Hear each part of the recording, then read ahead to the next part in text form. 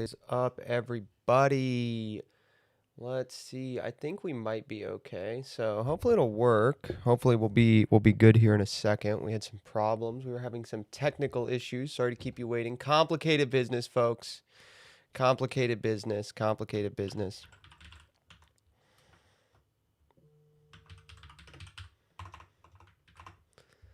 Complicated business. Sorry to keep you waiting.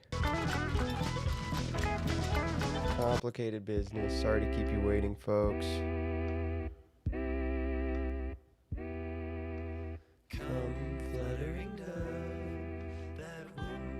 Complicated business.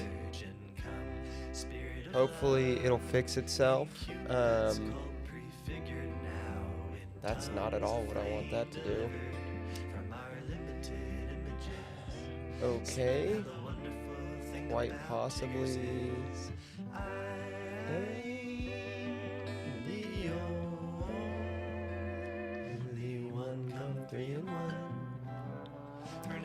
Complicated business. Alright. Alright. That's good. That's good. That's good. That's good. I don't know. I'm not getting any video playback on Kick, actually. Oh, I am.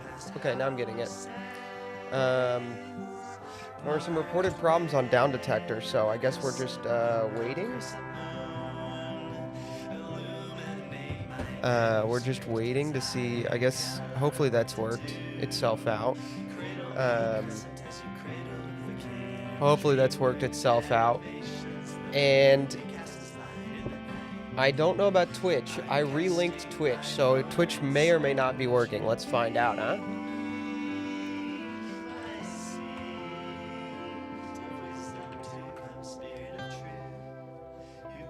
Trying to get copyright struck with the music? Nah. Yeah, Twitch is just not working.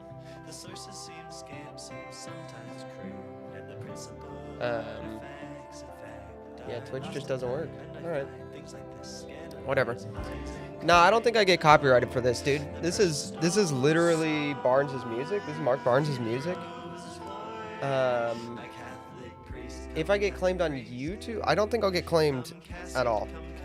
I definitely won't get claimed on Twitch for it. And if I get claimed on YouTube, I'll just text Mark or see him on Monday and just have him sign a piece of paper that says I have the rights to this album and his music. So Mark Barnes, known for his love of copyright law, right? Dude, if I just said, Mark, I just need to not get struck, can you sign a piece of paper that says I have the right to use Dear Others music for my stream as background music? Never to play it, just to play it, but like for background and stuff. Just for vibes. Bro, he's gonna sign the paper. It's fine. We're fine. There's no, like, there's just no universe in which I can't use this music. So we're good, we're good, we're good. It is really loud for me. It's really loud for me. I think it looks like it might be loud for you guys too, so. Dear Other. Bro, I met Lexio Semper yesterday.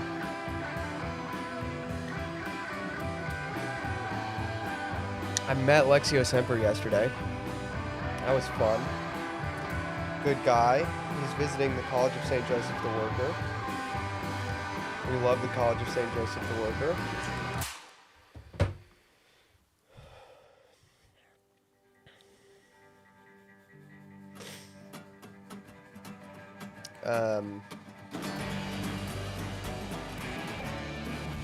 So there's that.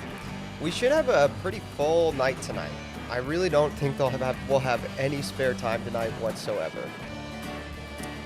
The college is based, so true. I really don't think we're going to have any spare time tonight whatsoever. We've got 2 hour-and-a-half long hearings. We've got to talk about Henry Nowak. We've got to go through and break down all the reporting from the Carmelo Anthony trial, which held court today, actually. They had a court on a Saturday today. They had court on a Saturday today. So there's updates on that as of today. It's probably still going on, honestly. I bet if I open Twitter and search for it right now, there's probably live updates. So we've got that going. And I really think those 4 things will fill most of our time. And I don't know. I don't know what else is going on. So I hope everybody's week was good. How was everybody's week? Was everybody's week big chillin'? Everybody have a good week? Big chillin'?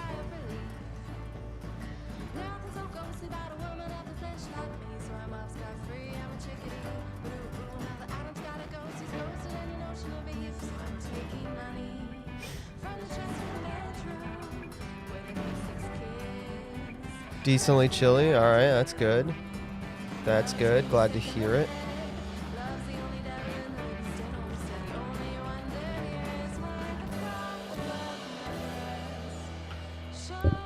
Yeah, can you add the Discord? I meant to ask you to do that, yeah. Finding that's within me.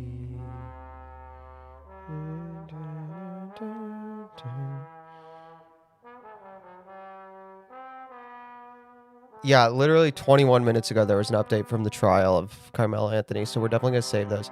Those new blue glasses. Yes, I had to get new ones. I was at TJ Maxx today.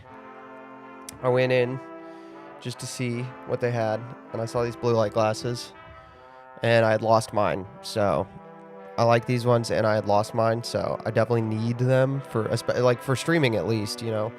I need blue light glasses so I don't get headaches. Yeah, so there was an update 21 minutes ago from this account that's tweeting live updates of the Carmelo Anthony trial, so we definitely are going to get to that, but we will get to that way later, because we do not want to do it. We do not want to do it before it's finished.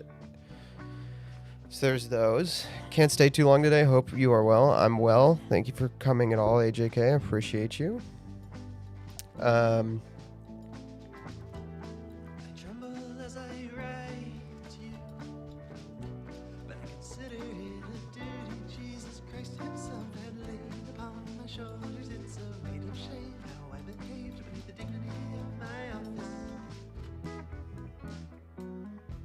Yeah. Unc test list. One Unc test list. Unc test list. Okay. What is Unc test list? Oh, you know what we do have? We do have one short fun thing. Was the J-Lo Subway Takes clip. I don't know if you guys have seen that. We definitely have to put that. We have to do that. Bibliomancy. Okay, we can do Bibliomancy. Let's go for Bibliomancy, chat. If you guys have never been here, Unc test live. Okay, I will do the Unc test. If you link it to me, I will be happy to do the Unc test. I briefly thought you meant the basketball player was on trial. No, he's named after the basketball player, which is interesting. Book 12, page 145. But before I do Book 12, 145, that Lexio gets to go first. If you've never been here at the start of a stream, to warm up, to talk to chat, you know, stuff, just to get going, we do this thing, we call it Bibliomancy. I don't know, I think we called it Bibliomancy because one of our mods, Legate, is very good at it, and he always finds something actually super relevant, so we say it's called Bibliomancy, like it's almost a form of magic. But Bibliomancy is, you guys can't really see it, but I have a shelf right here.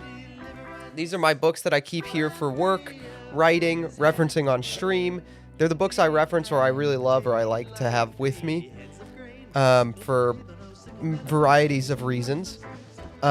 So if what we do is chat gives me a book and a page number, a book number and a page number, I count that book, I get that book down, and I read from that page.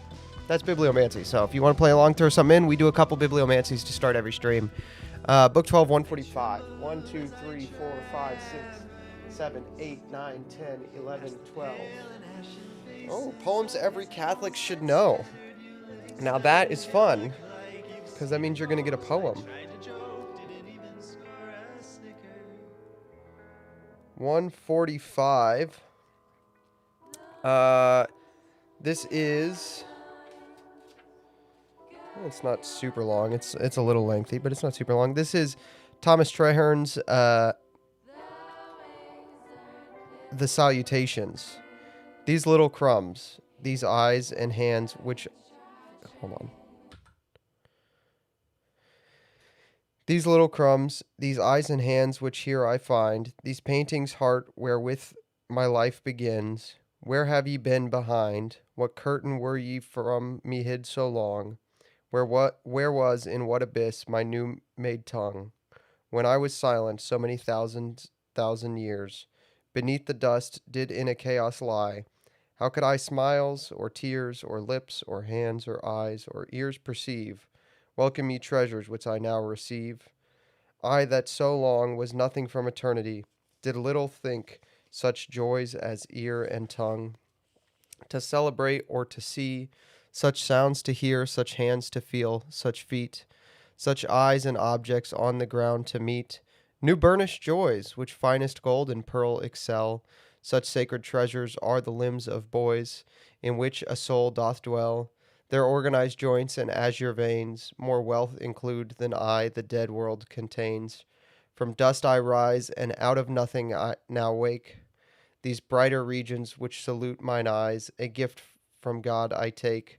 The earth, the seas, the light, the lofty skies, the sun and the stars are mine, if these I prize. A stranger here, strange things doth meet, strange glory see, strange treasures lodged in this fair world appear, strange all and new to me, but that they mine should be who nothing was, that strangest of is of all, yet brought to pass.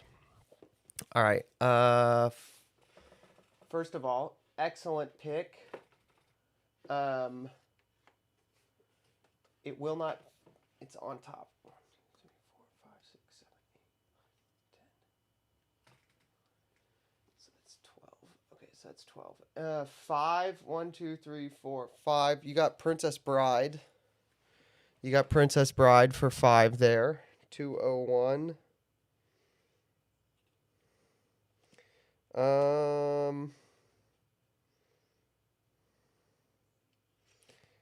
Well, this is impressive, but I will read you the entirety of 201. 6. The Festivities. There you go. That's page 201 right there. Sucks to be you, Mysterion.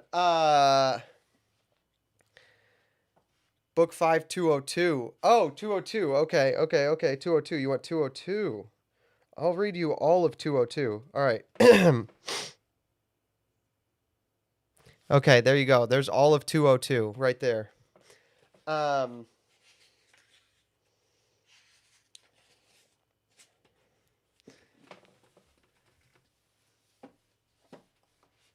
right. Anybody else got book numbers? Next week I can find out what happens. It's The Princess Bride. You could just get it. It's not hard to find. You could literally just get the book. You could just get the book, dude. It's a good book. You should read it.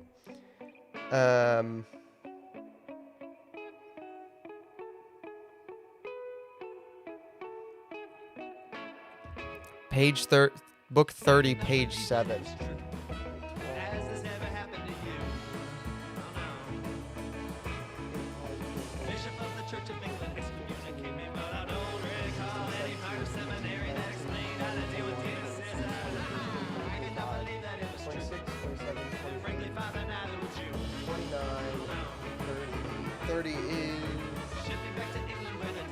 Day of Reckoning by Patrick Buchanan. Page 7 is...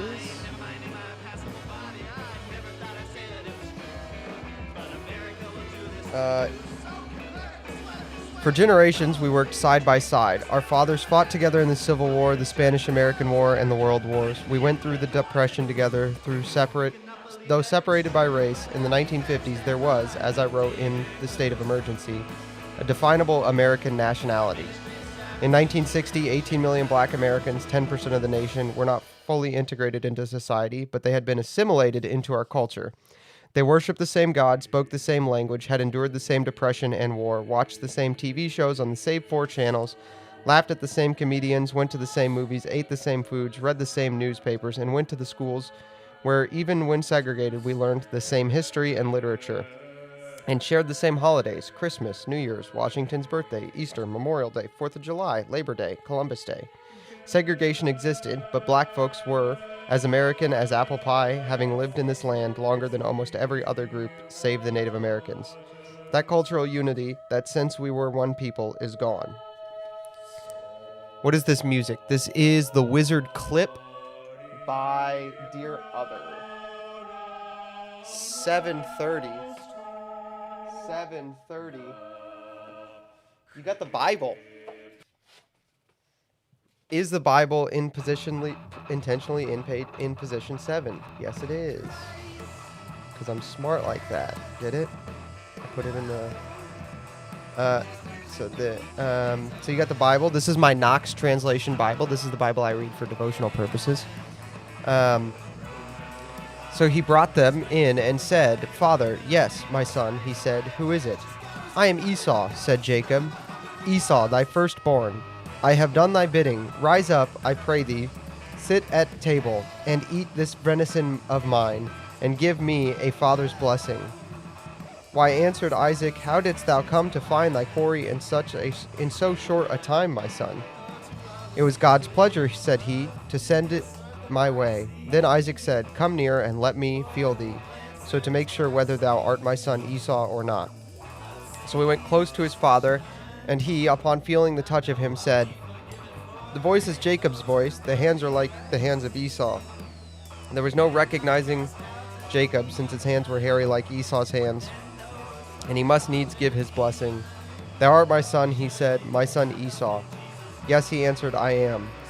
"Why then," said he, "bring it here, let me eat my son's venison, and give him a father's blessing." So he ate what was brought him, and Jacob offered him wine too, and he drank.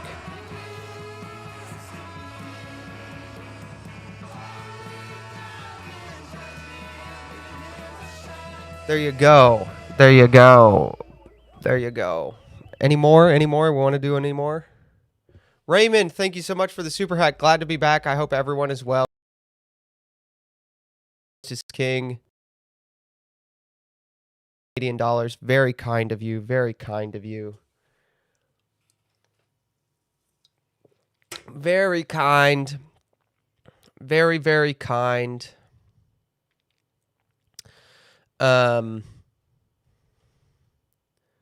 Super common Raymond W. Of course.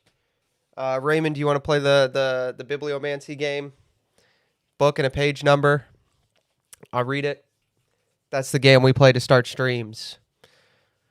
You're on the big speakers now. I'm on the big speakers. Yo, Legate's terrorist of a cat. Stop being a terrorist. Book 10, page 100. Okay. 1, 2, 3, 4, 5, 6. 10 is, so this is 11, so this is That Hideous Strength. Page 100.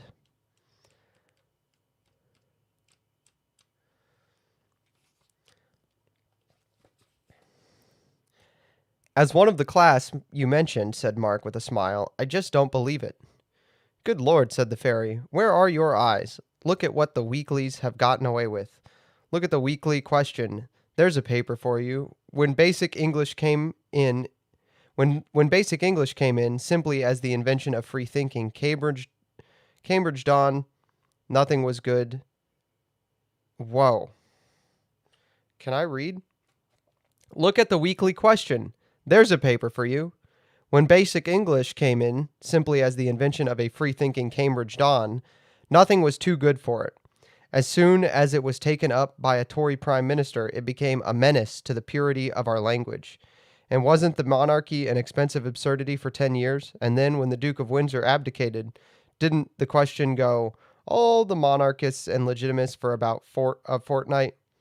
Did they drop a single reader? Don't you see that the educated reader can't stop reading the highbrow weeklies? Whatever they do, he can't. He's been conditioned." There you go. 32. You're welcome. Thank you for playing. 520. You want 520? All right, 520. You just want me to read you The Princess Bride, which is ironically really funny. But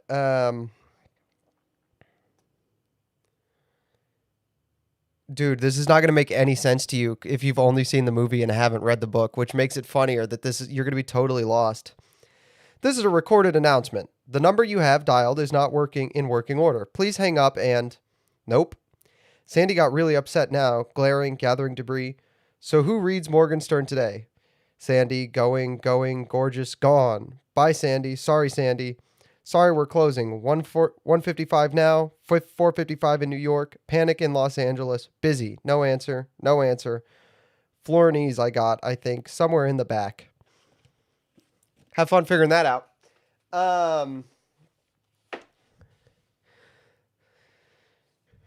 The Princess Bride, read for you by Thursday, which is funny that you're trying to get me to read you The Princess Bride. Like, it's kind of ironic in a funny way.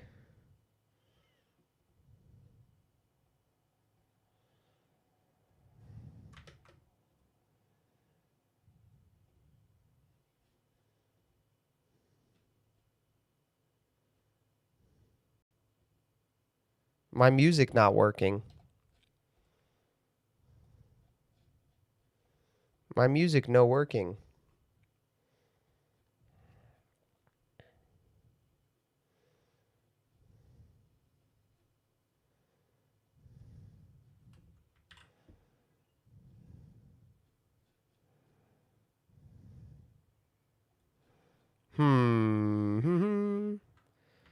Okay, I'm going to have to restart this. That's what I have to do. I have to just restart, install, update. I just have to update my audio router. Install and relaunch. Update. Okay.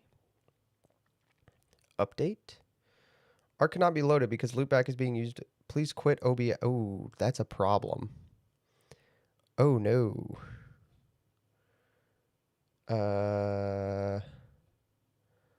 Okay. Here's what we do. We open this folder and delete this. Delete this. Okay. I don't think I need to quit OBS if I can just delete my audio sources and re-add them back. Yo, what's up, Happy? Solon, hello. How are you? OBS is using. It's not, though.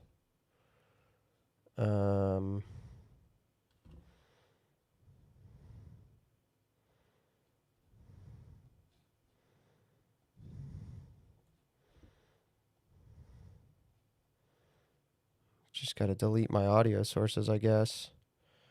Settings. Okay, that should be everything. That should be everything. I should be able to... Spurs or Knicks? I hate the Knicks because I'm a Pacers fan, so...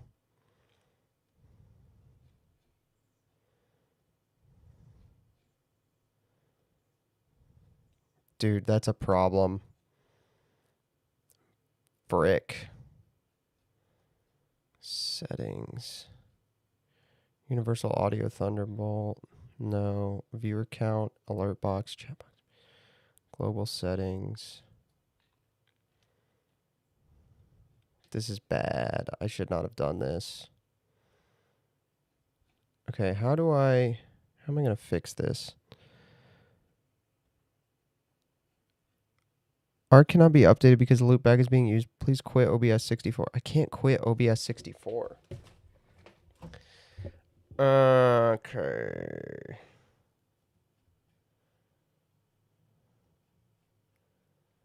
Okay. I've made an error. I've made a grave error, chat. I've made a grave error. I'm trying to think of how to fix this. Oh, wait, I can just... Okay, where else are these? Okay,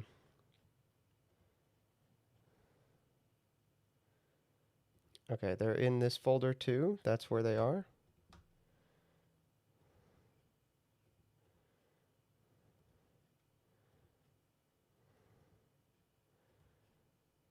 Okay.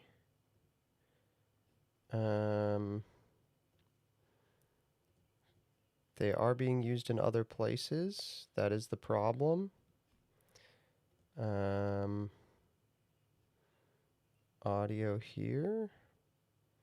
Delete. Okay. Delete. Okay. Delete. Okay. Collab cam. Camera 2. Camera 1. Full cam. Okay, let's try it now. Let's try it now. Update. It still says it's using it. This is bad. This is bad. This is bad.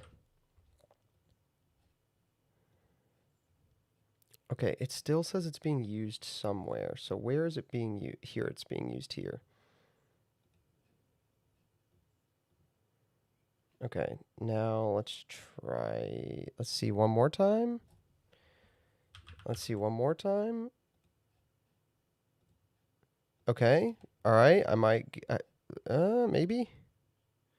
Okay, we got it. We got it. We got it. We got it. We got it. We got it. We got it. We got it. We got it. We got it.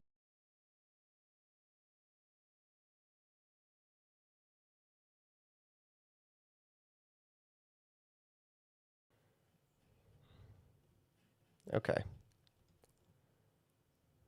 Okay. All right. Updated that. Now I should just be able to add input audio capture. Okay, I got it to update. I did get it to update, chat. I got it to I updated it. It's not what I wanted that to say.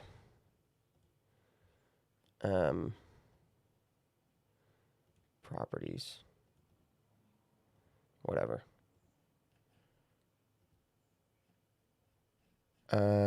Here we go. Okay. Yep. How are you? I'm good. How are you?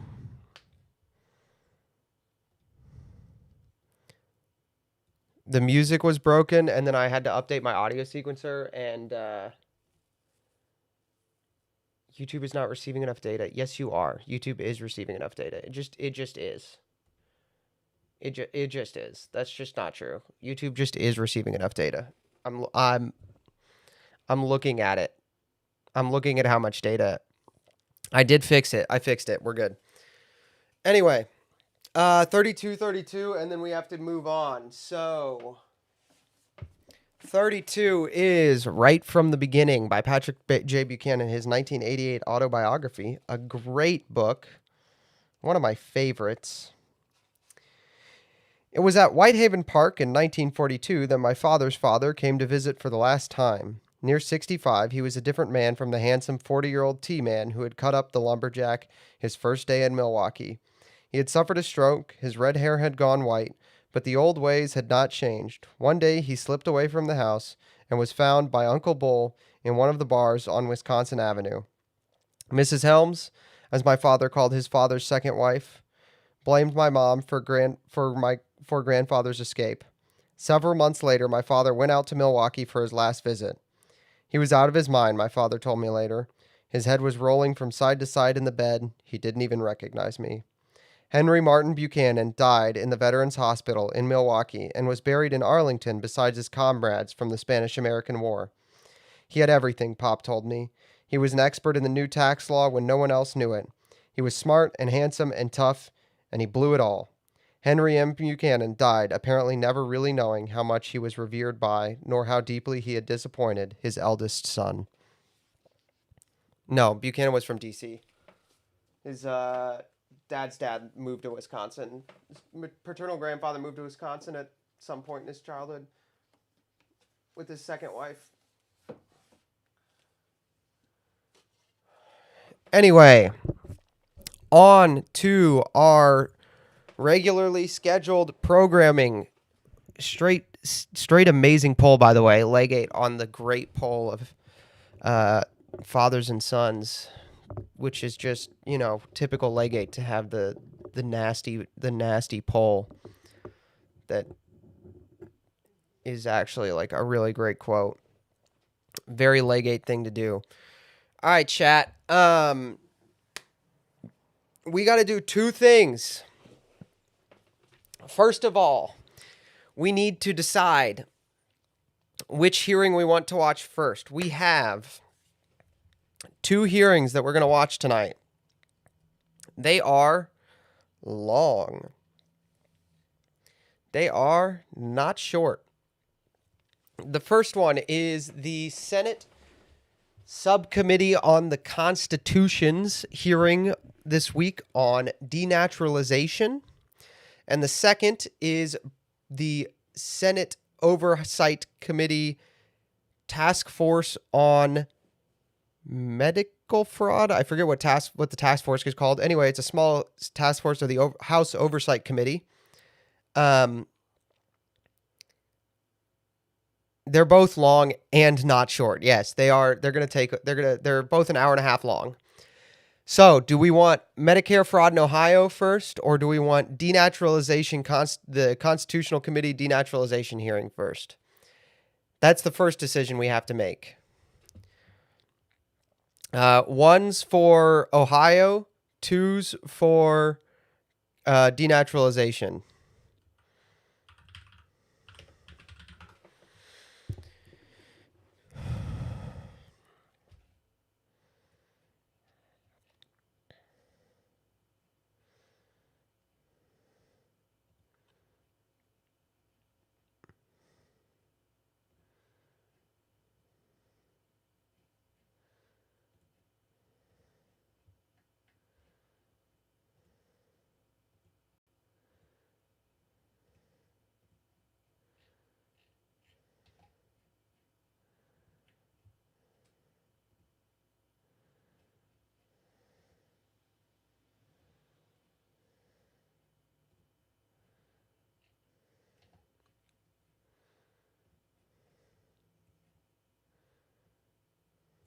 That's what we need first, chat. I need some. So we're gonna do Ohio. So we're gonna do Medicare fraud. All right. We need to make a bingo card then.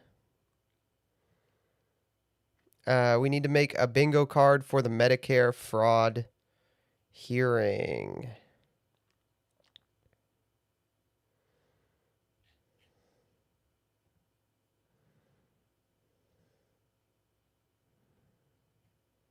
We need bingo.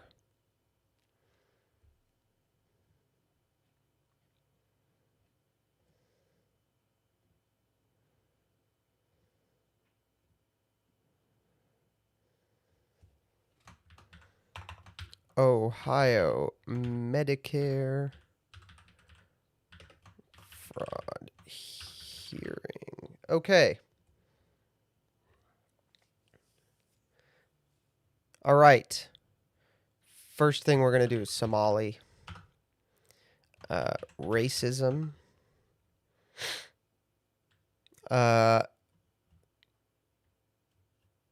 Democrats interrupt. I want you guys to give me some ideas here.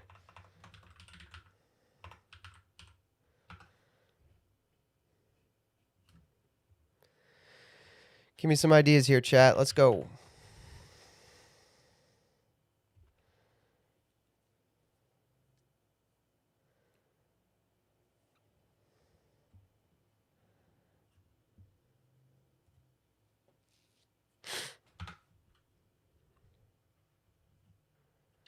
Witness refuses to answer. Witness dodges question. We're not going to do insanely 9. That's what the hearing is about, an insane number. The hearing is about an insane number. We're not going to, that's the whole point of the hearing. We're not going to put the point of the hearing in there.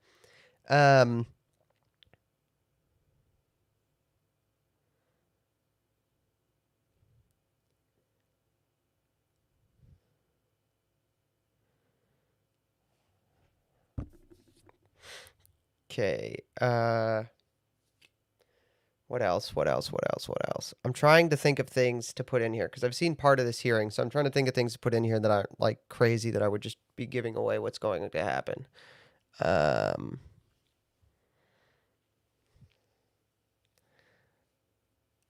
on, chat. Let's go. Witness answer. Oh my gosh. Witness. I already have witness dodges question. Ohio is mentioned. I'm going to kill all of you. Someone does a slideshow. Okay. Easel brought out.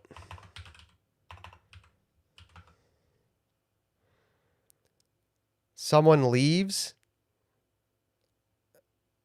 They leave all the time. They come in and out for their questions because they've got other hearings that they have to be at. So we're gonna have to be more specific about that one if you want that one in.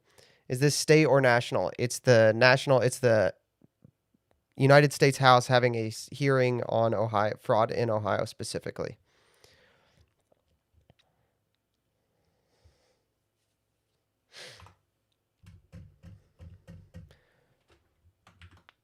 Fraud is bad, but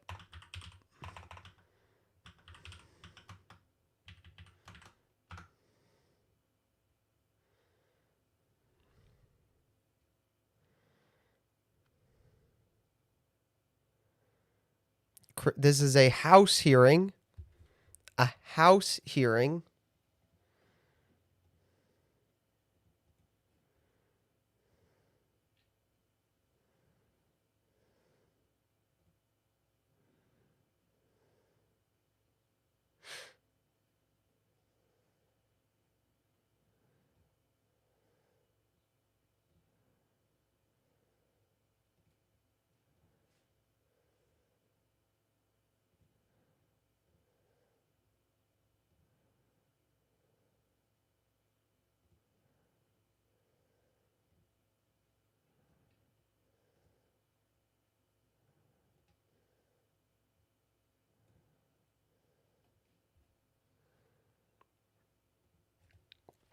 Abortion mentioned. All right, I'll put that on there. You're not going to get it.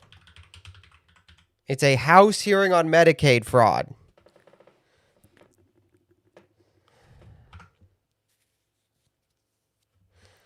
A House hearing on Medicaid fraud. So what are we thinking?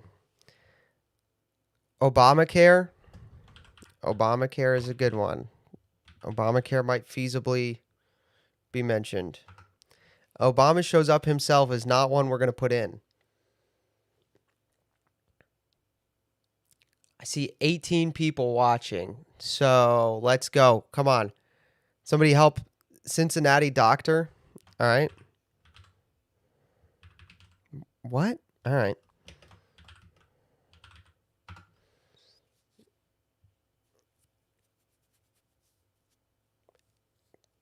Let's go. Let's go. Let's see. What else?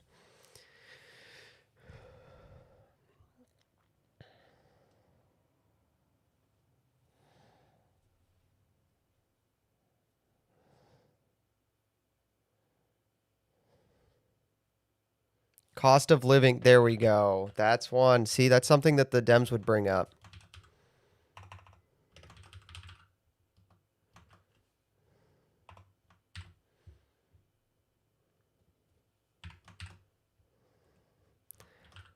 Donald Trump.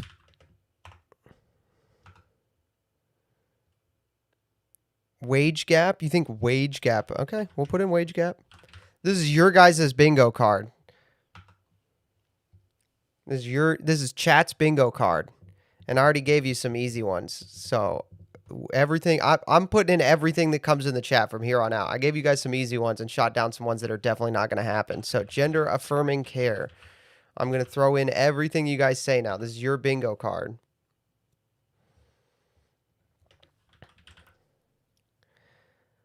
Columbus abuse.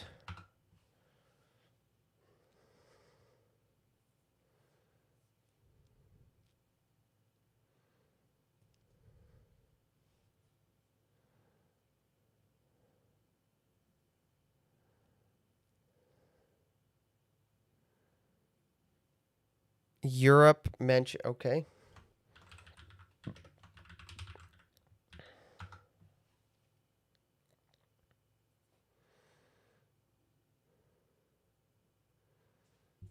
Yeah, I understood what you meant by Columbus abuse.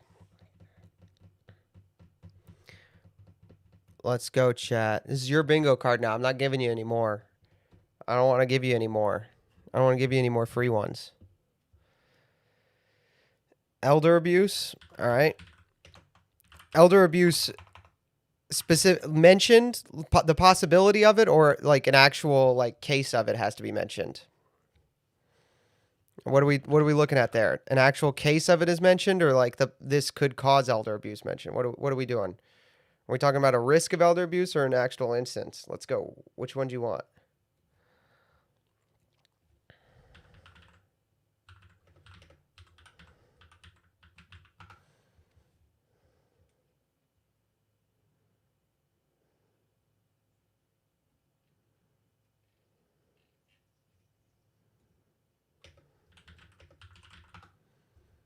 Actual instance. Okay.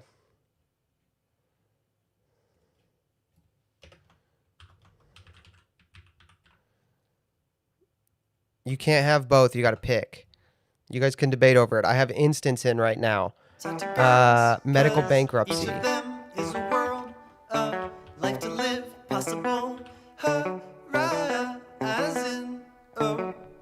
Bankruptcy is spelled so weird, dude. It just doesn't look like it should be spelled like that.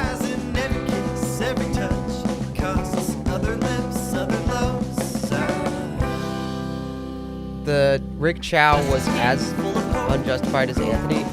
No. Rick Chow had every right. Rick Chow fully pointed... That kid pointed a gun at Rick Chow's son. Rick Chow shot him. Anthony Carmelo got lightly touched on the shoulder being in a place he wasn't supposed to be, and he decided to stick a knife into somebody's heart so hard it ruptured the cardiac wall. Dementia.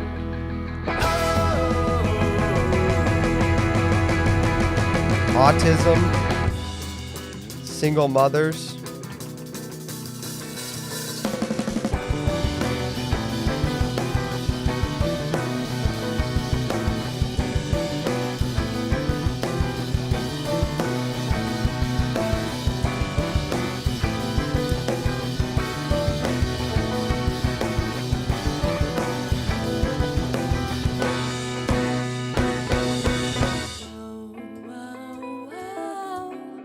Stop the press, I love you, but you talk too much. Think about your neighbors, they've got work in the morning, and they've probably had enough. Can you guys hear the music? We already have cost of living.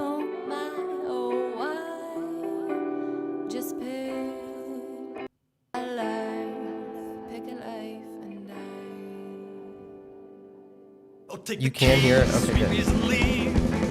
Not showing up for some reason. Welfare queens. I'll take this out. You can't have single mothers and welfare queens. You're trying to get the same thing twice. Does Dear Other make vinyls? They do not. They have cassettes, though. I bet if you emailed Mark and said you wanted to make one, though, from like a pressing company, he would let you press one. Cost of living, COVID-19. Three more, chat. Three more. Come on, Legate. You gotta put in something for bingo here, dude. You gotta make a bingo submission here. Nursing shortage. That could feasibly come up. That's a good submission. Undocumented.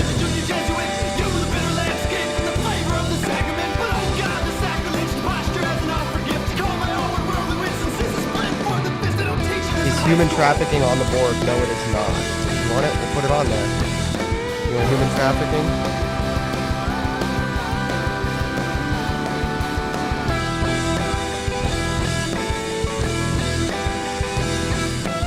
Yeah, the Chow guy shot that kid because the kid pointed a gun at his son. Who is this band? Dear Other. This is Dear Other. Somalia mention inevitable. I already got it in there. All right, we're full. We're full. The thing is full. I don't know what's the next step page, so.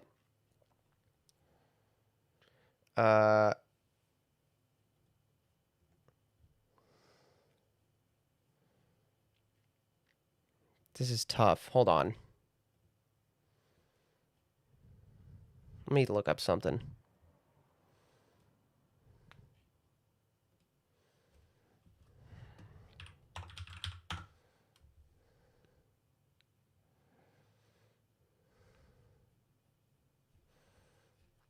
No, it's not going to work. Okay. That wasn't even the best lyric in the song. The best lyric in the song is, "Oh God, are you still into us? I wouldn't be, having fathered forth a universe of possibilities and palm trees, to have to see the weight with which we worship our college degrees."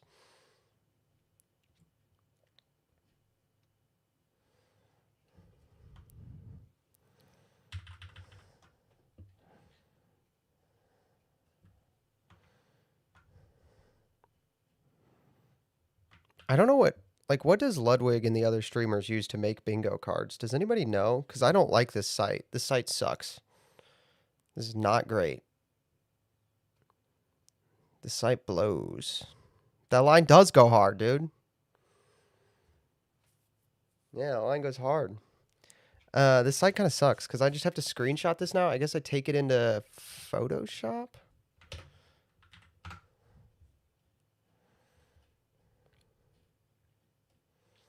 Have you eaten lunch yet? It helps. Till you die.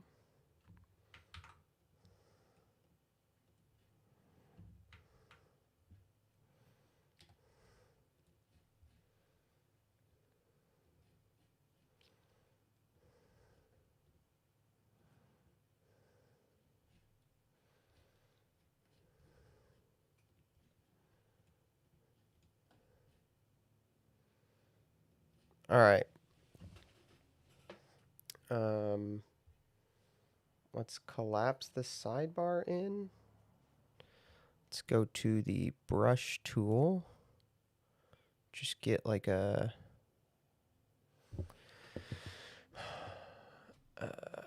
general brushes. Hard round, that's what we want. Okay, and then just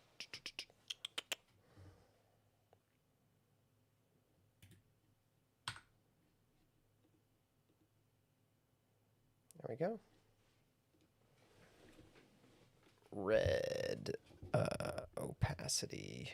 We want the opacity at 58%. Yep. Okay.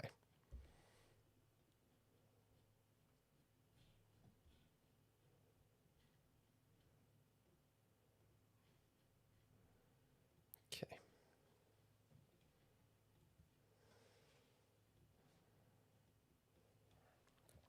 Okay. Put this in theater mode, compact. Take this down to here.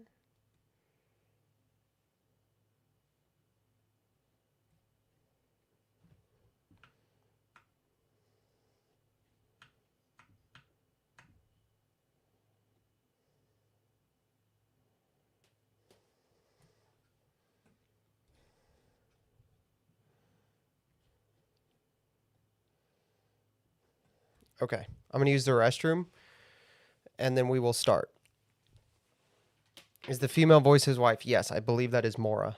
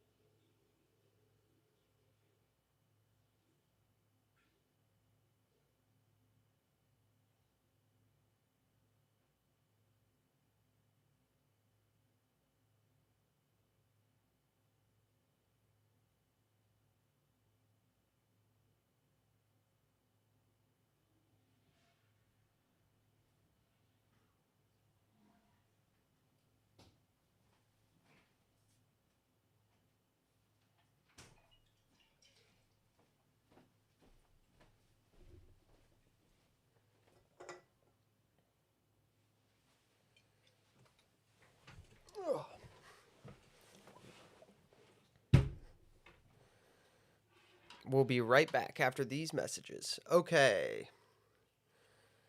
Okay, chat. I have this big jar.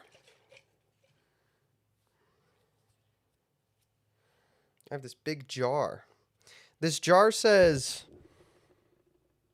warning, not for human consumption. This product has not been pasteurized and may contain harmful bacteria.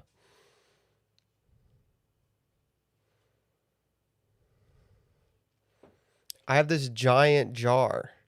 It says, raw milk, single cow origin.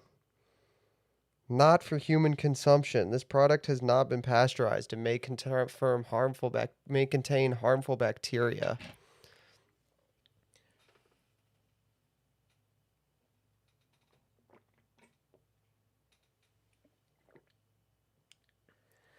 It doesn't taste like bacteria.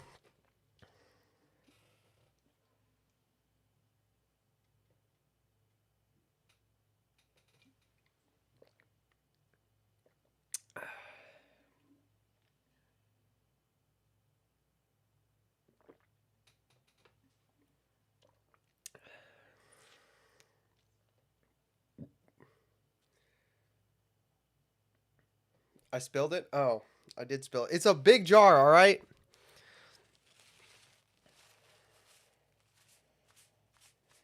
It's a big old jar.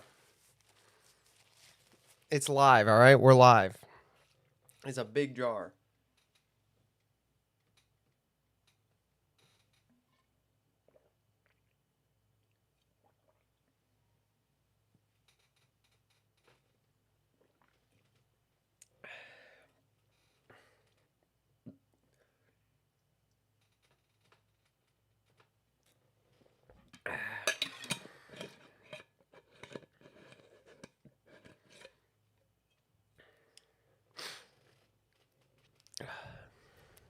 Good thing I have another jar. I have another full one. I got it. This one was almost empty, so I went down to the box. So I went down to the shop today and got another. Raw milk wasn't on my bingo card. You guys aren't playing Thursday bingo. We're playing Congress bingo, okay? All right, Congress bingo time. Here we go. Okay. I got hit by a car and didn't break any bones, so you guys can cope. Some of you are coping about me chugging raw milk on stream, but I literally got hit by a car and didn't break a single bone.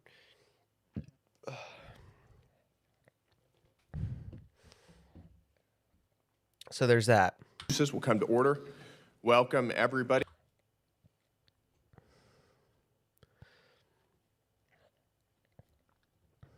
Without objection, the chair may... Dude, this is making me angry because I can't see...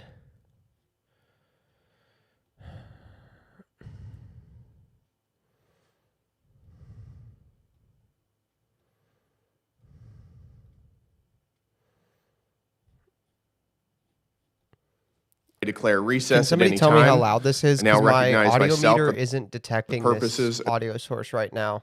of making an opening statement. Good morning and welcome to the first hearing for the task force on, again, defending constitutional rights and exposing institutional abuses. America's Medicaid... How loud is that? A little louder than you? It's louder than me? Okay. Let's turn it down then. Pretty loud. Let's go down to there. System was How's designed that? to provide health care for low-income Americans. Unfortunately, as reporting from Luke Rosiak at the Daily Wire... How's that? Is that good? Come to order. Welcome, everybody. Without objection, the chair may declare recess at any time. I now recognize myself for the purposes of making an opening statement. I'll put the bingo back on screen in a second. How's the audio? Good morning and welcome to the first hearing for the task force on, again, defending constitutional rights and exposing institutional abuses. America's Medicaid system was designed to provide health care for low-income Americans. Unfortunately, as reporting from Luke Rose... I can't play bingo with the audio. I'm going to kill you. All right.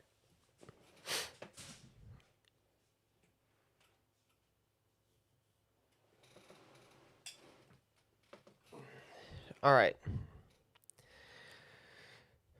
That's better considering. You guys can tell me to turn it down. I'll turn it down to like 90% of where it is. Okay.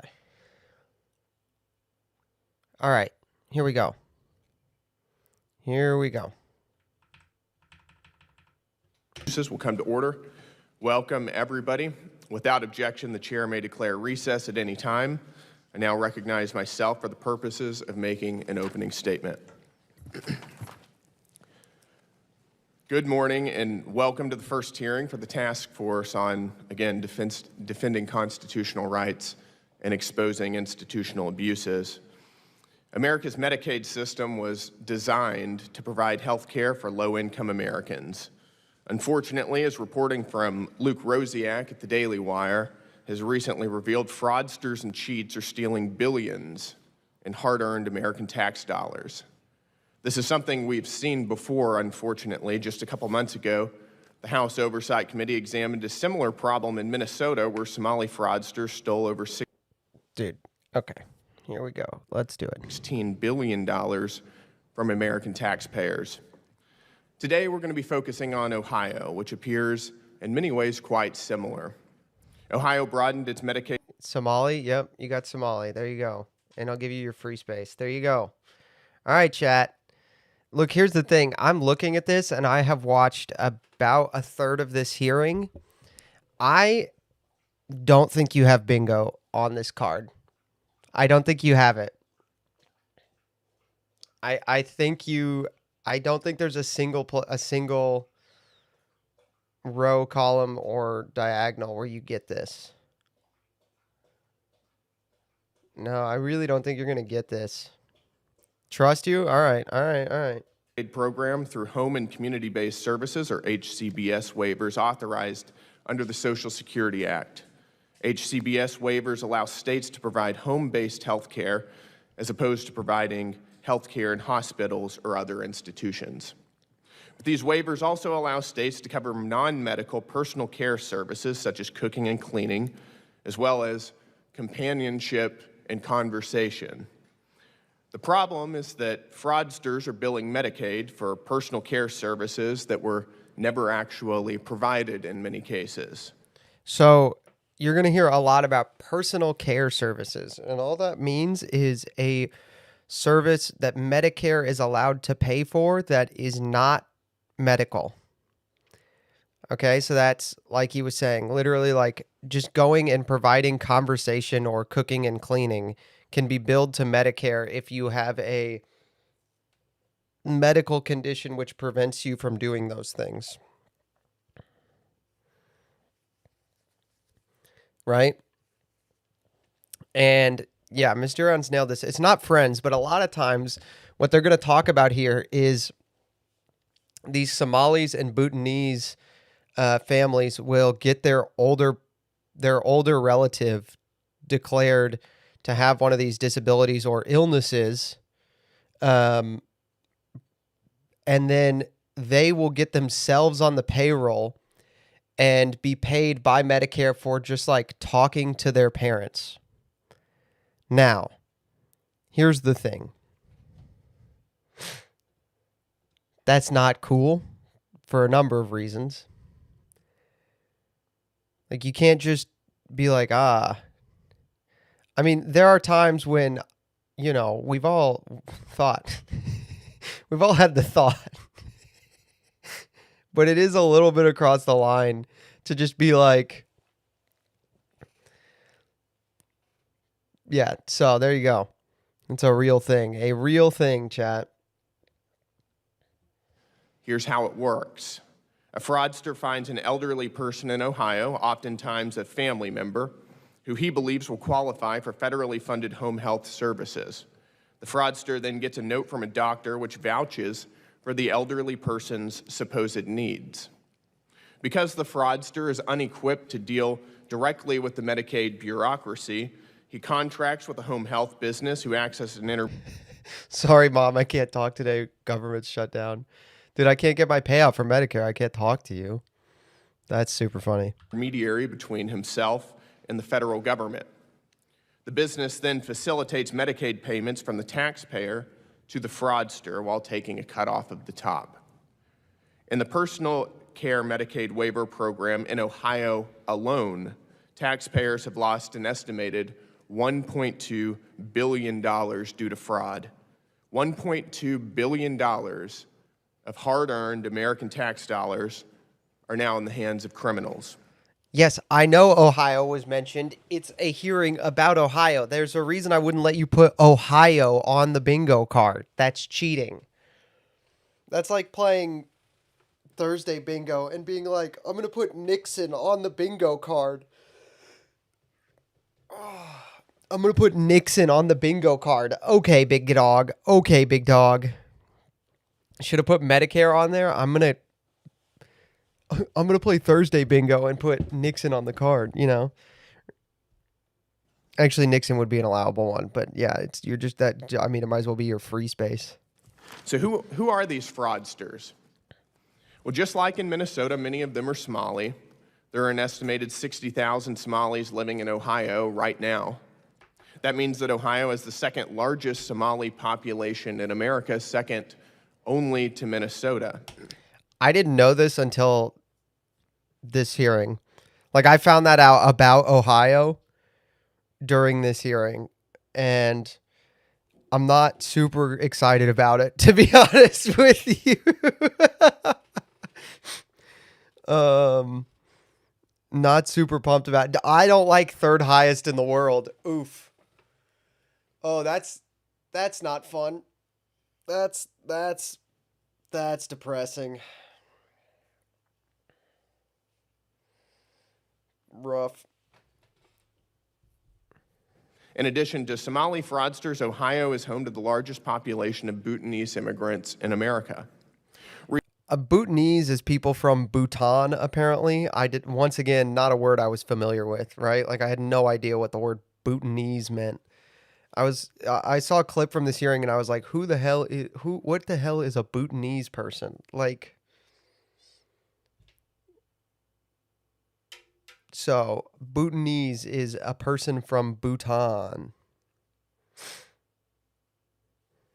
Recent reporting shows that many of the Somali and Bhutanese communities commit a large portion, if not the majority, of home health Medicaid fraud in Ohio.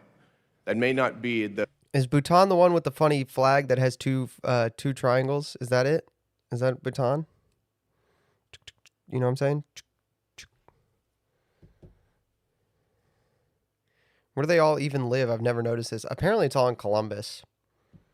Bhutan is the other one. I don't know what the other... I don't know flags. I know one flag. The Star Spangled Banner. God bless America.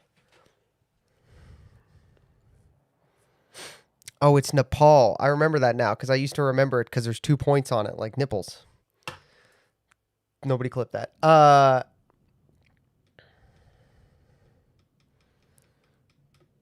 The politically correct thing to say, but we believe that may not be that many of the Somali and Bhutanese communities commit a large portion, if not the majority, of home health Medicaid fraud in Ohio. That may not be the politically correct thing to say, but we believe that is the truth. So what do we know about these businesses that are facilitating Medicaid fraud? Thanks to Rosiak's investigative reporting, we know quite a bit. They oftentimes have names like Capital Home Health, Continental Home Health, Dynamic Home Health. I should have given you guys this as a hint to let you guys guess one or two names of these companies to put on your bingo card. You wouldn't have gotten them, but it would have been funny to watch you guys guess. But yeah, they're the most basic, such bullcrap names. Healthcare or Ohio Senior Home Healthcare or some derivation of a similar name. Many of them operate out of largely abandoned, often windowless buildings like the one at 6161 Bush Boulevard, which is home to 9. Yeah, you should have gotten home health. That's honestly, I was surprised nobody guessed home health.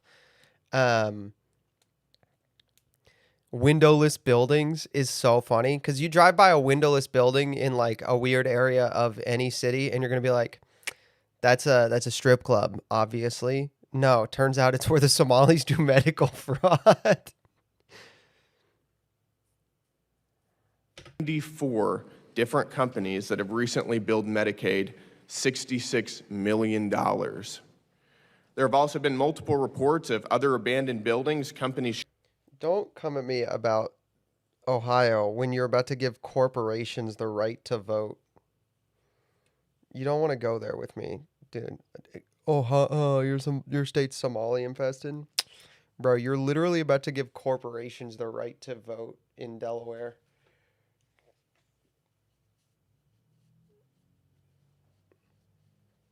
You did that? We did. Oh no. That's crazy, dude. I thought for sure it would like be stopped before it got there. But nah, they did it. They did it. Dude, I can't wait for Facebook to read Facebook's voter registration in can't wait to read Facebook's voter registration card in Delaware. Sharing the same address and corporate names that are identical. Indeed, many of these companies appear virtually indistinguishable from one another. They don't advertise themselves, they charge the same rates, and offer no clear explanation of how they even acquired large numbers of patients, often seemingly overnight. So I think what the American people would like to better understand, and one of the purposes of this hearing, is why was this allowed to happen? Of course, part of the answer is, in fact, immigration. The reality is that America wouldn't have a problem with Somali and Bhutanese fraud if we didn't import large numbers of Somali and Bhutanese people. Again, say it again for the people in the back. Louder for the people in the back, dude. America wouldn't have a problem with this hearing is, why was this allowed to happen? Of course, part of the answer is, in fact, immigration. The reality is that America wouldn't have a problem with Somali and Bhutanese fraud if we didn't import large numbers of Somali and Bhutanese people. That's a fact. This appears to be the tip of the iceberg of a gross abuse of America's immigration system. For too long, our government allowed foreigners from low-trust societies with very little vetting to pour into our communities. Low trust societies is a crazy pull for a sitting congressman in a hearing, dude. You try dropping low trust societies on a normie and watch their face. They have no idea what you're talking about.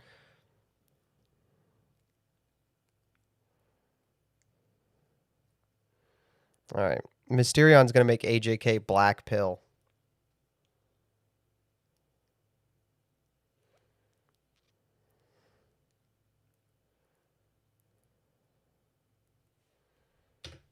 Now, as elected officials, we can't stand idly by as these fraudsters exploit our welfare system and get rich off of American taxpayers, and we can't back down to fraud simply because of spurious accusations of racism.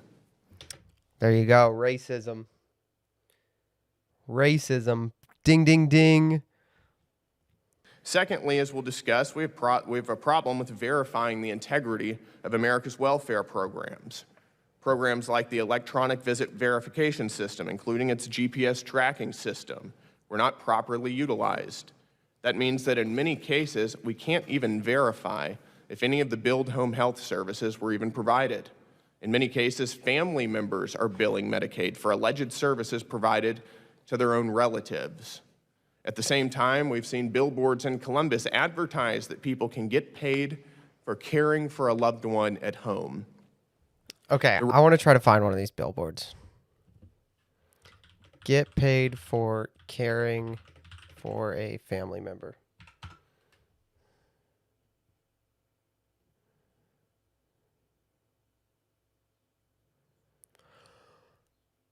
Why is this? What? It's on USA.gov.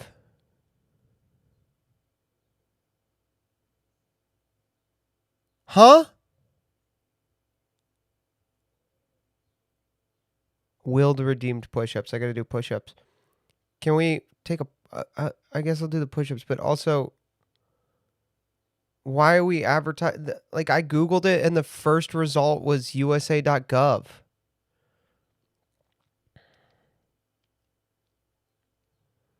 The first result was USA.gov.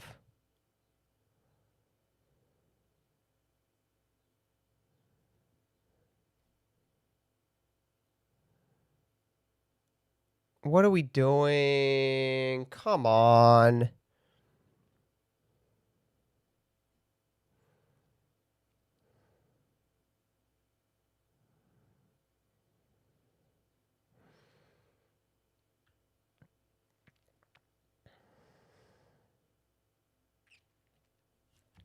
Dude, come on.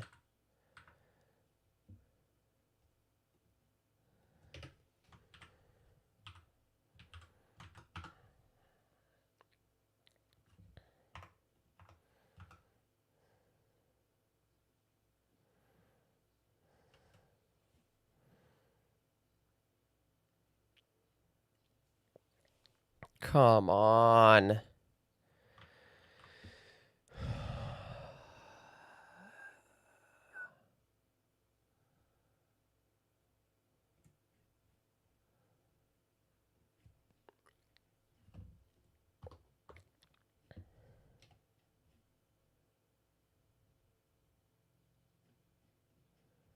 What are we doing here, guys? Dude.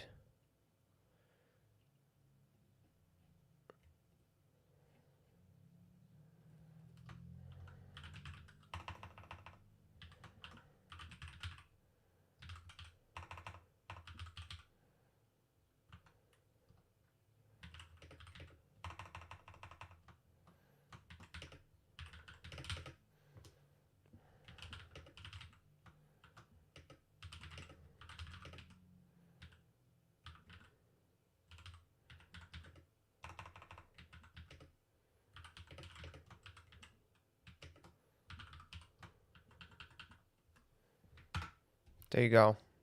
Everybody go like and retweet the post. Everybody go like and retweet the post.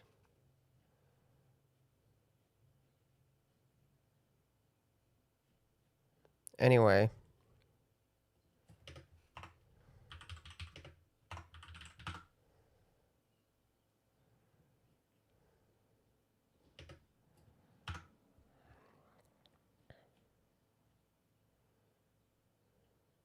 Yep, there's the billboards. Dude, I'm sure this is what all the people caring for a loved one at home get paid, get support. Dude, come on. What are we doing? Come on, man. Well, I went looking for the billboards just to see they exist and found something incredibly depressing, which is that the government literally advertises how to do it. Result is that fraudsters and fraudulent home health businesses are stealing massive sums of money by abusing and defrauding. At-home caregivers aren't evil. Yeah, but we cannot. No, At-home caregivers are not evil. There is no universe in which you should be getting paid by Medicare to care for your own family member. It's just not like there's no universe in which we should be paying people to care for their own parents. I'm sorry. It's just not the purpose of the government. It's the purpose of communities. It's the purpose of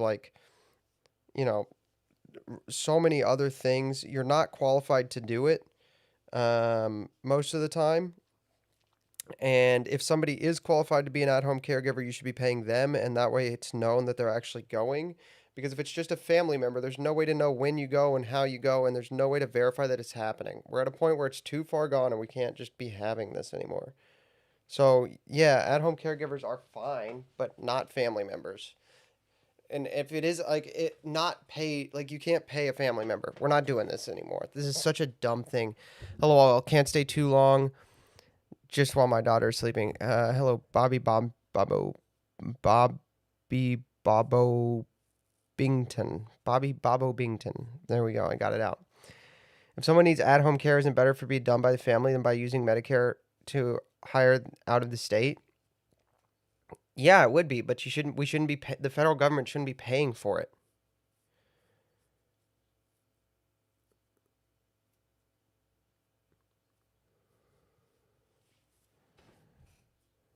Defrauding federal Medicaid. This isn't just about safeguarding our constituents' hard-earned tax dollars, but it's also about saving our society from fraudsters and cheats and protecting the availability of critical programs for the American people. According to Centers for Medicare and Medicaid Services Administrator Oz, half of all fraud in federal government programs is in health care. He recently revealed that eliminating fraud in Medicare alone would double the life expectancy of the Medicare Trust Fund without any other legislative fixes. That's crazy. If you just got rid of the fraud, it would last twice as long. It would literally last twice as long.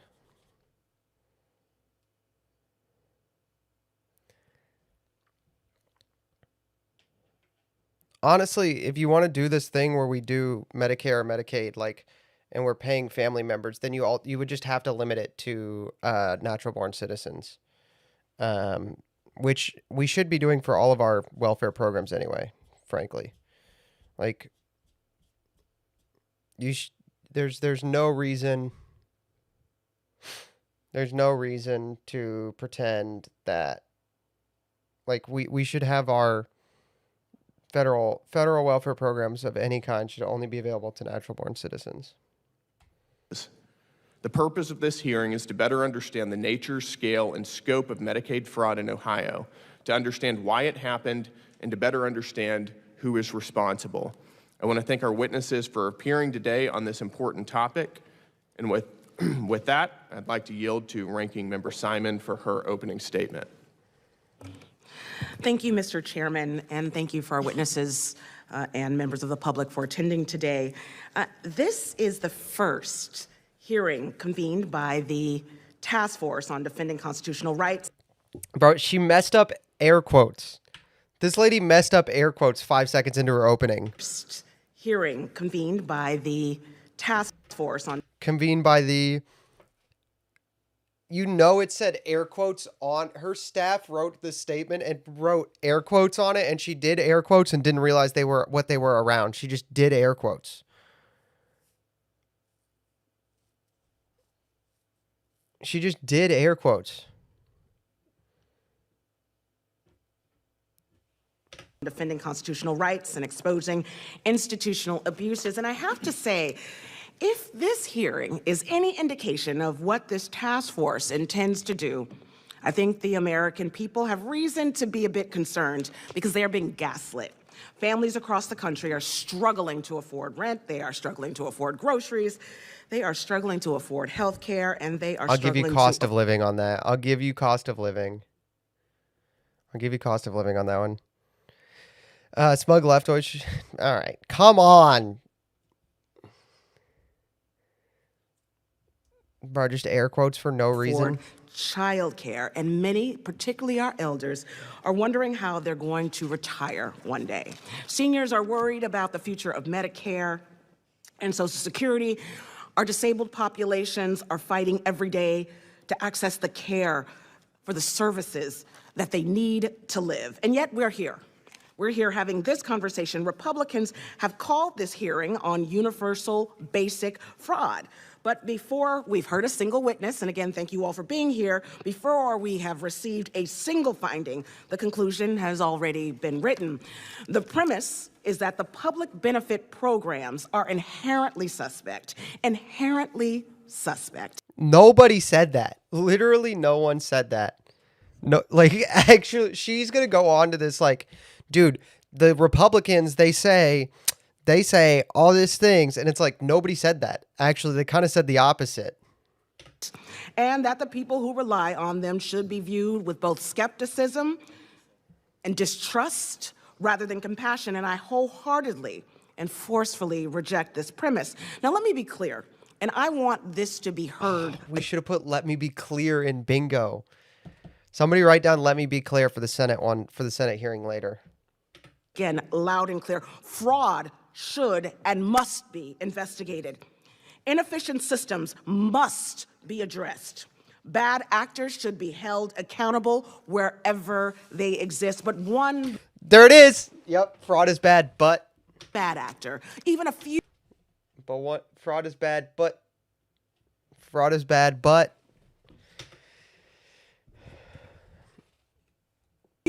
bad actors don't and should never define an entire program. Millions, and we mean millions, of Americans rely on Medicaid. Seniors rely on it, disabled folks rely on it, working families rely on it, care. Disabled folks. Dude, I'm never going to forgive the left for ruining the word folks. I love the word folks, dude, and the left have ruined it for me. It ruined it for everybody. It sucks. All right? It's terrible. Caregivers rely on it. And as somebody, me, who's cared for a terminally ill person, the person that I love most in the world, my husband, we received and got a ton of community support, including home health.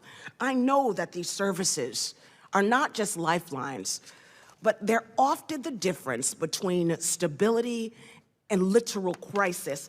Well, what concerns me most is that too often conversations like this one are not actually about accountability. They become the justification for gutting the social safety net that Americans have paid into. They become This is what I was saying. She's just like saying things that nobody is arguing for. Like Brandon Gill is saying, we need to have this program, so we need to make sure it's not fraudulent and not being taken advantage of. And her response to that is, so you want to take it away from everybody? Which makes me think that what she thinks the program is for is actually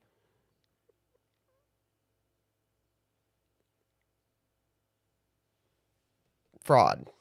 a justification for making it harder for people to access care, the people that we care most about. They become the justification for undermining programs that millions of people Allie Mills, depend hello. on Thank you each for and being every here. day, and they become the justification for subjugating entire classes of people. Yes, subjugating and What is she talking about?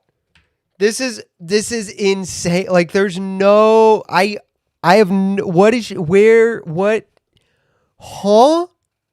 millions of people depend on each and every day, and they become the justification for subjugating Conversations like these about if Medicare is fraudulent become the justification for subjugating entire classes of people.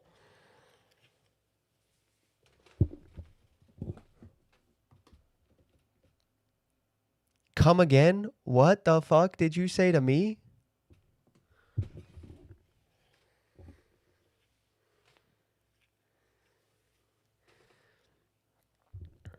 What did you say to me, dude? What the hell did you just say to me? Bro, can I say, I'm going to say a thing. I'm going to say a thing.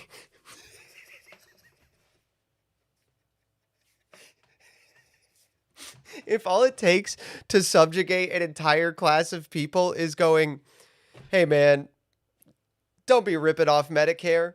That group of people is so weak and so dumb. It's probably better for them. Like it's probably better for their good that they be subjugated a little bit. You know what I mean? Not like hard subjugation, but just a little bit of subjugation. You know what I'm saying? Like just a little bit of subjugation.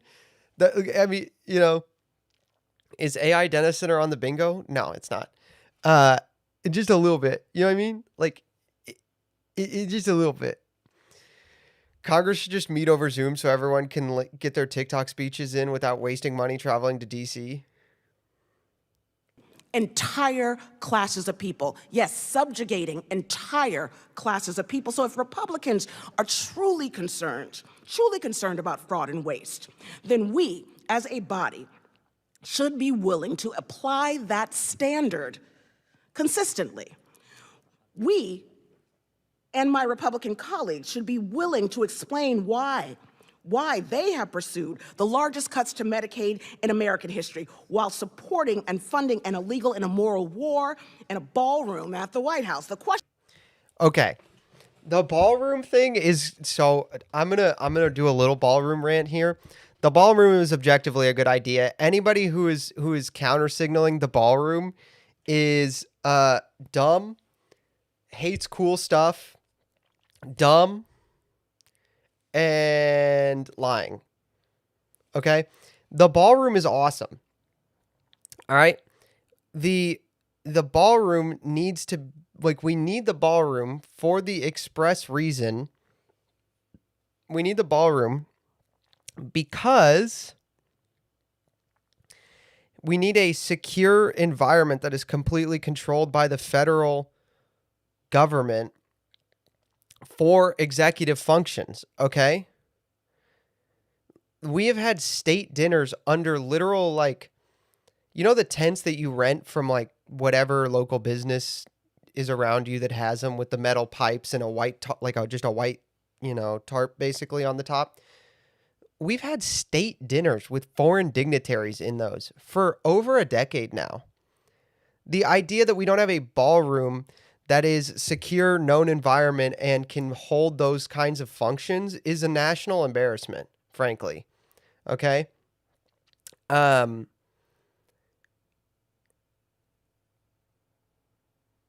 Further, when we have, like, getting a large controlled space with underground military facilities, which is what will be underneath the ballroom, when we haven't had an update to the executive function, the White House as an executive building for command and control, besides revamping the existing stuff for decades,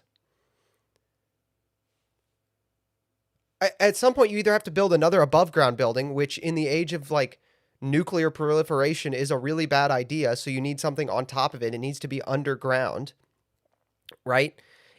And if it needs to be underground and it's a national security thing, then putting on top of it the ballroom that needs to be secure for the express purpose of executive function. Like, the ballroom, if you're, like, people who counter signal the ballroom are intentionally retarded. Okay?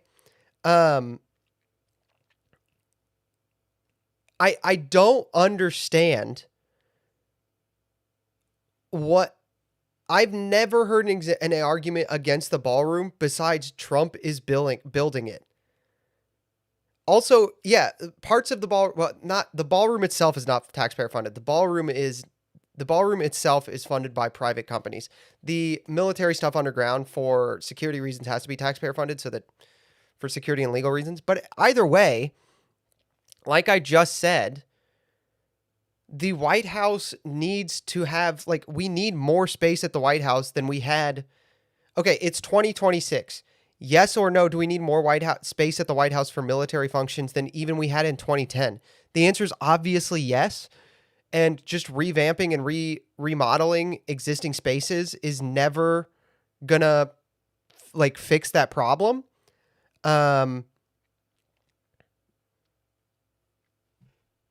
Okay. And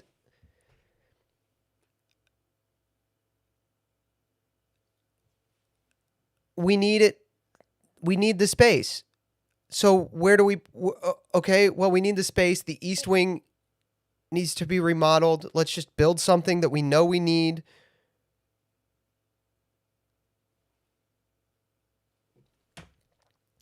Why is it, unironically cannot figure, like, the theory of mind it requires when people talk, like, you know how I say all the time you need a theory of mind and people are more complicated?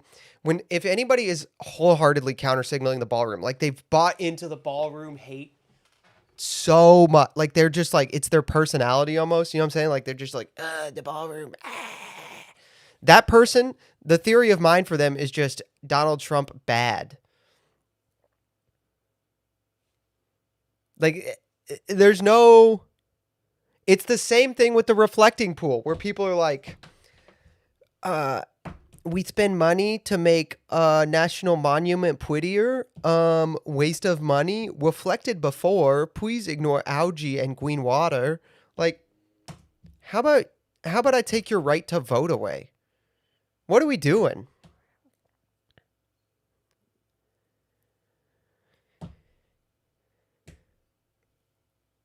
spending taxpayer money or private money donated to the federal government for the express purpose of beautifying the nation's capital in the 250th anniversary year so that the nation has a more capable functioning capital that is also better to look at is like you either just have to hate Donald Trump or you have to be such a libertarian that you actually don't love America. You just love small government.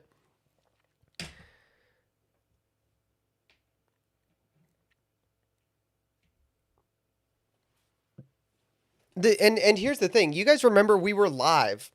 We were live when Trump, during the White House Correspondents' Dinner, when Trump got, like, when that guy tried the assassination attempt. And when the federal government went, hey, this is why we need a ballroom, so we can have events like the White House Correspondents' Dinner in a controlled environment that we have more control over, that we have more knowledge of, a known factor. We can remove some of the unknown factors. The federal government said, hey, this is actually a perfect example of why we need this thing. And everybody freaked out. They're like, they're going to use this for their political reasons. It's like, no, you guys have been acting like the ballroom is an unnecessary thing, when in reality, the White House Correspondents' Dinner shooting is a perfect example of why we need it. Exile unjustified complaints to the specific island, one-way ticket. So true. Actually, yeah, ballroom haters get exiled. Ballroom haters get exiled. What?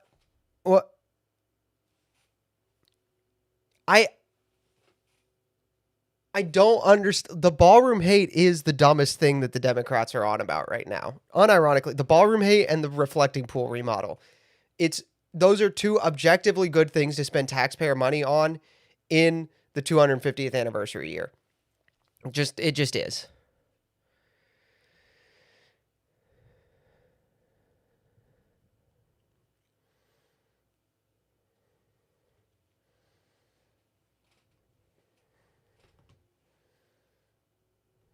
Before us is not whether fraud should be addressed. It should be the question of why my colleagues are spending our time tearing down a program that helps real people, the sick, the disabled, the elderly, instead of... Who's tearing down the program? The people investigating the fraud to make sure that the sick, the elderly, and the disabled can get the money they need, or the people doing the fraud? Who is tearing down the program more? People doing fraud, people investigating fraud. I don't know. I could see both sides of that. Addressing the high cost and conditions that families in this country are dealing with on a daily basis. I hope today's hearing focuses on solutions. And Mr. Chairman, I hope we can distinguish between isolated instances of wrongdoing, real wrongdoing, and the millions of people who rely on these services in good faith.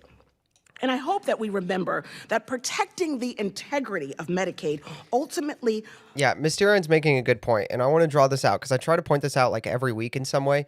To her, the program is the Somalis getting away with the fraud. Whether or not she admits it, whether or not she even knows she believes that is what she thinks the program is. Unironically, that's what she thinks it is.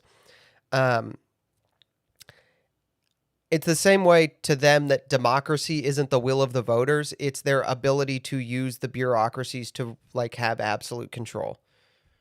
Democracy is not the will of the voters. It's how much control can I get?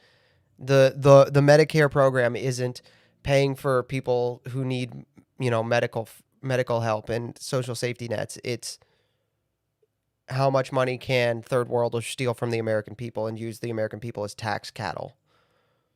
Lifts up and benefits all Americans. All Americans. Thank you. And I yield back. And actually, I would love to enter unanimous consent. Without objection. Thank you, Mr. Chairman. Mr. Chairman, I ask unanimous consent. Okay. What's about to happen is crazy. This is so funny. This is so funny. All right. What is about to happen is insane. Is Sikhism a branch of Mohammedanism or is it its own thing? I think it's its own thing. Yes, it's its own thing. What's about to happen is so funny. Pay very close attention, okay? Unanimous consent. Without objection. Thank you, Mr. Chairman. Mr. Chairman, I ask unanimous consent that Representatives Brown, Landsman, and Sykes of Ohio be allowed to participate in today's hearing. I will, in fact, object to that. We've discussed through the staff earlier that we're not having waive-ons for this here.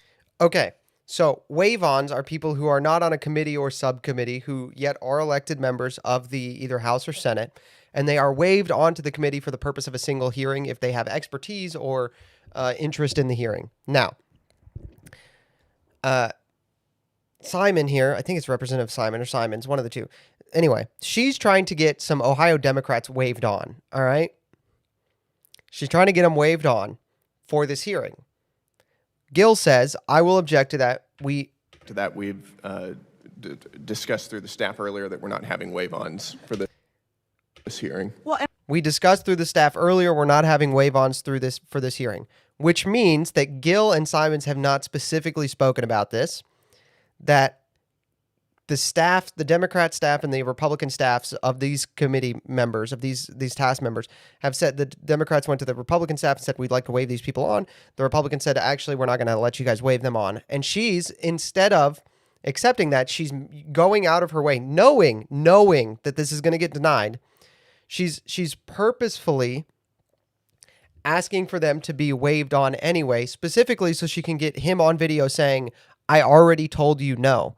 Because she thinks it's a win for her that the Republicans in a Republican majority will not give her a majority on a committee.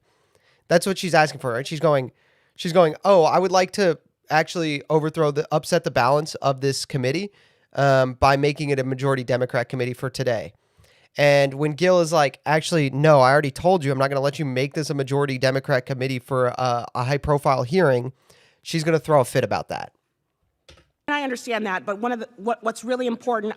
I understand that. Okay, I know that we already said this can't happen, all right? They're crazy admission. You should not be admitting that. I would like to ask the question of why. I have a parliamentary inquiry, Mr. Chairman. Okay, parliamentary inquiry. Okay, normally that's about like rules, the rules of the House, the parliamentary rules.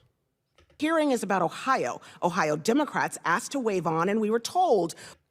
And now she has this written down. Look, she's got a white guy on her staff who has to point out for her the parliamentary inquiry. I understand that, but one of the he has to tell her where the parliamentary inquiry is, and the parliamentary inquiry is, why can't we though? She couldn't come up with this on the spot. What's really important, I would like to ask the question of why. I have a part in that, but what's really important, I would like... He literally says parliamentary inquiry. He has to tell her to... to ask the question of why. I have a parliamentary inquiry, Mr. Chairman. This hearing is about Ohio. Ohio Democrats asked to waive on, and we were told by committee Republicans that they could. And just yesterday, we were told at the last minute that you're no longer allowing Ohio members to participate in a hearing about Ohioans.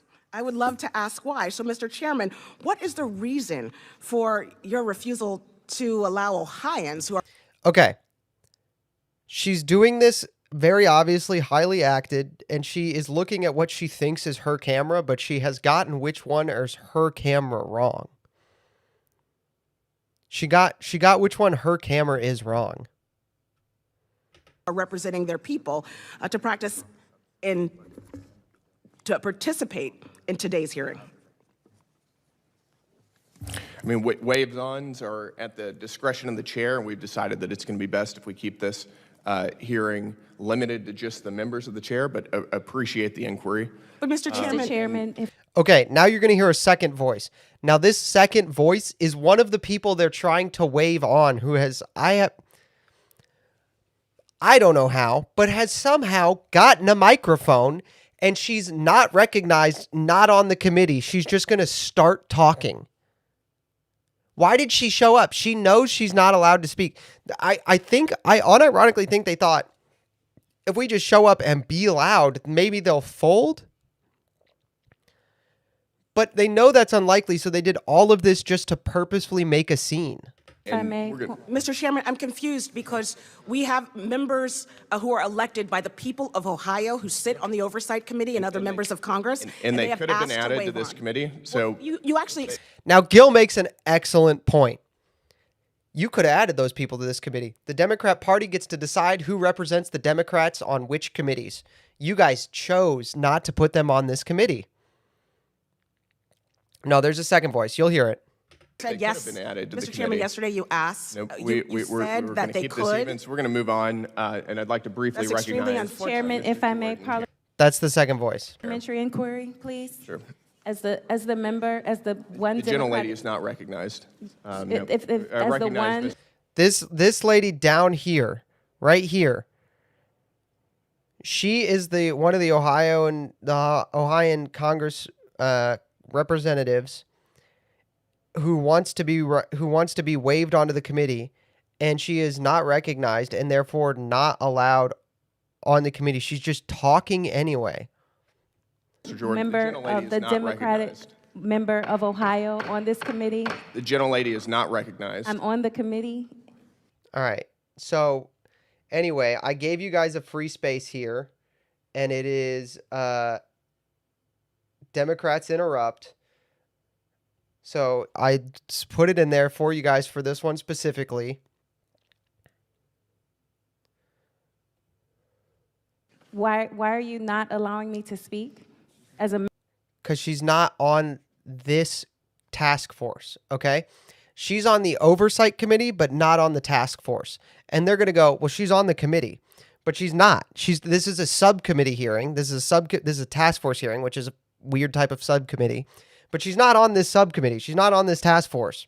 So she's going to go, I'm a member of this committee. No, you're not actually. You are not actually a member of this committee. member of the committee, the committee of You're the not whole. on this task force. You're not recognized. Move on. Now recognize Mr. Jordan very briefly. I think the chairman, I just wanted to welcome, I've been in Congress a few years, and I don't know if we've ever had a hearing where we had, And she doesn't leave.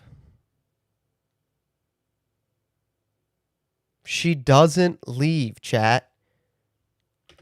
three folks from our great state testifying, folks that I don't know the Honorable Ms.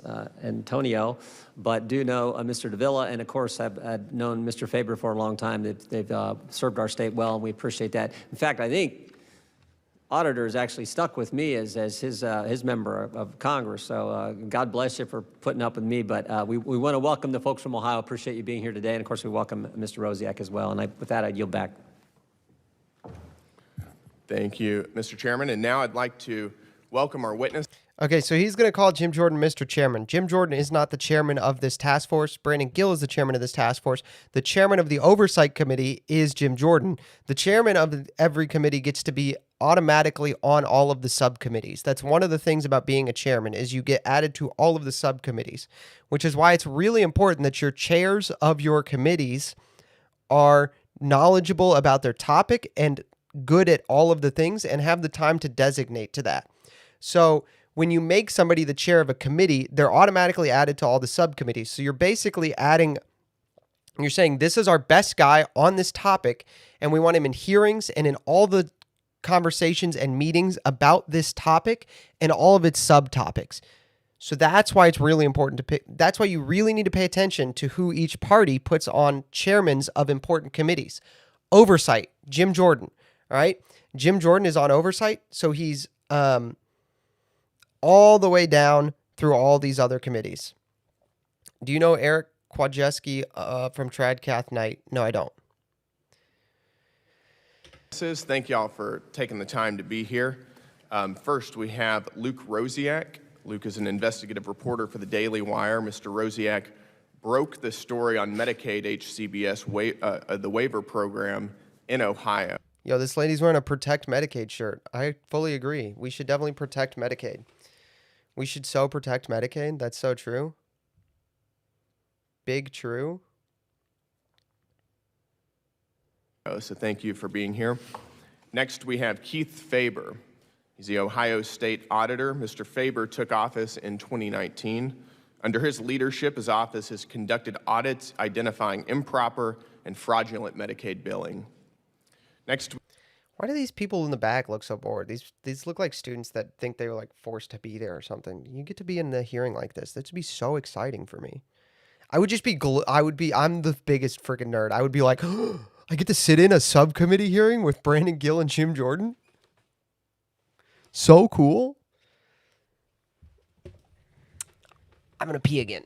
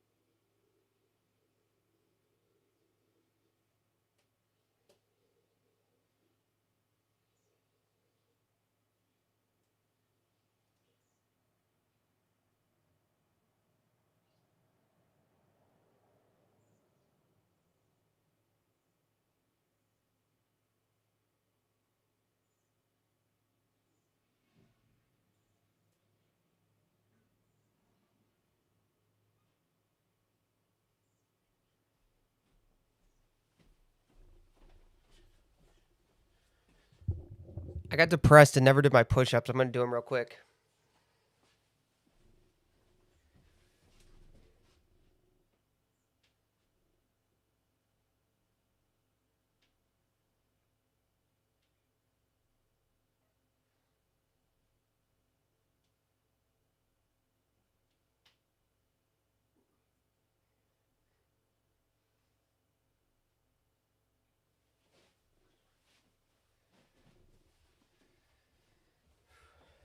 Okay, I did them. I did my push-ups.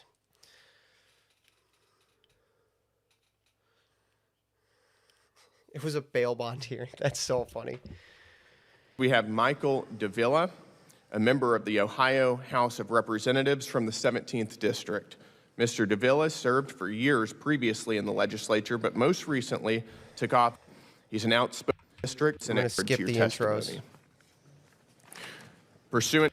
The woman is the Democrat Senate Minority Leader in Ohio. The Faber guy is the state auditor, and Davila is just a state congressman. Rosiak is the guy who broke the story. To Committee Rule 9G, the witnesses will please stand and raise their right hand. Do you solemnly swear or affirm that the testimony that you are about to give is the truth, the whole truth, and nothing but the truth, so help you God? Let the record show that the witnesses answered in the affirmative. Thank you. You can take a seat. We appreciate you being here today, and I look forward to all of your testimonies. Let me remind the witnesses that we will have read your written statement in full, and it will appear in full in the hearing record. Please limit your oral statements to 5 minutes. As a reminder, please press the button on the microphone in front of you so that it is on and the members can hear you. When you begin to speak, the light in front of you will turn green. After 4 minutes, the light will turn yellow. When the red light comes on, your 5 minutes will have expired, and we will ask you to please. If you could have a permanent seat in just one committee, which would it be? Senate Judiciary. Senate Judiciary. Dude, that's the obvious. Senate Judiciary. Senate Judiciary is the committee. It's the committee. Senate Judiciary is the committee. There's no other committees. All right? There's no, like, if you answer anything besides Senate Judiciary, you are wrong. Objectively. You would get to, a permanent seat on the Senate Judiciary Committee would mean you get a vote on the nomination of every Supreme Court justice for the rest of your life. Why is that even a question? It's Senate Judiciary. Senate Judiciary Committee. Every federal judge for the rest of your life. Oh, just to watch? It's still Senate Judiciary. You get to sit into every... Yeah, it's Senate Judiciary. You get to sit in every single Supreme Court hearing for the rest... any federal court hearing, any federal judicial nomination for the rest of your life. Who is governor of Ohio? Currently Mike DeWine. Just to sit in the back? Do I get to sit in the closed hearings too, or just the open hearings? Do I only get to sit in the open hearings, or do I get to sit in closed hearings? Because if I get to sit in the closed hearings, it's intel. It's Senate intel. Closed too, Senate intel. Yeah, Senate intel. If I could have a seat in every hearing for the rest of my Senate intel. Senate intel. Yeah, for sure. Wrap up. No, that's what closed means. Is not you can't have non-representatives.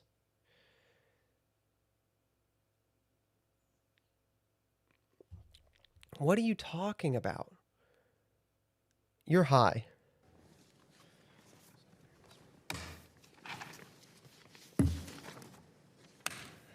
With that said, we'll begin with your testimonies, and I'd like to recognize Luke Rosiak for his opening statement. Thank you, Chairman Gill, Ranking Member Simon, Task Force members. It's an honor to be with you to discuss the Daily Wire's investigation into Medicaid home health waiver fraud. The federal government built a program so easy to game that it can... Bro, that intro was written by Legal. Medicaid home health waiver fraud.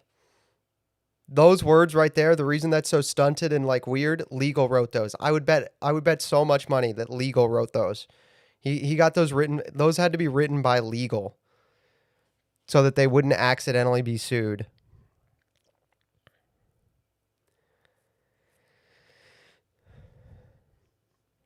Convicted fraudster can get approved to send unsupervised and untrained workers into elderly Americans' homes, and a refugee family can collect $90,000 a year simply by having one family member claim to be the other's caregiver, with no verification and little oversight. Medicaid calls this personal services home health care, and my investigation found millionaire tax cheats, almost all of them foreign-born, ripping off taxpayers at a scale that threatens to bankrupt America. We all have families. Okay, we're gonna skip his intro because he's gonna get through. No, we're gonna keep going. All of us have parents that'll get old, and yet in some states, Medicaid will pay you simply for being a normal person, as a home health aide whose job it is to provide cooking, cleaning, or just companionship and conversation to your own family member. The federal government has agreed to give waivers to certain states, letting them run these programs, even though 70% of that cost is paid by the feds. This was something that was sold to us as saving money because it would be used as an alternative to nursing homes, but it didn't work out that way. A lot more people started claiming to be sick when there was a financial benefit to their family for being sick. And so this program has more than doubled in cost in just the last few years. The number of people doing this in some communities has become so large that you can see it in aggregate job statistics. The state of California recently reported gaining jobs. Well, it actually lost jobs unless you count the people that are getting paid by the government to take care of their own family members. Did you catch that? California's job growth is so like it's so many people doing fraud in this industry that if you take out the people doing home health care in California, California is losing jobs.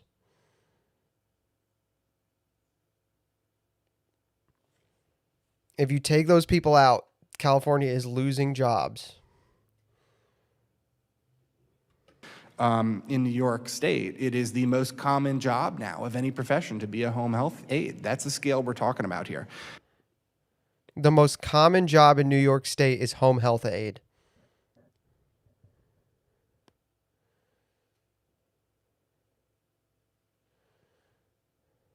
Now, in February, HHS released data listing corporations that are paid by Medicaid.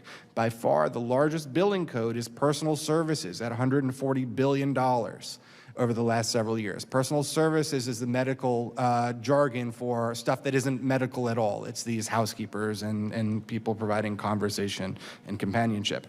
I did some data analysis to identify suspicious patterns.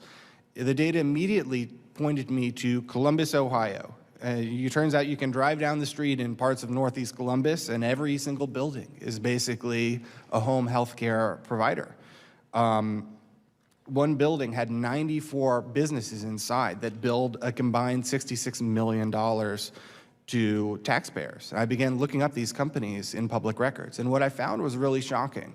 Many of the owners, maybe most of them, had other full-time jobs. This was a side hustle for them to get a couple $1,000,000, sometimes a year, sometimes a month, from Medicaid.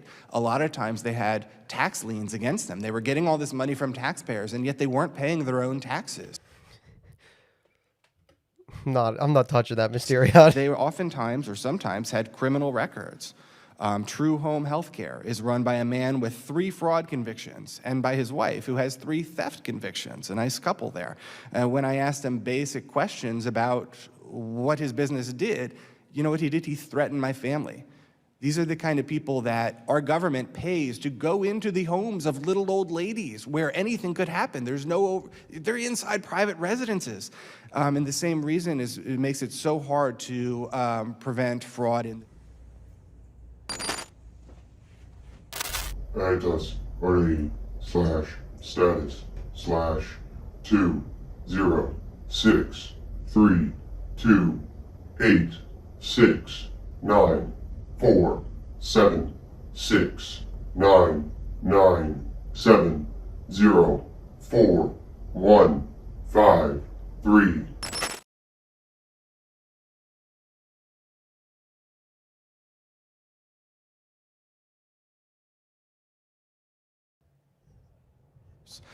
There's a company that was founded on paper. Yeah, okay, so he's saying here that what he's saying here is that there are people who are convicted fraudsters.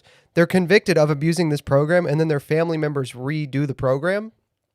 And their family members like sign up for the program again, and they just get to like keep doing it. Nobody's checking to make sure, you know, if you're convicted of abusing the Medicare program, that your wife doesn't sign up so that you guys can keep getting the money. Nobody's checking that. That's By crazy. a teenager, and the teenager turned out to be the son of a convicted money launderer.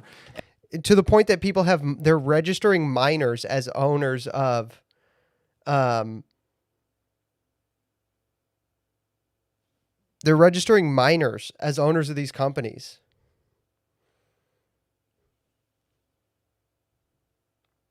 Because they're convicted of abusing the system, so they get their minor, they have a minor do it. And so, you know, you can think maybe the teenager wasn't actually the one running this company. Only after my database queries highlighted the abnormalities in Columbus did I learn that there was another similarity to Minnesota. Columbus contained the 2nd largest concentration of Somalis in the U.S., as well as the largest concentration of Bhutanese people outside of Bhutan. Now, I visited hundreds of home healthcare companies and only saw, I think, 2 people that didn't have an accent. Whistleblowers in the area tell me companies knock on doors in ethnic neighborhoods where most people are on Medicaid and most people live in multi-generational households. And they tell the older family member to go to particular doctors and claim particular symptoms. And then they will... So they are the company that is the middleman that's getting a large cut will go to somebody and say, we'll go to a neighborhood with old people. They'll go to like a retirement community. And then they will wait. They'll find somebody. They'll say, go to this doctor, claim these symptoms, and then tell your son or your daughter or whatever your family member taking care of you is. And then come back to us and we will hire them, certify them as a home health care, certify them for home health care, and then they will get the money and we'll get a cut. Okay. So the answer to this question about like, okay, this is somewhat like maybe we should be helping people care for their elderly family members. Maybe there's some merit to that. Maybe that's true, but the majority of this fraud is going to be happening. The majority of the fraud is going to be happening. The majority of the fraud's happening in places where the IDAS.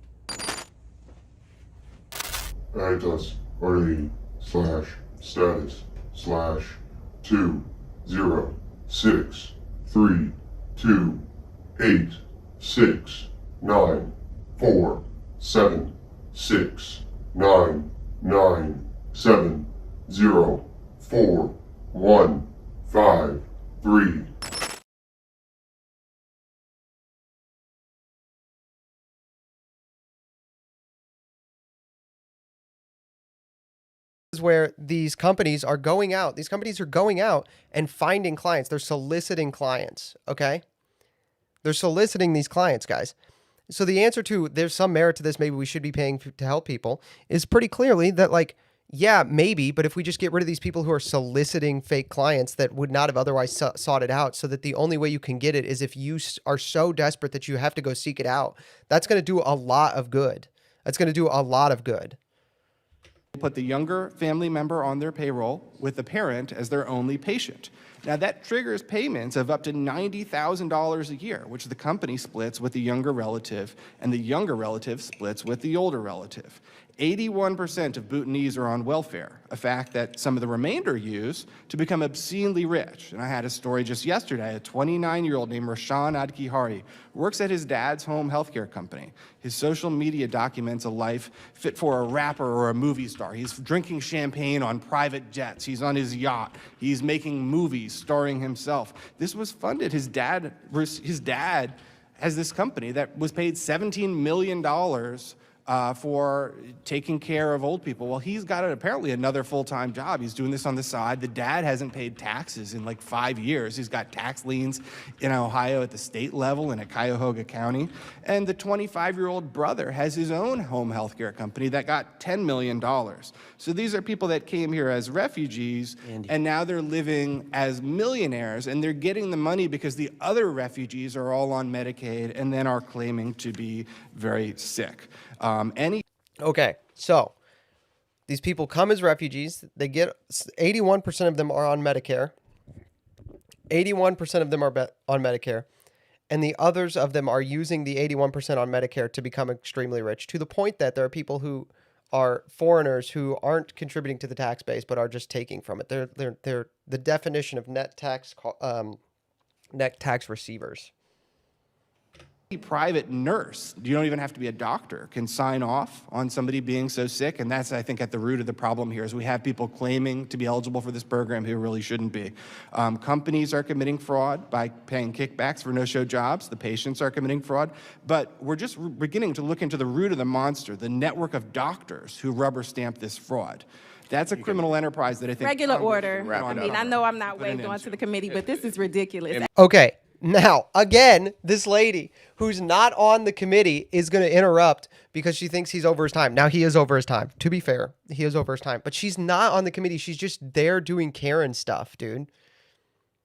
She's literally just there just being like regular order. Like, there's no reason for her to be there. She can't be on the committee. She can't talk.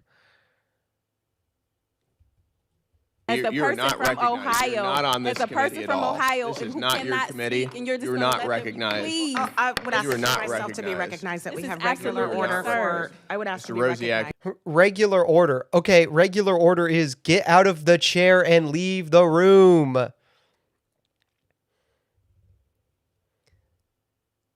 Regular order is get out of the chair and leave the room, dude. He's finishing up his time. You got Correct. 5 seconds I'm to finish. finished. Just my 5 seconds. I would love to take. And we'll give your side. Is I just as would well. love, because you've gone over a minute, for the rest of the witnesses to have the same ability to speak. You are not recognized. You're not recognized. We're gonna move I on. hope you're going to be fair in this hearing. We will be fair. Regular order? Yeah, my regular order is a twisted tea and 8 firecracker wings. I now recognize Auditor of the State, Keith Faber, for his opening statement. Now she's leaving. Now she's leaving. She's realized she's giving up and she's leaving. She's giving up and she's leaving. Thank you, Chairman Gill, Ranking Member Simon, and members of the task force. Thank you for the opportunity to testify today regarding fraud, risk, and oversight concerns with Medicaid. As Ohio's Auditor of State, my office is responsible for ensuring taxpayer dollars are spent legally, transparently, and efficiently. American taxpayers do not care whether dollars originate from the federal government or the state. They simply know that it's their money, and they don't want it stolen, wasted, or abused. Since taking office, my administration has worked aggressively to identify fraud, waste, and abuse, and control failures. To date, we've identified more than $9 billion. This guy in this chair, this is Keith Faber. He is the auditor of Ohio. and unsupported or fraudulent public expenditures, with Medicaid and unemployment programs representing the two largest areas of concern. As auditor, my office has secured convictions in more than 164 public officials, while also expanding fraud reporting initiatives, fraud awareness campaigns, and cybersecurity training efforts. Most recently, my office is engaged with our federal partners on public benefits fraud, including participation in the Vice President's task force here in Washington. Earlier this year, when significant Medicaid concerns surfaced in Ohio, we quickly shared our findings with the federal partners to help inform broader oversight and enforcement efforts. But our work has not stopped at the federal level. Over the last several months, Do you have a local restaurant alternative fast food? I mean, not one that's like fast, like a drive-through or anything. The place I like to go is the Harp and Habit. It's like a 2 or 3 minute bike ride from my house. I know that, like, on a first name basis with the bartender. It's locally owned. I like them a lot. The food's good, and the people are nice, so I like to go there.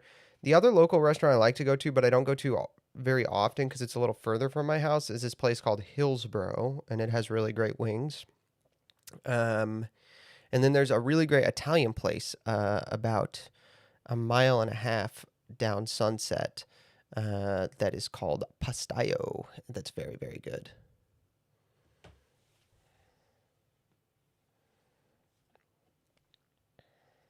months, I have testified multiple times before the Ohio General Assembly, repeatedly raising these concerns, outlining the weaknesses our audits and reviews have identified, and urging lawmakers to strengthen oversight, accountability, and fraud prevention across the Medicaid program. There is one point I want to make clear. Our role as auditors is not to administer the Medicaid programs or adjudicate eligibility decisions. We audit government and look for control weaknesses.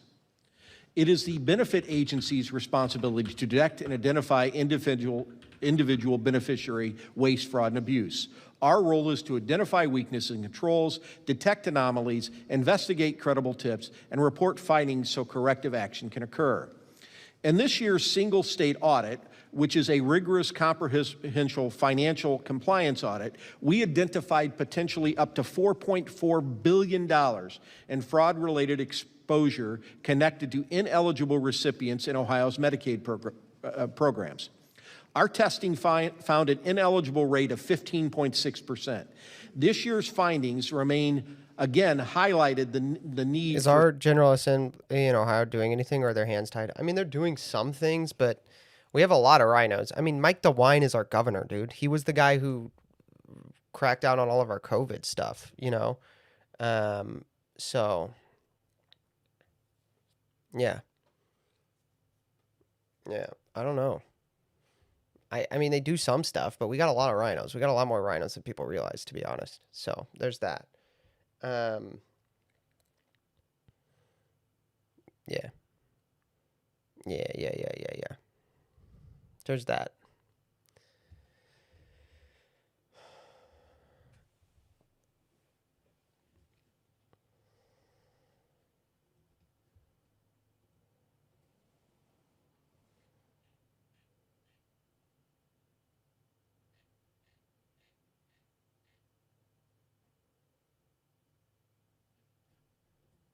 Sustainably and substantially stronger oversight and internal controls.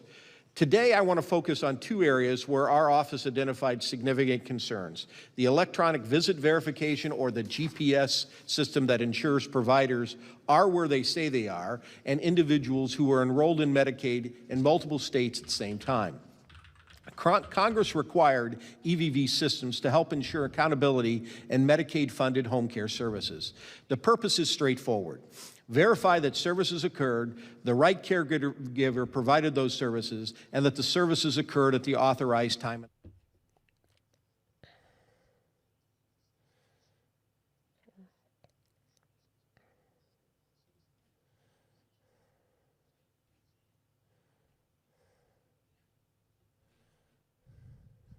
Matched with EVV visits. This is a significant control weakness.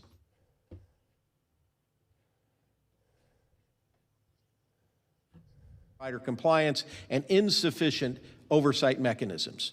One important lesson from this work is that collecting large amounts of data does not automatically create accountability. Technology alone does not prevent fraud. Oversight agencies must have the staffing, analytical tools, and authority necessary to identify suspicious patterns and to act quickly when concerns emerge.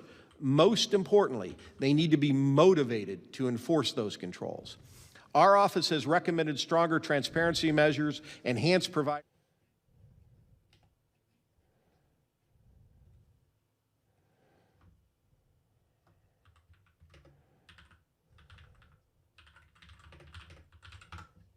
On concurrent enrollment, finding that more than 124,000 individuals were enrolled in Ohio Medicaid and at least one other state for 3 consecutive months. Ohio paid managed care organizations more than $1 billion associated with these enrollees. These findings highlight broader systemic challenges facing Medicaid oversight nationally, including fragmented data systems, outdated technology, delayed reporting, limited real-time monitoring capabilities, and insufficient interstate data. Too often... Okay, I'm skipping the rest of this guy. He's boring me. He doesn't say anything interesting. Michael Davila for his opening statement. Thank you, Mr. Chairman. Chairman Gill, Ranking Member Simon, and members of the task force, thank you for the opportunity to appear before you today. My name is Mike Davila. I represent the 17th District in the Ohio House of Representatives. I previously served in the House from 2011 to 16, chairing the Oversight Committee and serving as Majority Whip. I've also served twice as a presidential appointee at the U.S. Office of Personnel Management and professional staff member on the Senate Governmental Affairs Committee. More than 25 years. Bro, that guy needs to sleep more. This guy needs to sleep. He looks tired. He looks exhausted. That's crazy, dude. I've worked to increase accountability and transparency in government as a steward of taxpayer dollars. When I first served in the legislature, I opposed Medicaid expansion. I believed then, as I do now, that expanding the program without adequate safeguards places taxpayers at risk and undermines the very people it was designed to serve. Medicaid must be preserved for those who genuinely need it: low-income families, expectant mothers, seniors, individuals with disabilities who depend on a functioning safety net. But a safety net cannot work if it becomes a target for fraud, waste, and abuse. My current work on this issue began the way many legislative investigations do, with a constituent, a concerned citizen from Strongsville. All right, so I'm going to skip this guy too because all he says is, somebody came to me and I looked into it and found fraud. He does not say anything nearly as entering as Rosiak does because he can't, he's like a boring, not that interesting. We are going to cortisol spike though. We are going to we're going to get cortisol spiked here because we're going to listen to this. So we're going to listen to Antonia. But to fend off the cortisol spike, I'm going to go get my mac and cheese.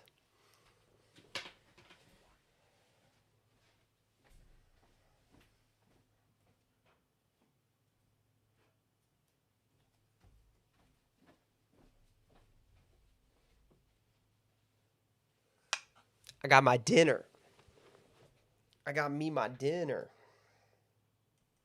Got my dinner, boys.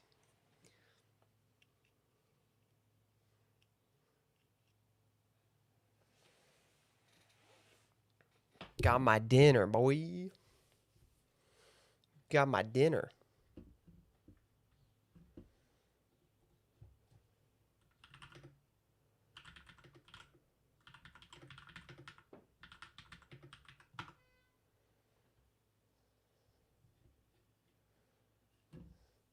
Is there hot dogs? Nah, it's bacon. Is bacon. Bacon. Thank you. Okay, can we start again? Thank you. Thank you, Chair Gill. Ranking Member Simon and members of this task force for the opportunity to testify today. During my 16 years in the Ohio legislature, I have served as ranking member on the House and Senate Health Committees. I have witnessed the impact of Ohio's Medicaid program. to the state's most vulnerable. It is a privilege to be a steward of hard-earned taxpayer dollars that fund our programs. Doing everything we can to prevent fraud is certainly an important part of the stewardship. In 2014, I was one of the 10 legislators appointed to the inaugural Joint Medicaid Oversight Committee, JMOC.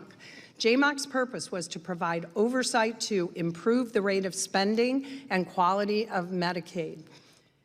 JMOC proved to be true and effective to its mission when it exposed problems with pharmacy benefit managers, PBMs, who were strong-arming pharmacists and using anti-competitive business practices. As a result of JMOC's oversight, Ohio created the single PBM system currently in operation, saving Ohio Medicaid over $140 million. I bought it from the grocery box. It's 2025, locally this sourced. oversight committee was abolished by the Republican majority. Why? Some question the timing. JMOC was conducting an investigation into contracts with Gainwell, the nation's largest Medicaid claims processor. Coincidence? I don't know. What I do know is that Democrats in the legislature were opposed to dismantling JMOC. While Ohioans struggled to afford to put food on the table, Bro, you gotta chill. Ohioans struggle to put food on the table. Dude, you gotta chill. It's totally, I know the cost of living thing is bad, but it's totally unrelated to this. All they want to do is harp on cost of living because voters blame whoever is currently in the White House for cost of living. It's crazy. fill their gas tank or pay their skyrocketing utility bills, the Republican majority has continuously showed how out of touch they are. They've prioritized handouts to the wealthy and the wealthy. I didn't know there was an easel. They got an easel out. Holy cow. She got the easel.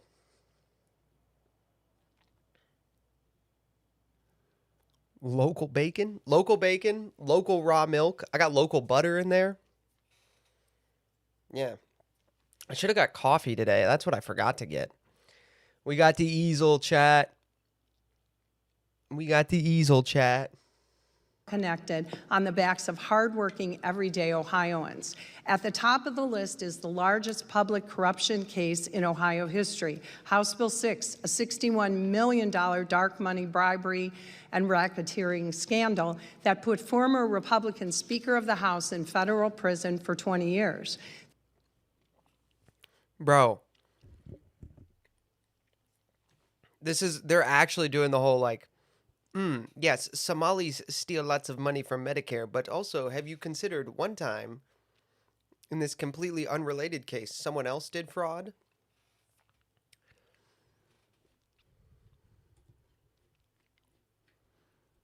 The administration has refused to pay nursing homes almost $1 billion in back pay, despite being ordered to do so by the Ohio Supreme Court.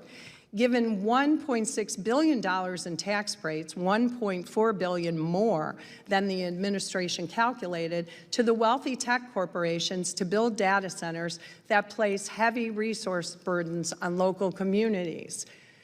Exhibit A, Republicans' one-party veto-proof rule has controlled the state for the last 15 consecutive years. They hold the House, the Senate, the governor's office, and 4 statewide offices. If there is fraud in Medicaid, it has happened on the Republican majority's watch. Perhaps it's time to clean Ohio's house. What? If there's fraud in Medicaid, it's the Republicans' fault, so stop investigating it and elect Democrats. Huh? What? That's crazy. That's a crazy thing to say. Recently, Senator Ernst opined government employees are caught with their hands in the cookie jar, abusing their positions for personal gain. Well, Ohio Republicans appear to be emulating the playbook of the White House. The President of the United States is fleecing taxpayers across the country to fight endless wars, attempting to bankroll numerous vanity projects, and tried to stick his hand in a cookie jar, a $1.8 billion cookie jar made especially for January 6 insurgents. Okay, here's the thing. This is really funny. So they made a slush fund is what the Democrats were calling it. Basically, they put aside a bunch of money to compensate people who had been targeted by the federal DOJ for political reasons. And then it got too political, and they realized that it was going to be kind of a losing issue, and also that there wouldn't be a way to prove certain things. So they decided not to go forward with it and to figure out different ways to compensate people for being politically prosecuted. So she's bringing up this $1.8 million. That's what she's talking about. But the thing is, they got rid of that days before her testimony here. Like the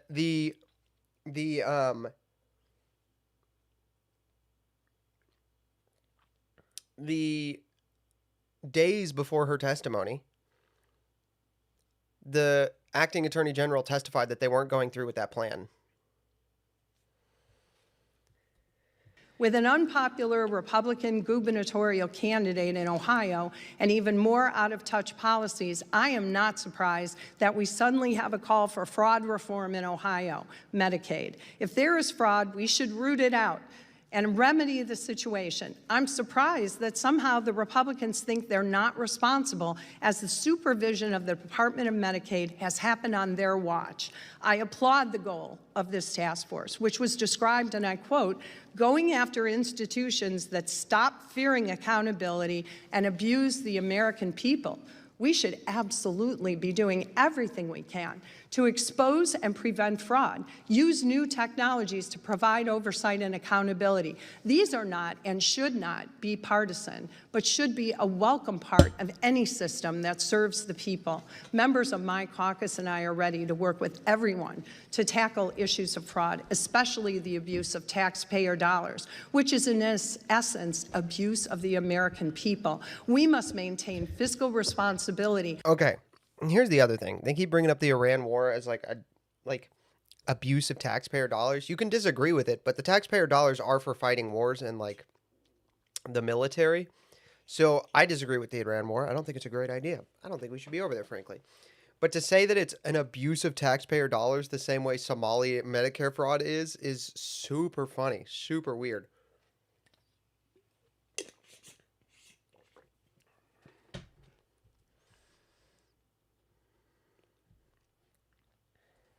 While ensuring that Medicaid is available to those eligible, people who are age, blind, disabled, children, and families in need.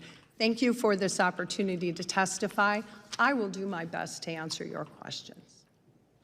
Mr. Chairman, Yes. I would like to ask unanimous consent to enter into the record. Is that okay? Without objection. Thank you. I would like to enter into the record an article February 4th, 2026 from NBC entitled, Immigrants Contributed Trillions Dollars More in Taxes Than They Received in Benefits. Yep. Without objection. Thank you, sir. Mr. Chairman, I request unanimous consent to enter some items into the record. Go for it. The first one is an article titled Daily Wire Investigation Reveals One of the Biggest Government Waste Scandals Hiding in Plain Sight. Without objection. Bro. It's Byron Donalds, dude.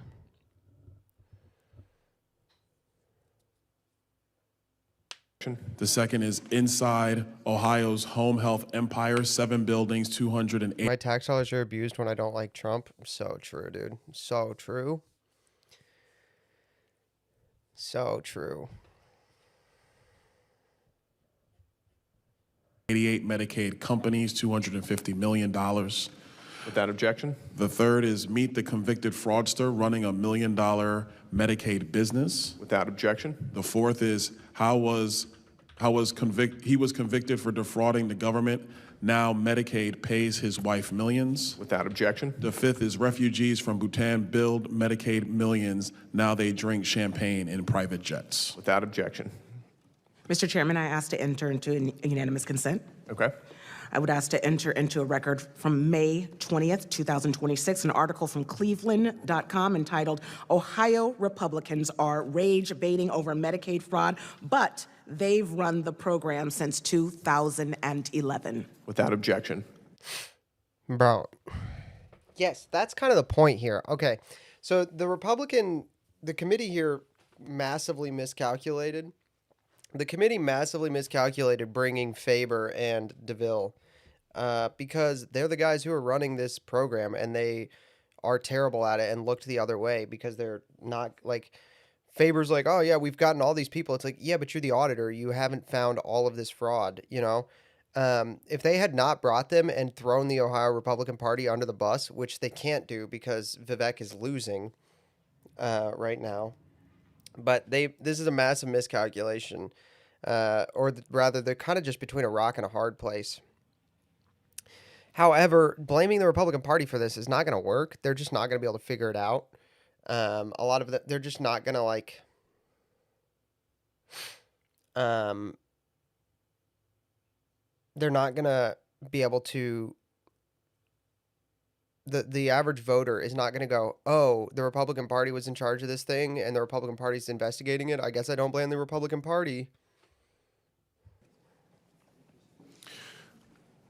All right. Well, thank you again to the witnesses for taking the time to be here. We certainly appreciate your time and your testimonies. And now we're moving on to the question portion of the hearing. Without further ado, I'd like to recognize Chairman Comer for 5 minutes. Thank you, Mr. Chairman, and thank you for leading this, what I think is going to be a very effective task force for the frustrated American taxpayers. Mr. Rosiak, your reporting highlights what seems to be the same problems that we saw in Minnesota and California. Fraudsters claiming Medicaid reimbursement for services that they never provided. Allegations of racism against anyone looking into the fraud, and state enforcement officials not doing their part in flagging rapid, unexplained growth. During your investigation in Ohio, what raised your suspicions that these providers were committing fraud? Well, the first thing is that it wasn't their full-time job. Most Americans, I think if you're making $1 million a month, you at least have to show up. It's not part-time, but they're oftentimes working. Bro, can I get a job where I don't have to show up and I make $1 million a month? That's insane. I want a job like that. That sounds great. In trucking, they're working in nonprofit activism and things like that. And there was also just nobody in these buildings. You would walk down the hall. Nonprofit activism, bro. So they're getting money through NGO. They're getting taxpayer money through NGOs, and they're getting taxpayer money through Medicare fraud. What happened to my country, dog? What happened to my country, dog? And there's literally just dozens of buildings. There's stray cats living like in the parking lot because nobody ever comes here. There's like smoke alarms, batteries chirping because nobody.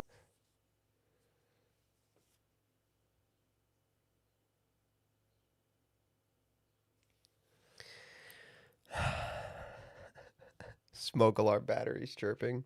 Nobody's there. It was a very creepy thing, and it didn't seem normal at all. The same thing we saw in Minnesota. How many providers did you see located at the same address, and why is that a red flag for fraud? Well, in one building, we saw 94 companies. There's one landlord that How many? owns 94. In one address? Mm-hmm. Wow. You would think a state employee would catch that. I mean, that's part of the problem, in my opinion, Mr. They don't wash they chicken, dude. They ain't washing they chicken. Chairman, with Medicaid it's overwhelmingly federal dollars, but it's administered by the state. So the states aren't as concerned because it's federal money. It's not their money, and it's just that's a joke. And I'm glad we're doing something about it. I'm glad the Vice President's interested in it. This committee's interested in it. Mr. Rosiak, did you see any other signs of that services were not being provided, like abandoned office space? Yes, I saw an office space that was totally abandoned. I saw offices that had signs that said, "We've just stepped out to lunch," but it was clear that was an attempt to deceive because there was, for example, stacks of mail piled up at the door, sometimes postmarked months ago. What do cats have to do with anything? Like, the idea that, like, there's a cat living in the middle of your parking lot means that it's probably not an active parking lot. They don't defraud their Medicare. That's so funny. Also reported companies with rapid and unusual growth. Should state oversight authorities have been alarmed by these trends? Yes. I mean, for example, there was a janitor who renamed her LLC to be Mental Health and started billing Medicaid $100,000 in the first month, later up to $650,000 in 1 month, and then She renamed her LLC? So it wasn't even she made a new company. It was just a janitorial company that she renamed so she could bill Medicare. Oh my, dude, come on. she left the country. And so if you Then she left the country. Oh my gosh. Then she left the country, dog.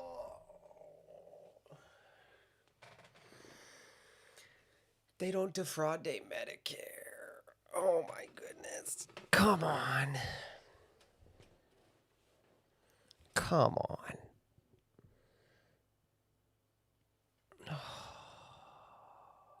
were to start a roofing business, it takes time to build clients. How do you get $100,000 in business the first month? That's something people could ask. Well, I really appreciate your investigative work.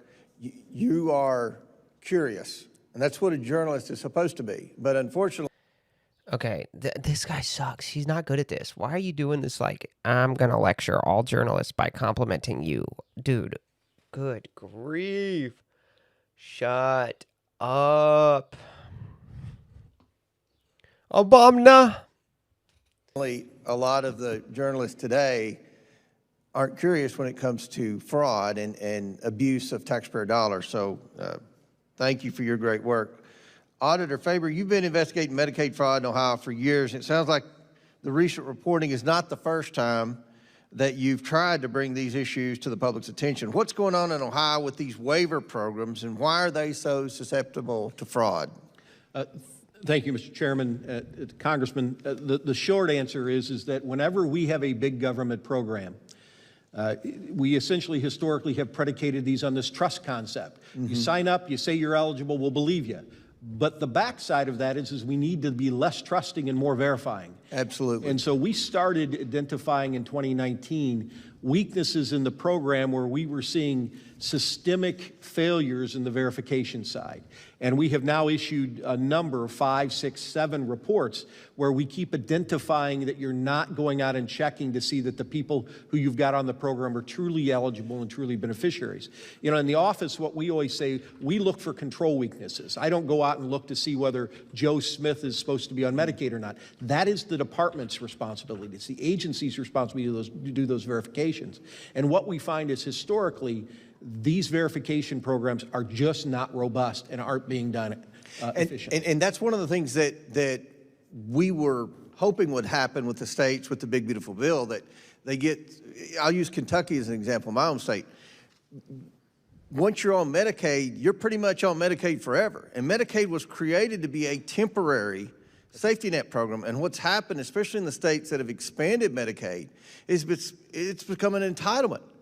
And there's no accountability with respect to all these new programs. Anytime there's autism, if there's more money for autism, it seems like the number of people that are declared autistic skyrockets. If anytime there's money put in for mental health, that you just have all these providers that show up and all these people that supposedly are receiving mental health services, and no one really knows that much about it. So I appreciate the work that you two have done. Again, Mr. Chairman, thank you for your leadership on this issue. And before I yield, I ask unanimous consent to enter into the record the Oversight Committee staff report, and I encourage everyone to read it, The Cost of Doing Nothing, How Tim Walz and Keith Ellison Fueled Minnesota's Fraud Explosion.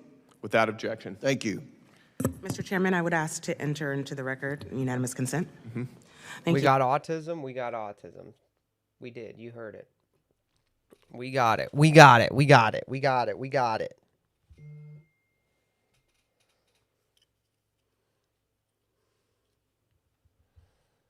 I would ask to enter into the record April 21st, 2026, a report from Protect Our Care entitled The Real Fraud, Trump pardoned the nation's biggest healthcare fraudsters, which describes how President Trump pardoned over $2 billion in fraud. Without objection? Thank you, sir. Great. Thank you, and we'll turn it back over to you. And I now recognize Ranking Member Simon for her 5 minutes of questions. Thank you, Mr. Chairman. I've learned a lot from our witnesses today, so again, want to thank you for traveling all this way.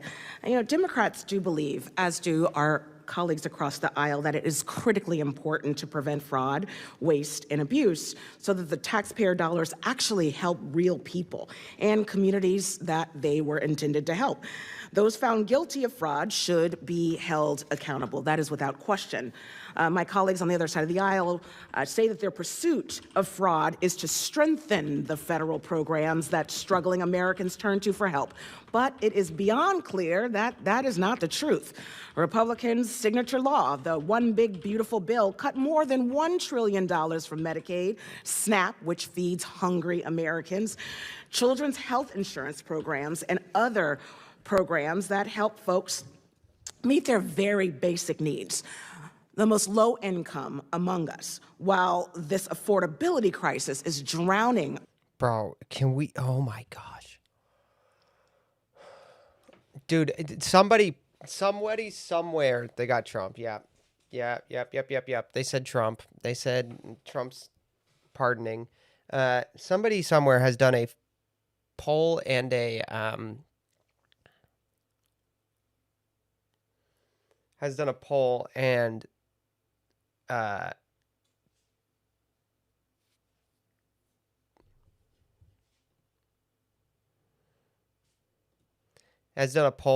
focus group and figured out that you just had, like, they just need to say affordability crisis literally as often as they can. What is Levi doing? Oh, he's just itching his nose. Our people across the country. In Ohio, more than 450,000 people are expected to lose their health insurance coverage by 2034, due to the One Big Beautiful Bill, so that Republicans can instead provide tax cuts for the wealthiest among us. No tax on tips, dude. No tax on tips. What do we do? No tax on tips, and we're like, actually. This question is for Mr. Faber. Do you agree with my colleagues in the Republican Party and their decision to rip health insurance away from over 450,000 Ohioans? First of all, Mr. Chairman, to the representative, I'm not sure that the auditor's position is relevant in that analysis, and I'm not sure that that analysis is one that I would agree with. What I would say with... Is that a dodge? No, that's not a dodge. That's a rejection of the premise. I don't think that's a dodge. Regard to the question that you're identifying is whether or not we are looking at fraud or waste and abuse, I think it's important to distinguish the two. As a prosecutor, somebody who has a criminal prosecution division, for us, fraud is a very legal determination. Absolutely. Waste and abuse is a broader question. Thank you. And to the extent that we can do things cooperatively to eliminate waste and abuse, I think we can save an awful lot. All right, that's Columbus abuse because we've gotten the abuse of Columbus, waste and abuse in Columbus specifically. So we're marking that one. System to provide more benefits for more Ohioans and more Americans. Sir, thank you so much for your answer. And I think it is worth noting that yourself and other members of the majority, including the governor, have a responsibility to oversee this program, identify waste, fraud, and abuse, and provide opportunities not only just to identify, but to weed them out and create a stronger system where folks aren't able to defraud the system so easily. That seems like that's the problem that we should be talking about. How and why did this happen? Not just the folks who committed the fraud. Why was it so easy? I have another question for Representative Davila. Am I pronouncing your name correctly? Yes, you have it, just like vanilla. Vanilla. People pronounce my name all the time, so I always ask. Whoa. Okay, hold on. Sorry. The state has now...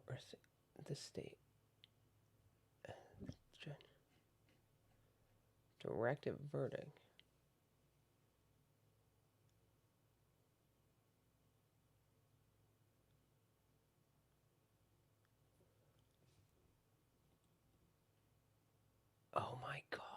That's insane. Okay, we have to do the Carmelo Anthony thing after this. Do you agree with the decision to rip away health insurance from an additional 450,000 Ohioans? Mr. Chairman, to the member, I don't think that's an accurate characterization. And again, Well, that's helpful. That's helpful to know. I'm going to move on, actually. I want to make clear why we're asking these questions as we're trying to, too, get to the bottom of the issue. The Republican candidate for the Ohio governorship has called Medicare and Medicaid mistakes and, quote, particularly Medicaid, the very program Republicans are supposedly be here talking about serving and saving today. Senator.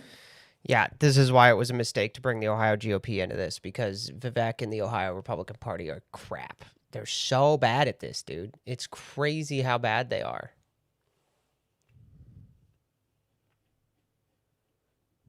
I have a question for you, Senator Antonio. Are Medicare and Medicaid mistakes? Absolutely not. Medicare and Medicaid protect. Not. Do you have the correct opinion? Yes, I have the correct opinion. Thousands, hundreds of thousands of people in our country and provide them with the health care so they can stay healthier. And actually, in the long run, it's cost effective. And that's including disabled children who are bound to their beds and bound to their homes. That's including, Senator, elders who are on literally their last years. That includes folks in deep hospice care are supported by these programs. Would you say that's correct? Absolutely. Across all. Dude, what happened to elders in hospice care?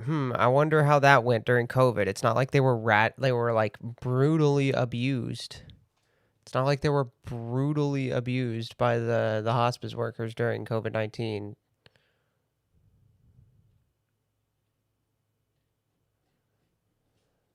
All face, races, across all parts of Ohio, folks who need these services are granted support from Medicaid and Medicare. Is that correct? Yes, absolutely. There are about 120,000 Ohioans who depend on the Medicaid waiver each year. The home and community-based health services waivers allow seniors, our elders, with the opportunity to live with dignity. That's also including folks with disabilities. I'm so thankful for this opportunity to discuss these incredibly important programs and how Ohio can do a better job at securing these programs so that people who really need them can get them. Thank you so much, and I yield back. Thank you, Ranking Member Simon. And we'd now like to move on for recognize Mr. Jordan for 5 minutes for questions. Thank you, Mr. Chairman. Mr. Rosiak, who's Ishmael Muhammad? Ismail Muhammad is a state legislator. State representative in Ohio? Correct. Currently serving, right? And is he Somali American descent? Yes. He is. Okay, do you know what in addition to serving in the legislature, what's his profession? Do you know? A lawyer. He's a lawyer. You happen to know where his law office is? Yeah, when I was going through these buildings that were entirely populated by home health care firms, I noticed one thing, one business. I turned to my colleague and I said, we finally found something that isn't a home health care business. It's a law office. And we didn't think anything of it. I later learned that was the Ismail Law Office, which is also the campaign headquarters. Somali American state representative. His law office is 1395, I think 1395 East Dublin Granville Road. And in that same facility, there are... Bro's just posted his address on Maine. Posting his address. Jim Jordan posting the address on Maine. Crazy. 35 of these, what would you call them, $2 million side hustle businesses, right? Where they're ripping off the tax. 35 in that. Do you happen to know if Mr. Mohammed was the lawyer who helped set up these LLCs who were ripping off the taxpayers of the country in the state of Ohio? I don't know. Don't know? Probably a fair question to explore. Maybe that's the next thing you can dig into. Find out if he was actually setting these organizations up, right? Right across the hall. We'll create this organization. Do you know if any of these organizations gave campaign contributions to Mr. Mohammed? I didn't look specifically. I wrote about another candidate that owned a home health care business and ran for office, and his campaign was funded largely by fellow home health care owners. Well, and that guy gave contributions to Mr. Mohammed too, right? The guy you looked into who got campaign contributions from these LLCs, 35 of them in the same building where the state rep has his law office. That guy you just talked gave contributions to to Ishmael Muhammad, but we did look it up, and he received thousands of dollars from these companies in his building that he may or may not have set up. But you're going to check that out as a good journalist, right? You're going to find out if that's the case. Wow, that's amazing. Because we got the chart from the state senator that says Republicans, it's all Republicans, even though they've indicted, I think, 153 indictments, 110 convictions, but somehow it's the Republicans' fault. Oh, but I forgot to ask this question. Was Mr. Mohammed, Ismail Muhammad, in the General Assembly, whose law office is at the same facility where there are 35 of these HCBS, home community-based services providers, ripping off the taxpayers, is he a Republican or Democrat? He's a Democrat, and like many of the home health care operators, he also had tax debts when I looked him up, and he also had created a company called the Chiropractic Center, some sort of medical office or another that was apparently running, I guess, out of his law office. But it's funny because the good... It's running it out of the law office that is his campaign headquarters. Come on, dude. Really? Running it out of the law office that is the campaign headquarters? Senator from Ohio who has the R's for, the red R's there on her chart didn't seem to want to mention Mr. Mohammed, who's right in the middle of this. Literally, his office is right in the middle of it. But no, he didn't. No way, Democrats are involved. Here's the pattern I see. And the chairman of the full committee kind of pointed this out, the similarities between Minnesota and, well, first let me ask you this question. Did anyone call you a racist for trying to just uncover what's happening to millions, frankly, as the auditor said, billions of dollars of taxpayer money? Did you get called that? Yeah, so half of Ohio's budget roughly spent on Medicaid. I think she has probably had a stroke, judged on her facial structure. On the one side being sagged, I think it's probably a stroke. Did bro say chiropractic with a CH? Yeah, he did. I can't say anything. I was calling my cyberpunk armor that is a chitin a chitin the other day, so I was letting that one slide because I've done the exact same thing recently. And that's doubled in the last few years. I tried to ask one healthcare owner, and I have his exact quote in response. Blah, blah, blah. Who cares? You don't pay my bills. I'm just going to tell everybody you're racist. Yeah, that's what always happens. That's how the left operates. I always point out the left has a template. The left will tell a lie. We're actually providing services to elderly Ohioans going into the left will tell a lie. Big media will report, oh, this is wonderful. Big tech will amplify the lie. You tell the truth, they call you racist. It's happened in Minnesota. This is the pattern, and this is what the chairman was getting at. Minnesota, it was the same thing. Fraud on a huge scale. Somali American population involved in it. When they check it out, they call them racist. Only difference is in Ohio, they're actually doing something about it. 153 indictments, 110 convictions. In Minnesota, it was all the U.S. attorneys. It wasn't the state. They didn't do squat. And the reason they didn't do squat, we have the quote. This is a person who worked in the Attorney General's office in Minnesota. There was a perception that forcefully tackling this issue might cause political backlash among the Somali community, which is a core voting bloc. Politics stopped them in Minnesota. It's not stopping Mr. Faber, Mr. Davila from doing their... Chad is little chittens. More like little chittens, you know? All my little chittens. Work. The state senator wants to just criticize Republicans, even though the guy in the middle of all this is the Democrat state representative in the same darn building. Okay, did I get anything wrong in that assessment, Mr. Faber? Congressman, Chairman, no. All right, I appreciate it. With that, and I want to thank the chairman for his good work on this broad issue and what he's doing. Outstanding member of Congress. We appreciate that. With that, I yield back. Thank you, Mr. Jordan. And I now recognize Mr. Walkinshaw from Virginia for 5 minutes. Thank you, Mr. Chairman. The Task Force on Defending Constitutional Rights and Exposing Institutional Abuses. I am really excited to be here. Suspending funds that Congress appropriated in violation of the Impoundment Control Act and the Constitution. Firing independent inspectors general to cover up their waste, fraud, and abuse. An unconstitutional executive order on birthright citizenship, plainly violating the 14th Amendment of the Constitution. Defying... It has not yet been decided whether that plainly violated. And also the fact that it's taking so long means it didn't plainly violate it. If anything, it complicatedly violated it. And either way, it's correct. So who cares? A court order to return Kilmar Abrego Garcia to the United States. Stripping a former CISA cybersecurity director of their security clearance in a clear act of political retaliation. Altering federal employees' email to include partisan language, an act ruled illegal and unconstitutional.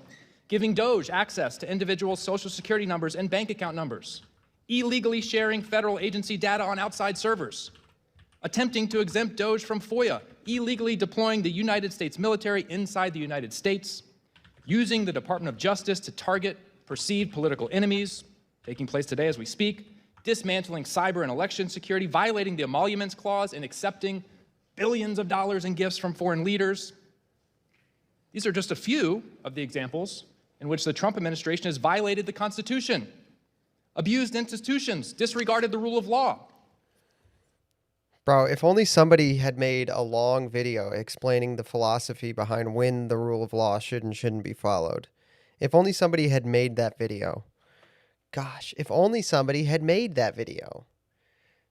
I mean, that person, especially if they'd done it in like February of 2025, would be some kind of a genius for sure. Right? They just have to be some kind of a genius. If they'd predicted it all the way back in 2025. Too bad nobody figured it out. I know that Chairman Gill has expressed his concerns about seeing Muslim families in malls in Dallas, but he and Mr. Jordan had no concerns with President Trump accepting a $400 million airplane. This guy has the most insane congressional staff. We've got the angry Vietnamese woman,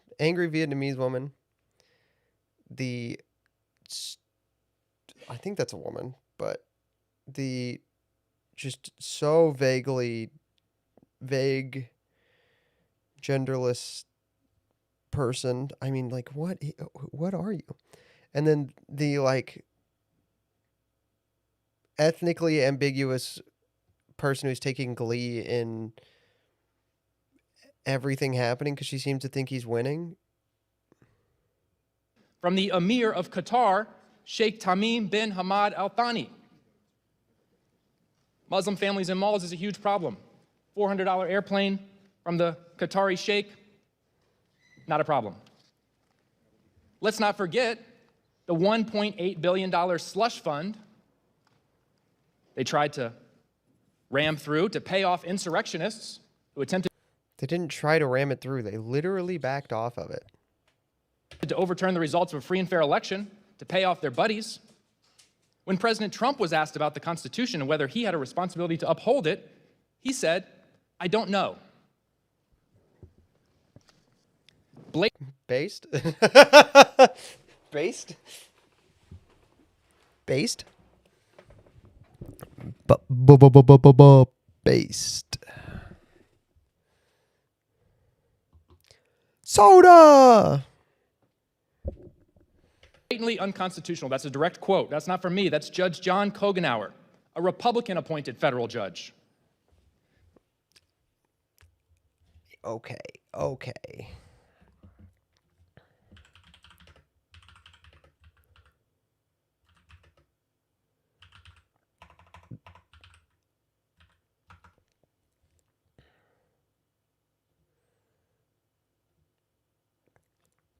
Judge John Kogenauer, Chief Judge, District Judge of the United States. Okay, so it's a W appointee. I mean, Republican. Targeted deportation proceedings continue unconstitutionally to chill freedom of speech. Again, not me. Judge William Young, a Republican-appointed judge. The lust for unbridled power and the imposition of cruelty in its quest know no bounds and are bereft of human decency. That's District Judge Fred Berry. This task force should be doing everything in its power to prevent institutional abuses and protect the integrity of the United States Constitution. And there's a long list of things we could work on that are taking place right now as we speak. So if we're serious about our work here, we should direct it to 1600 Pennsylvania Avenue, because that's where the Constitution's being violated. That's where institutions are being abused. Senator Antonio, Ohio saw a surge in ICE activity over the course of the last year as a result. What does ICE have to do with this? Oh my gosh, left turn. I just got whiplash, dude. I just got whiplash. What does ICE have to do with anything?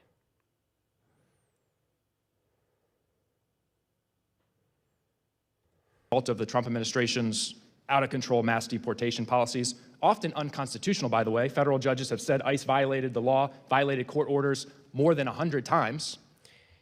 That's not what they said. They said they didn't get judicial warrants, which you don't need because judicial warrants are not required for immigration enforcement on non-citizens. They're required on citizens. You don't have all the Fourth Amendment rights of a citizen if you're a non-citizen. You only need an administrative warrant, not a judicial warrant. Can you just speak to the impact that these policies have had on your community? Huh? This is completely unrelated. Completely unrelated. Could not be less related. There's a general state of fear in our local Good. communities. Folks are afraid to attend everything from grocery stores to their children's schools. Good. Show up for court appearances where they're trying to follow the law. If you are afraid to show up for a court appearance, you're not afraid of following the law. You're afraid of being deported because you didn't follow the law. And you should get out. You should be afraid. You should be afraid. Be afraid, liberal. I'm coming to get you. Be afraid, liberal. ICE is coming to get you.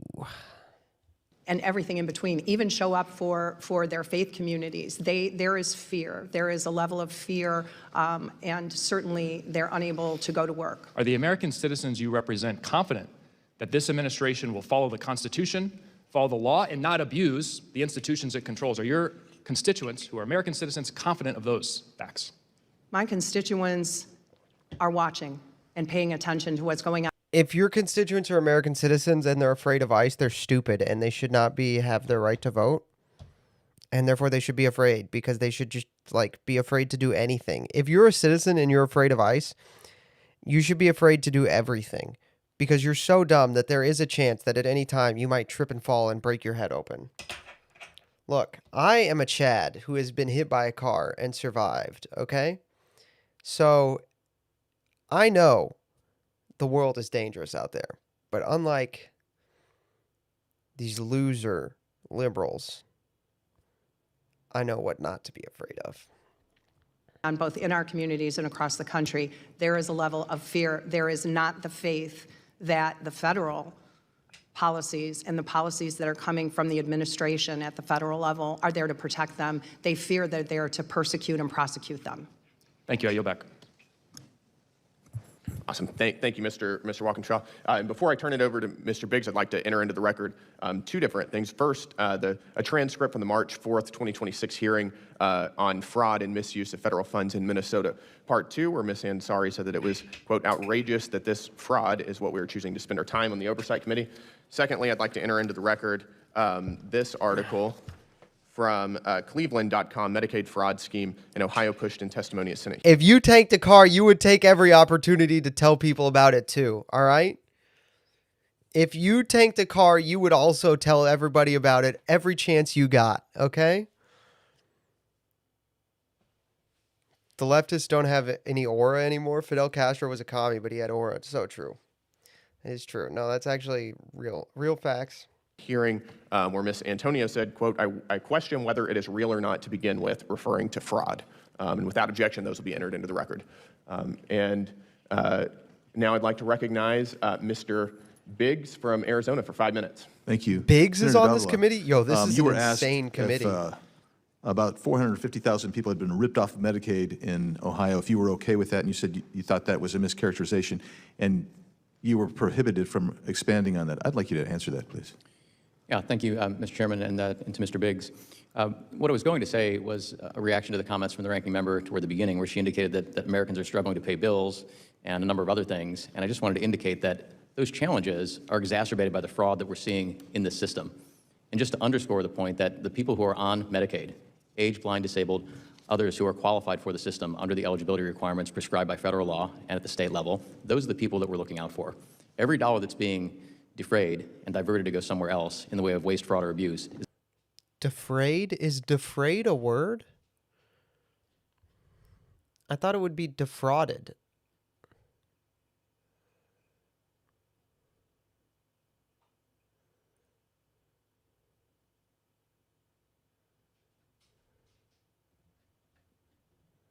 Did my dog try to go outside? Ugh, Levi's trying to go outside.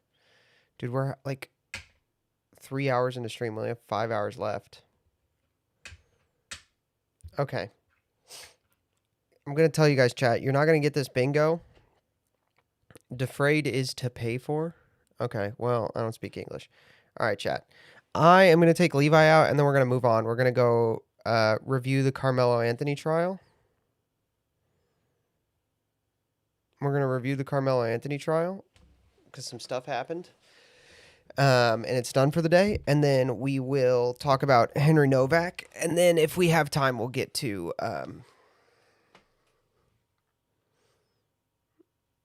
the citizenship hearing. But that one's way more interesting. So we're not going to spend any more time on this fraud hearing because it's nothing new at this point.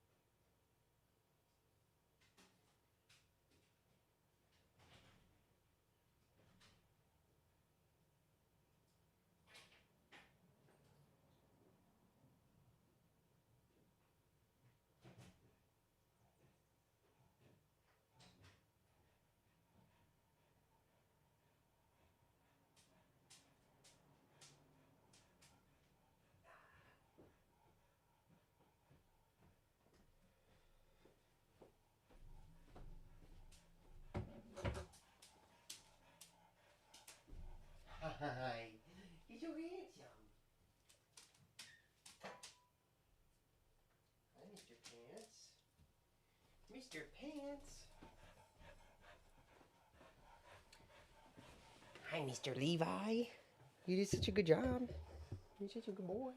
I love you. Yeah, you're a good doggy. All right, I'm back, chat. If I get hit by a car, can I be a Chad too? I mean, yeah, if you get hit by a car and break no bones, you're a Chad. That's the rule. I don't make the rules. That's just the case, all right? If you get hit by a car and break 0 bones, you are now a Chad.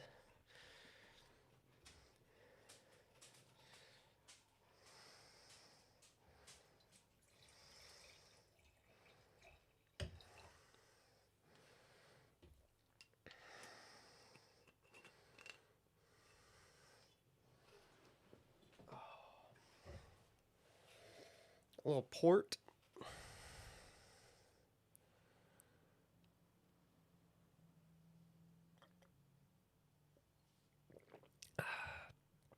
A little port. A little casual port.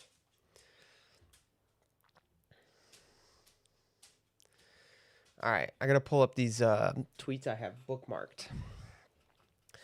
I have all these tweets about Carmelo Anthony bookmarked, so I gotta open them all so we can go through it.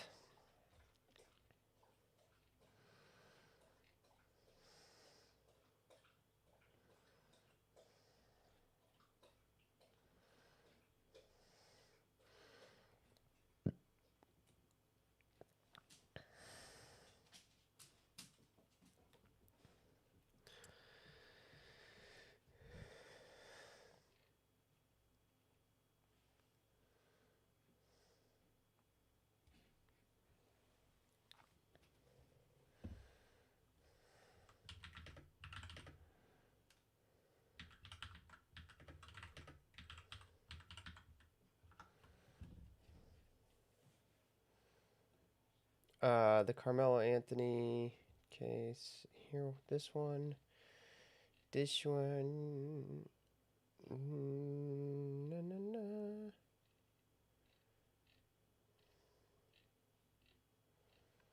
Okay. Okay. What? This is not what I wanted.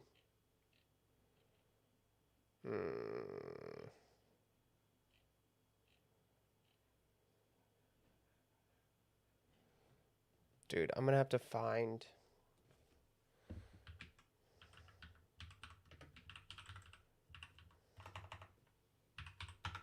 it's kind of difficult to find these posts, dude. Alright, that's... Do I have this one open? Okay, this is day 2. This is an update. This is an update. This one comes first.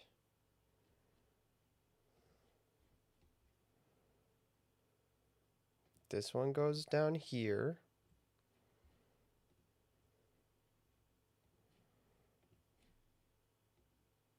These are out of order. Malcolm Geit's new Galahad book is on Spotify. That sounds pretty good.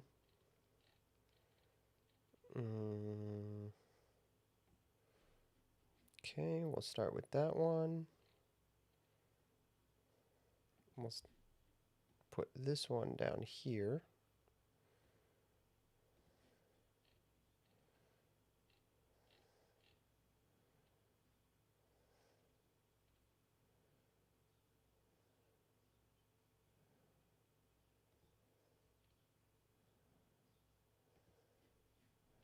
Put this one here.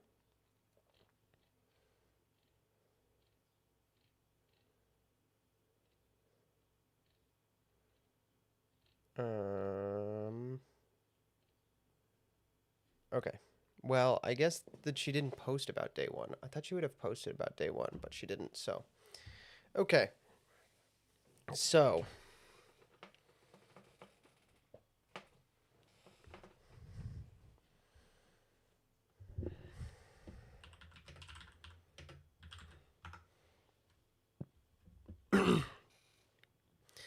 I'll have to listen to the new Geit book.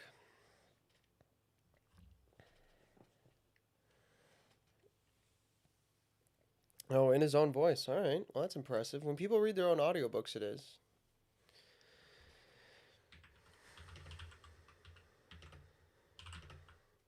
Very cool. Thoughts on the Indiana Bears? Pretty funny, honestly. Chicago literally just had to be not the worst ever. Like, they had to give them some tax breaks, and they just couldn't do it, and so it's going to bite them in the ass. That's pretty funny to me. That's my thought on it. It's pretty funny. Pretty funny. Pretty funny.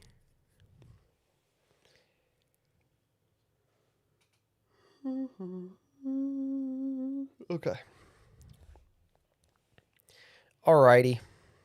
So, first of all,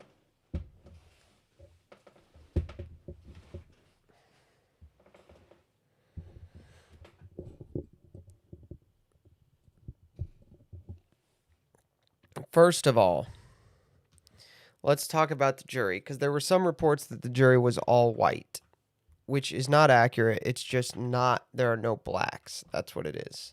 So,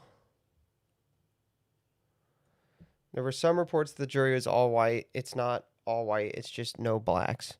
So there are 5 minorities on the jury.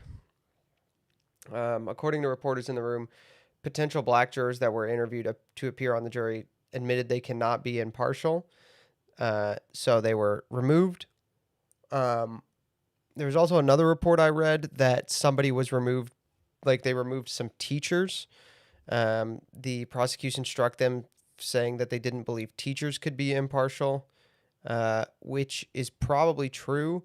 It's also just code for teachers are super liberal on average. So they took the teachers off. And yeah. So first of all, it's not that there's an all-white jury. It's just that there's no blacks on the jury because they admitted they couldn't be impartial. Now, to that end, let's look at this. If evidence does come out that Carmelo was not in fact fighting for his life when he stabbed and killed Austin Metcalf, do you think that the black community will accept that? Okay. A couple things about this video. First of all, this is a wine cooler. This is a wine cooler, Quick Trip, lighter, Black Panthers in the background. Huh? Come again? What? All right. So the question was, if it comes out that he wasn't fighting for his life, that he just killed Austin Metcalf. Spoiler alert, chat. He just killed Austin Metcalf. He was not fighting for his life. But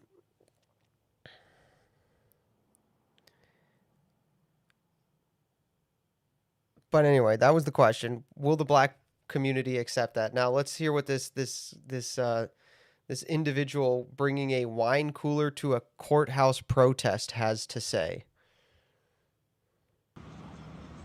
If evidence shows that he did not, no, we're going to stand by ours regardless. They stand by theirs. We're going to stand by ours regardless. Okay. We're going to stand by ours regardless. They stand by theirs. Here's the thing, chat. We don't. That's kind of the problem, right? That's the whole point of Jeremy Carl's book, The Unprotected Class, is that everyone else stands by theirs, which is to the disadvantage of the white community, to the point that if the white community doesn't start standing by theirs, then it's going to cause problems long term, like we're going to be wiped out.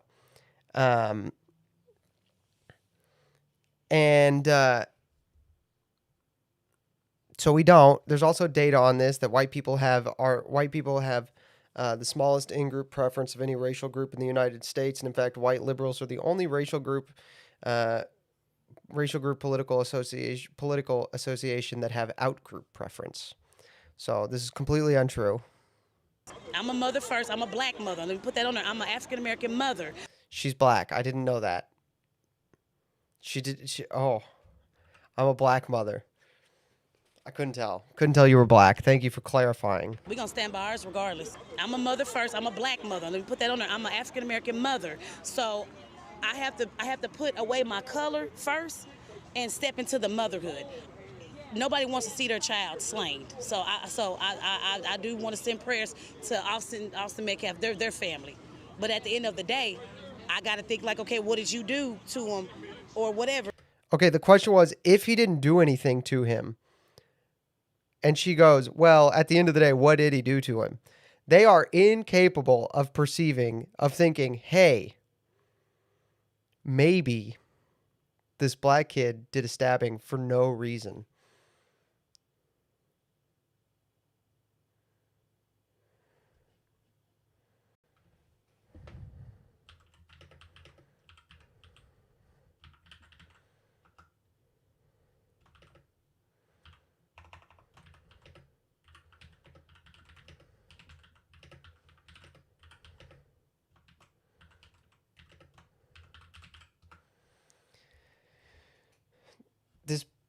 They're incapable of perceiving that might have happened.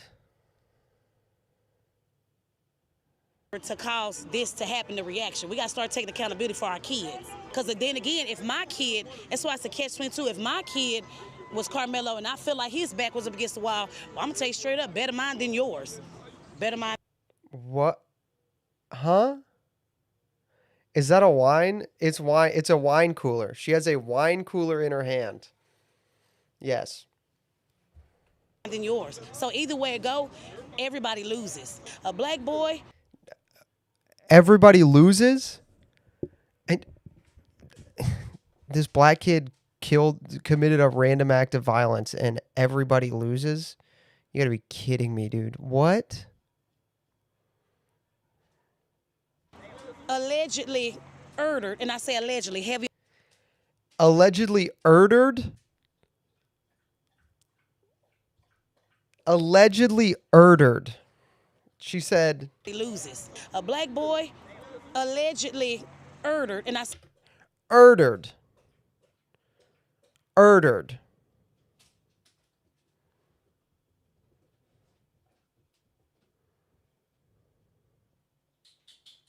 Say allegedly, heavy on the allegedly. Allegedly murdered somebody. She said murdered again.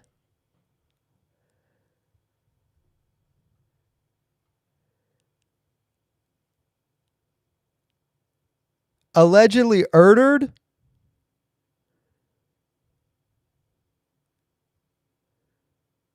You see what I'm saying?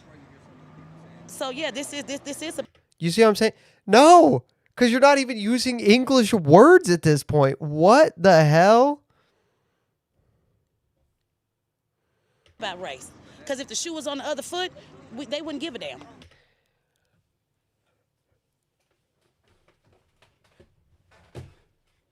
What happened in 2020? Dude, I distinctly remember some guy overdosing and us blaming a white guy for the murder. Dude, liberals and minorities just use words as spells.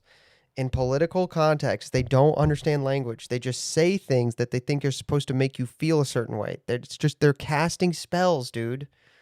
Liberals and racial minorities in political context just use words as spells. They don't actually communicate. They're not trying to communicate. Who wouldn't give a damn? Let me say this. Let's say. Ugh. The community. So, like, if Carmelo Anthony was the one stabbed and killed by Austin Metcalf, they wouldn't give a damn. I come out here every Thursday, and we pray for people going to court because we know this is the final frontier of racism, and it's legalized.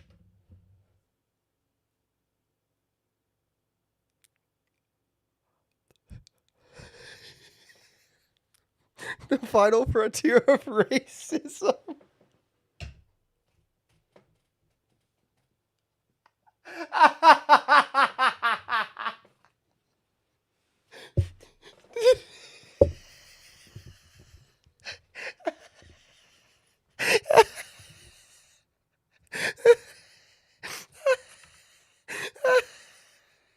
The final frontier. He's got a horn. He's got an elk horn. Oh, Anthony was the one stabbed and killed by Austin Metcalf. They don't give a damn. He said he's holding like an elk horn outside of a courthouse. The final frontier. Space. The final frontier. Oh. Cue the Star Trek music. Are you able to zoom in on the faces? Not here, not right now. I can later in the clip. The final frontier. Court. The final frontier of racism. Oh. Bro. Stop. Don't be doing Star Trek Final Frontier of Racism right now. I come out here every Thursday and we pray for people going to court because we know this is the final frontier of racism.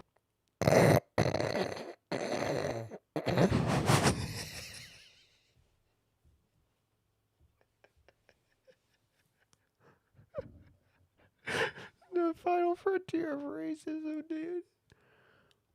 And it's legalized here. It was What? announced yesterday that there's no black jurors that were chosen. What are your thoughts on that? That's why we need God. That's why we need God, and that's why he's going to show who's in control. And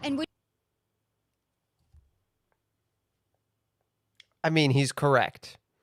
That sentence, we need God, he's going to show who's in control. I mean, preach it, brother, right? I mean... would you be open to giving us your personal insights into the Carmelo Anthony trial and what your thoughts are on it? I just want justice done. You know, we know nobody go to a track meet to murder anybody. I remain unconvinced.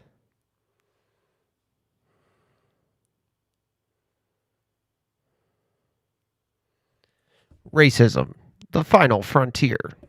These are the voyages of the Starship Warhorn. Its 5-year mission to explore strange new slums, seek out new fence and dens, and to boldly go where no man has gone before. Who are the Vulcans of racism? Bro, it's...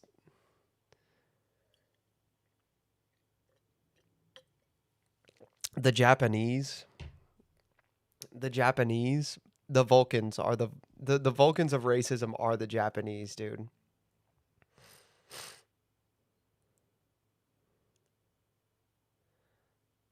Brothers out here rolling D20s on Ebonics to figure out if I use Ebonics. Nat 1.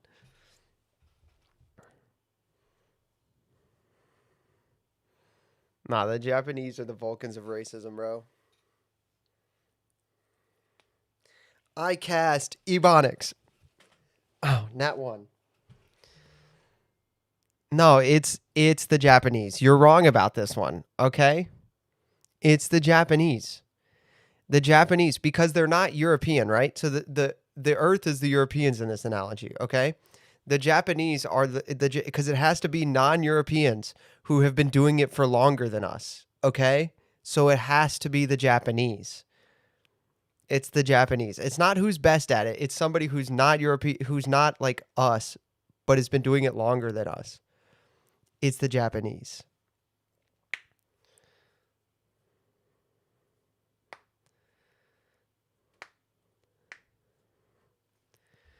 Okay, come on. That's an accident, self-defense. That's what it was. An accident and self-defense. Me, when I accidentally rupture somebody's cardiac muscle in self-defense. Oh no. Oh no, I stabbed you. Whoops. I'm not saying the kid should get off free, but first-degree murder? Come on. Basically, he's facing the wrong charge for the crime that was committed. Do you think Carmelo is innocent? Do you feel like it's been an unfair response to what happened to Carmelo Anthony? I feel that the justice system always over-respond when it comes to us.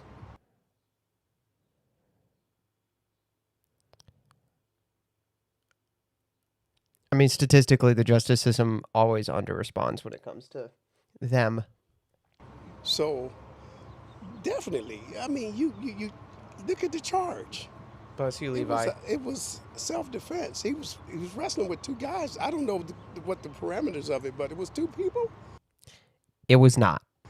So, 2 against 1, that's self-defense. It was not.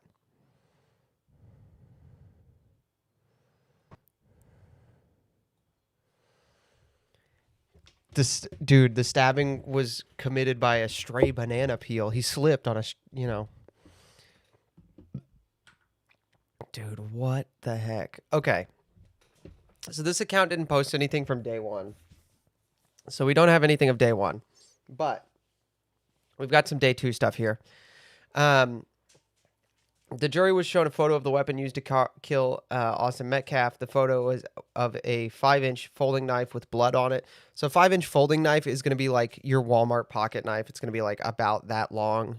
I mean, I'm sure most of you carry a 5-inch folding knife at some point currently on your daily basis or have at some point. So, it's just like this long. It's like a Spyderco, some kind of thing like that. It's going to be about that long. Bringing it to a track meet is insane. It's insane behavior. Frisco police officer Jacob Shawls testified after he found the murder weapon Carmelo Anthony tossed. So the police officer who recovered the weapon testified.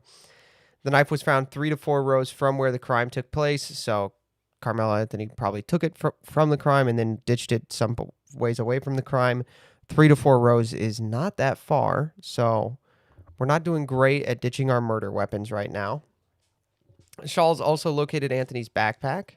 Frisco police officer Eduardo Cortez testified. When Carmelo and Anthony heard Cortez say he had the alleged suspect over the police scanner, Anthony volunteered and said, "I'm not alleged.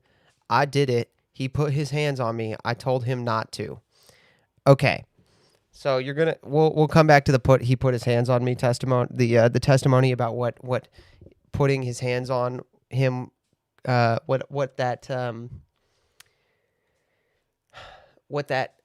actually ended up meaning, what that involved, what Austin putting his hands on Carmelo involved, what that actually was. Okay. So here's later in that same day. After fatally stabbing Austin Metcalf, Carmelo Anthony tossed the knife and tried to blend in with a group of people, then fled the scene, according to prosecutors. Austin Metcalf's final words were, "I've been stabbed," and he fell down the bleacher steps. Austin's brother Hunter rushed to his aid. In the opening statement, Bill Worski, Collin County, Florida, first assistant district attorney, told the jury the knife Anthony brought was prohibited. So he brought it. I mean, it's a 5-inch folding knife. It's not a crazy thing to have. But bringing it to a school track meet, you can't bring a 5-inch folding knife onto a public school property. It's not like that's so not allowed.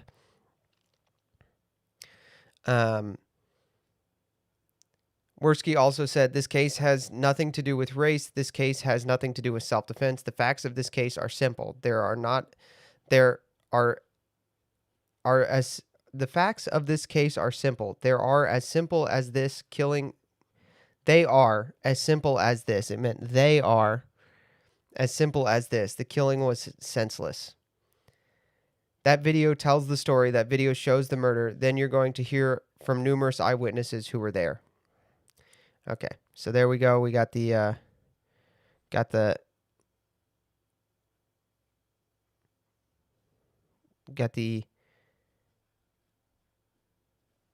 opening statement.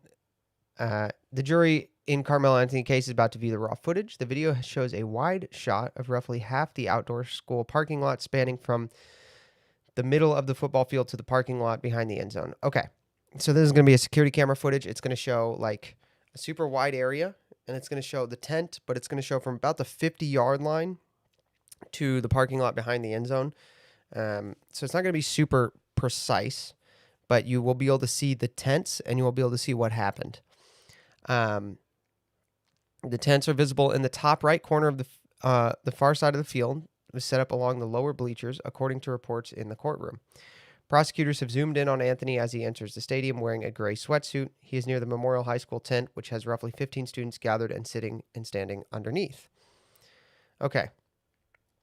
So in other testimony, they talk about this. Let me see if I can find her other stuff from day 2.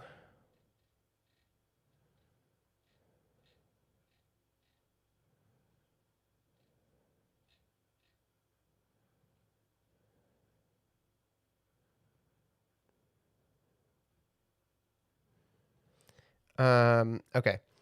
4 of the 16s that testified. My phone just went off somewhere. 4 of the 16s that testified today were black. Teen 3 said Austin Metcalf told Carmelo Anthony he was not going to fight you at the track. Austin Metcalf told Carmelo Anthony, I'm not going to fight you at the track meet, dude. Teen 4 said Austin never got to grab Carmelo because Carmelo stabbed him so fast. Teen 6 said Carmelo's veins in his arms was visible and appeared he was grabbing something from his backpack. That something ended up being the knife that was used to kill Austin. The Daily Mail also is reporting that the teens testified and said Carmelo was asked to repeatedly asked to leave the tent. Okay.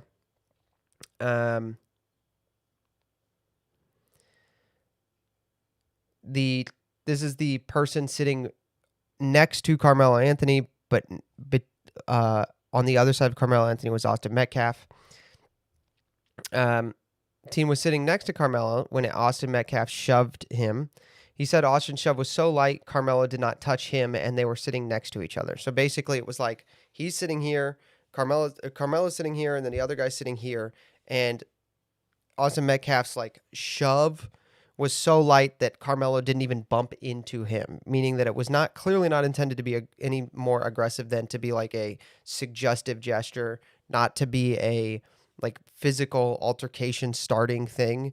It was just like if I put my hand on somebody's shoulder and give them a little push, just to like let them know I'm there, or to like say move over, you know. Now, I'm sure it wasn't that kind, but the point is it was not a level of aggression which justified fearing for one's life, which is required for a self-defense defense. When Carmelo reached in his backpack, Austin allegedly said, "This is Frisco. You don't have anything in there." So Austin believes that this guy doesn't really have any weapons because this, it's Frisco, Texas. You're not this is not some hood. You don't have anything in there. Then this guy adds that he believes Carmelo was the one looking to pick the fight, not Austin. Okay. All right, so this is day 3. So this was today. I didn't know there was going to be testimony today, but this is from today. So this is another track team member who's testifying. Prosecutor, was it your impression Carmelo Anthony was trying to provoke Austin Metcalf? Witness, yes. Prosecutor, what did Carmelo say? Witness, he says he wasn't leaving and says a profanity. Prosecutor, what did Carmelo do? Witness, he was starting to get more aggressive. Prosecutor, what does he say next? Witness, fuck you all. I'm not going to leave. You're all a bunch of pussies. Prosecutor, did Austin respond to being provoked? Witness, he put his hand on his shoulder. So he put his hand on Carmelo's shoulder. So now we have the testimony that this alleged shove, was so light that it didn't move Carmelo physically, and we have another person describing it as putting his hand on the shoulder. So it sounds like what he did was say, "Can you please leave?" Right? Like you got to go, right? Like just like that's what, from what we're getting, that's what it sounds like. Prosecutor, was Carmelo Anthony acting in self-defense? No, that's lethal force against non-lethal force. Witness, no, that's lethal force against non-lethal force. There you go. Okay. Now, I haven't seen this yet, but here's some other stuff from today. I'm outside of the Cullen County Criminal Courthouse for day 3 of testimony in Carmelo Anthony's murder trial. This morning, we heard from 4 witnesses that took the stand this Saturday morning, and there was a lot of consistency with what they were testifying to. One witness flat out said that he believed Carmelo Anthony was trying to provoke Austin Metcalf. They went on to say that he was asked several times, Carmelo Anthony, to leave the tent because he didn't belong there. And then he went on to give this quote. He claimed that Carmelo Anthony said, "Y'all a bunch of pussies," before the stabbing. Now, again, that's key given the fact that Carmelo Anthony's lawyers are trying to argue self-defense, while the witnesses that were there that day claim that Carmelo Anthony was provoking Austin Metcalf. Now, according to those that witnessed what had unraveled that day, they claim that Austin Metcalf pushed Carmelo Anthony. Yesterday, we heard one witness say that it was in between a light push and a heavy push. Another witness who was sitting next to Carmelo Anthony said that it wasn't that heavy of a push, given the fact he was sitting right next to him and Carmelo Anthony didn't hit him. So those are all real key elements to this. Now, we also heard from a witness that believed that Carmelo Anthony used lethal force against non-lethal force. Another witness went on the record to say that he believed what unraveled in front of his eyes was in fact murder. Now, we just heard from one reporter that's inside the courtroom, and again, it's a very limited amount of media that's allowed access. One reporter believes that the prosecution might actually wrap up its witnesses today. Okay, so the prosecution did wrap up its witnesses today. Now, this is where I want to get to the thing I said we have to stop, we have to move on, okay? We have to, when I said we have to stop, we have to move on during the last segment, this is what I was talking about. And this is crazy. This is insane, all right? The state has now rested its case against Carmelo Anthony. We heard rumors that Hunter Metcalf might be testifying today, but the state is now done calling witnesses. Then the judge asked Carmelo Anthony's defense team what was next. Okay, so the state rests. It's defense's turn. The judge says, defense, what would you like to do here? The defense moves for a directed verdict.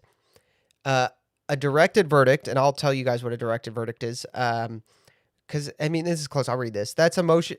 A directed verdict is a motion asking the judge to rule in their favor before their case is submitted to the jury, arguing the opposing side has legally failed to present enough evidence to prove their claim. So the defense can move for a directed verdict by claiming that there is that on a, basically what they're saying is that it would be what the state has presented without even our evidence. A directed verdict is a claim that what the state has presented without even our evidence would not legally be enough for our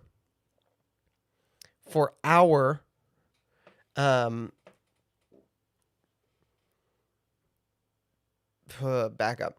A directed verdict means that what the state has presented without us even presenting evidence would not be enough for a jury to legally come to the conclusion that our client is guilty. That's what that means. Basically, you're saying, hey, if the jury were to come to this conclusion, it would be legally incorrect. We would just automatically win on appeal. A judge can say, I think you're right. I don't think there's enough evidence here to come to a guilty verdict no matter what. So you don't have to present directed verdict, not guilty, moving on. The judge says no. Then the judge asked the defense what was next. They said they didn't know and are now taking a break. Defense is now calling its first witness, Adam Linwood, a football and track coach at Centennial Art School where Carmelo attended. He's testifying that they're at their school, kids from the other schools don't get kicked out from other teams' tent, but he's aware of what the team policies are from other schools. He adds that things have changed since Austin's death. Now kids from other schools are no longer allowed. Linwood is now being questioned by defense attorney Mike Howard. He keeps calling the state prosecutors the government. Oh my gosh. Hold on. Do we have more? No, we don't have anything else. That's the most recent one. Okay. It looks like that's the most recent one. Yeah. Okay. So there's the most recent one. Basically, we have enough evidence. So the state has presented evidence that Carmelo was not under threat of his life. No reasonable person would perceive that as threat of life. And the defense has said, I guess we want you to tell the jury that that's not enough. The judge said no, so they started presenting their evidence. And their evidence is he thought he was allowed to be in that tent, which is not evidence that he thought his life was in danger, which is what you need for a self-defense what you need for a self-defense claim. So there's that.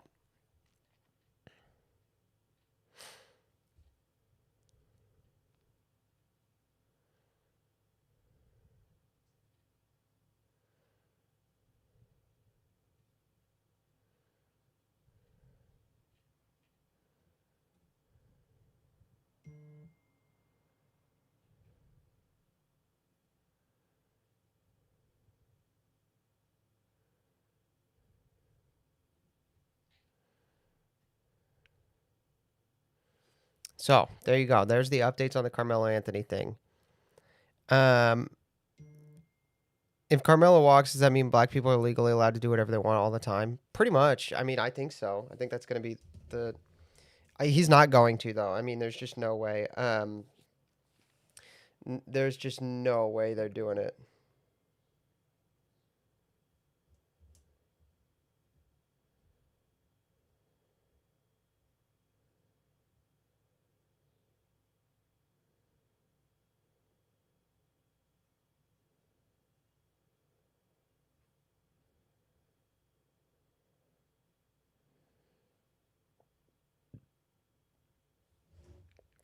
So,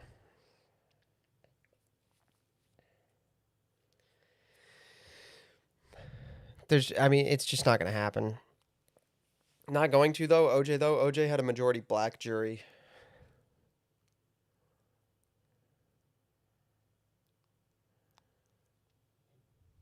OJ had a majority black jury. There's just no way that's going to happen.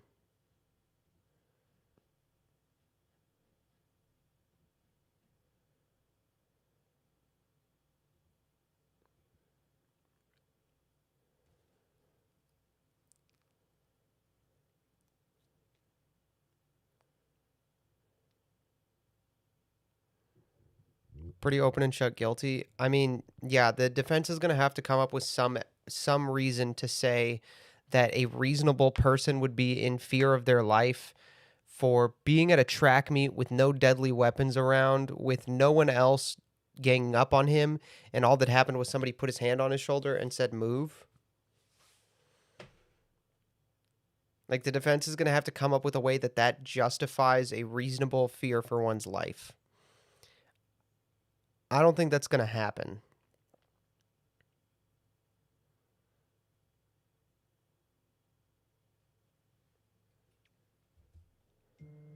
Do you think it will be executed? No, he will not be. The Supreme Court has ruled that the death penalty is unconstitutional for anyone under the age of 18.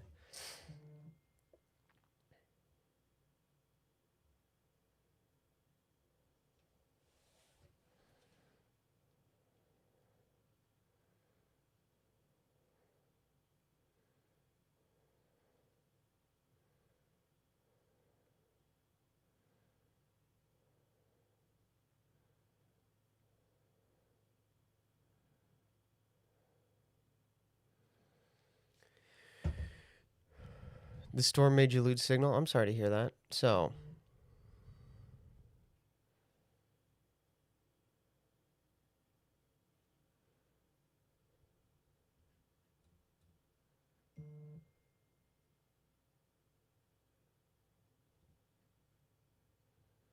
sorry that you had to lose signal. That sucks. All right.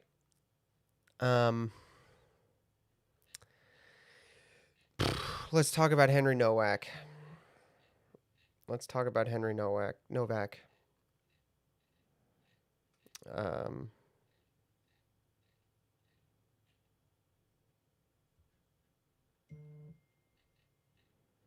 Bro, I'm in a crazy group chat right now.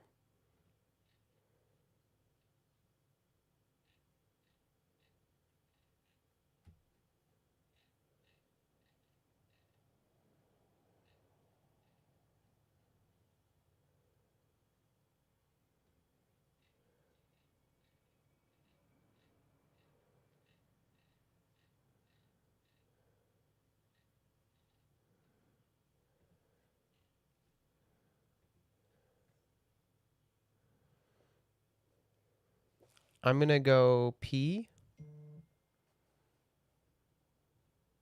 And then I will be right back.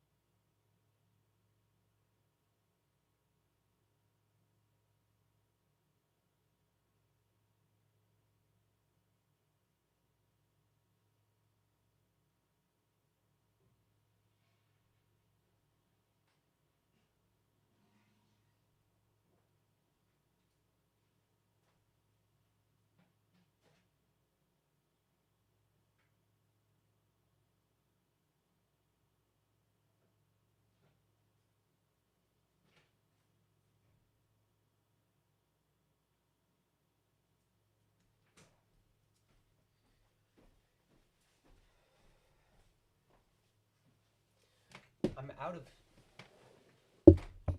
out of heckin' cookies. I'm out of heckin' cookies, chat. I'm out of heckin' cookies.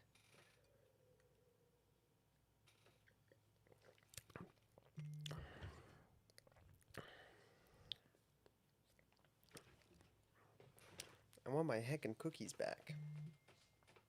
Wine, it's port, but yeah, it's sweet. It's a type of sweet wine. Okay.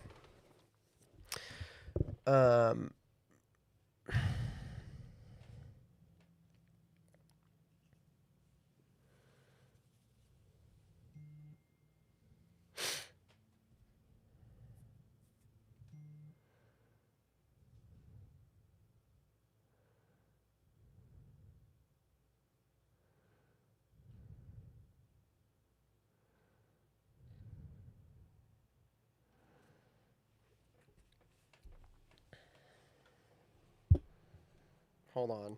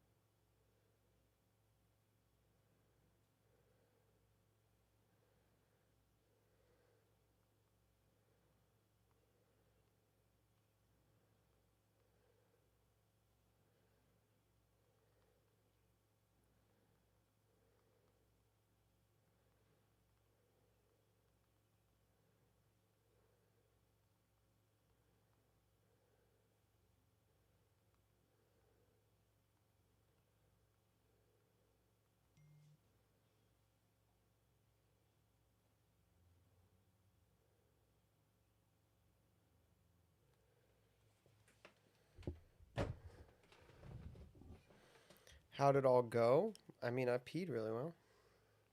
These College of St. Joseph's guys are crazy. Yeah, they're insane.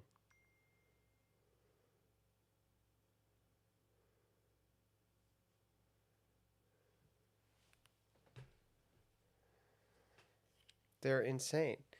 They're great, though. They're awesome.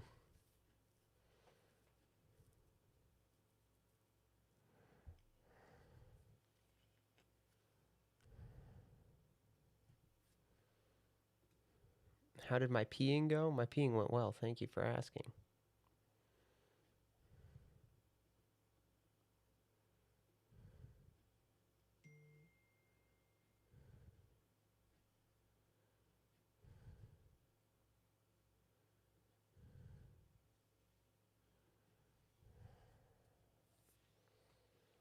Okay. Okay.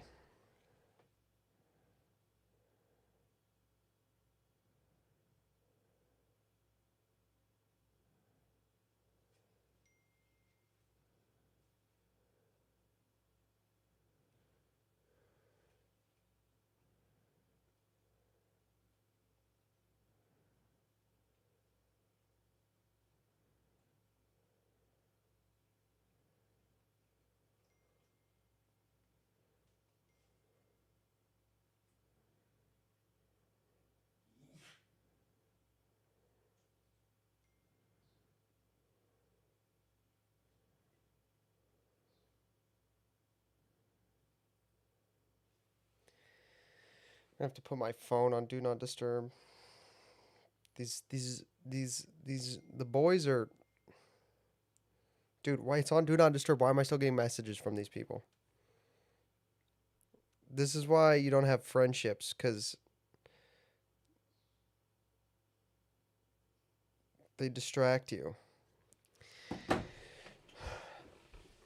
I'm chatting with the Huzz. If I had Huzz, I would not be streaming for 8 hours on a Saturday. Okay. All right, chat. Let's talk about Henry Nowak. So let's try to go in order here, roughly. At about 11:30 p.m., Henry Nowak is walking home from the bar. Always on their phone. So let's try to go in order here, roughly. At about 11:30 p.m., Henry is walking home from the bar. he is filming on Snapchat and sees Vikram Digwa. Vikram Digwa is wearing an 18-inch dagger across his chest in plain view. Now, this would be like you or me seeing someone carrying a large gun, like a rifle, openly at night past dark. Henry, having had a little bit to drink, but not enough to even be over the legal driving limit, like he legally could have been driving in Britain, that's how little he had had to drink, says, "I bet you think you're a bad man, ain't you?" Which in British slang, bad man means gangster. So basically, Henry saw a man carrying a large weapon for his culture, said, "I bet you think you're some kind of gangster." They had a brief verbal back and forth. And then Vikram Digwa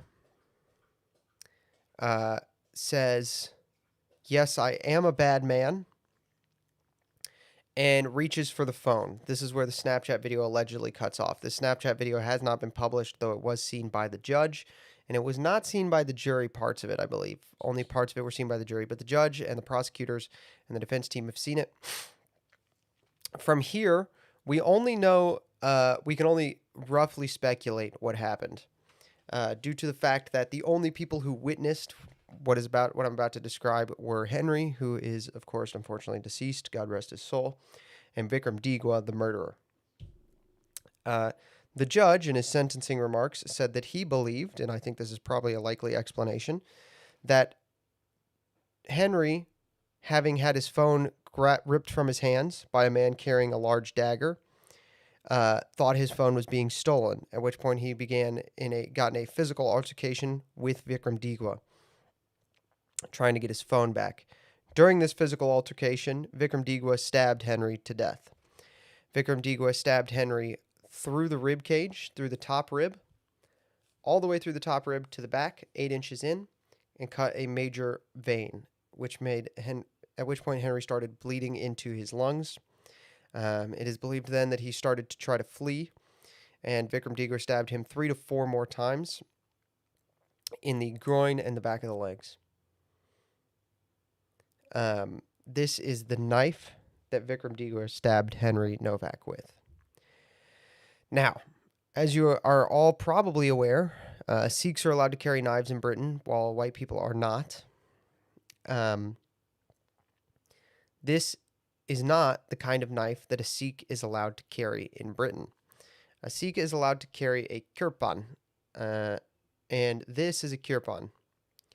It's not sharpened. It's purely a ceremonial blade. This is, and this tweet is misspelled. It's a chura, Choora. And a chura is an Afghan murder dagger built specifically to commit violent acts. So Vikram Digwa was carrying a knife designed specifically to murder people.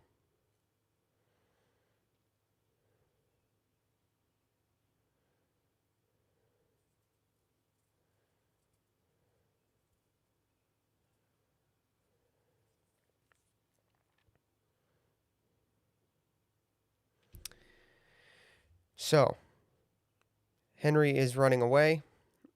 There are some wounds on the back of his leg, which suggests that maybe Vikram Digwa stabbed him as he was running away. At some point after this altercation, Vikram Digwa's family shows up. And Vikram Digwa's brother makes a phone call to 999, which is the British 911, of course. It's the British emergency telephone service.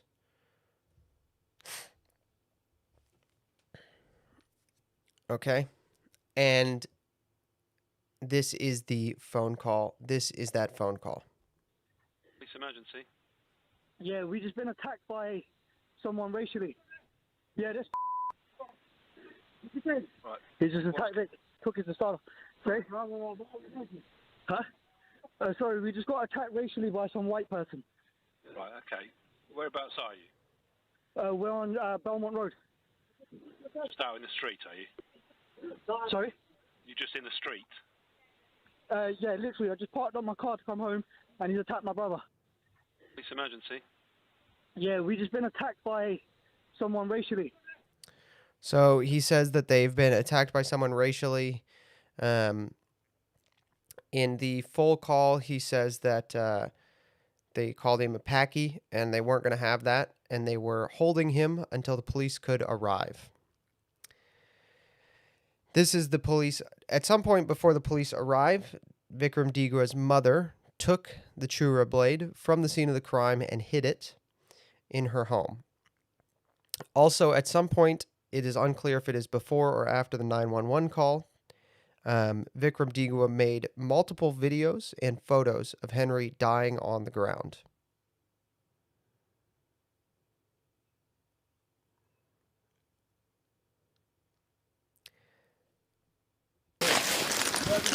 This is the police body cam.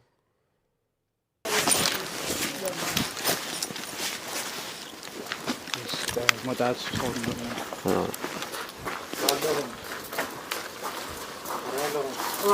My dad is holding him there. He keeps dropping side to side, so I'm just trying to keep him sat up. He keeps dropping side to side, so I'm just trying to keep him sat up. Now, we have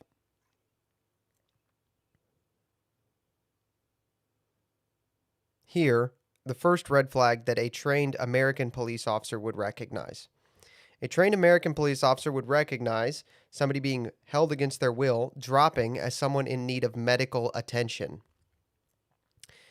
However, British police are trained explicitly to doubt white people and to believe brown people for the purposes of diversity. So they're going to believe that there's nothing wrong with Henry and believe these brown people at their word. And that is going to result in Henry dying in handcuffs. Now, I want to be clear. Henry was going to die either way. Henry could not have survived what happened to him.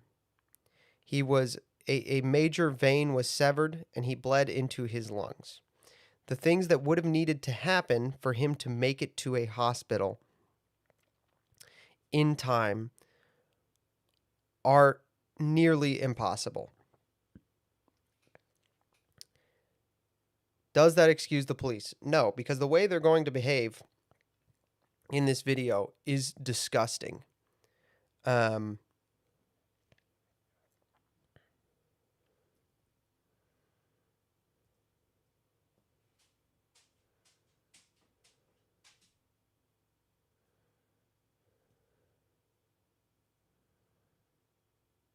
So, doesn't excuse them, but I do want to be clear about this, that Henry is going to die.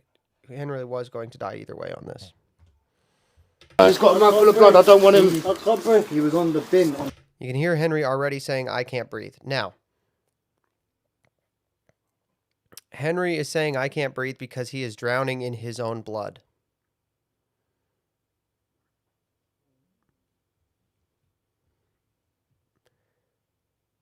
Henry's trouble breathing is him drowning in his own blood. He has a collapsed lung, which is filling with his own blood. The other side of this gate. He's jumped over these fences and stuff like that. And he's up here. Away, mate. He's obviously he's fallen from there and he slipped from there. There's other shoes left over there, mate. What's your name, mate?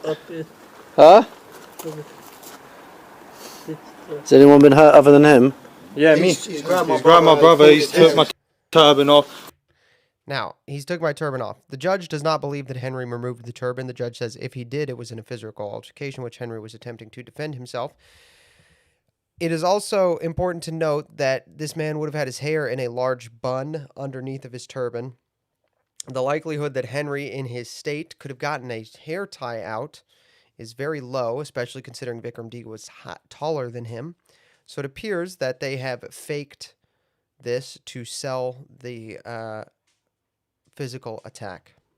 So I grabbed on my head. Are you injured? Yeah, I've got swollen eye, little bruises. Alright, just step back a little bit for me. Someone flag these. So there's clearly no injury there. The judge doesn't believe there's an injury. The judge in his sentencing remarks says that in the body cam he saw that he claimed he was injured. The judge did not believe that. It's down. And I keep citing the judge, and the reason I want to cite the judge, I want to be clear about this, is because judges in the UK are going to be extremely biased against white people and for brown people the majority of the time, just based on the culture there right now. So the judge saying these things is gives them a lot of weight. Right, let's get you out of there. It's the first time he's going to tell the police he's been stabbed. What is the police officer's reaction to "I've been stabbed"? Him lying on the ground, unable to support his own weight. Shall we? Oh. He grabs him by the belt and yanks him. It is believed by multiple medical professionals that whatever chance Henry had to survive at this point disappeared. Because if Henry had, in the small chance Henry had to survive was that his vein that had been cut had been clotted here. Okay? And this would have reopened it. If Henry had any chance to survive, you just watch this police officer murder him. I was in bed asleep. When it was just going up there, look, someone's attacking me. I can't breathe. Grab his other arm. They're now going to start manhandling this man who's telling them he's been stabbed and can't breathe.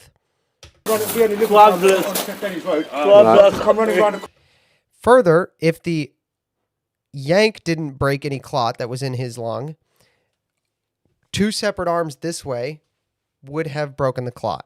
What's happened to you, right? You've been stabbed. You've been stabbed? Whereabouts? I don't think you have, mate. You've been stabbed? Whereabouts? I don't think you have, mate. Did not check.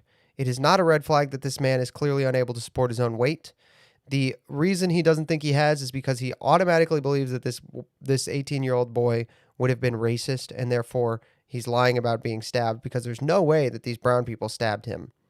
Look, that's what, and then I'm like, you've got nothing, I want to keep you up, Hand? I can't breathe. Put the hand in the cuff, mate. Yeah.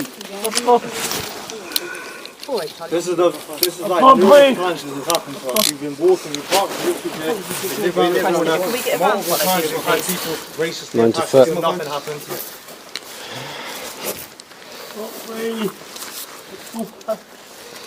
He's saying he's been stabbed, so Where let's is it just you check think him. you've been stabbed? The female officer is going to say, "Where do you think you've been stabbed?" In the face? Oh no, but we have to... The person who says, he hasn't been stabbed, is the murderer. This woman is going to say, you catch this, she says, "I know, but we have to check."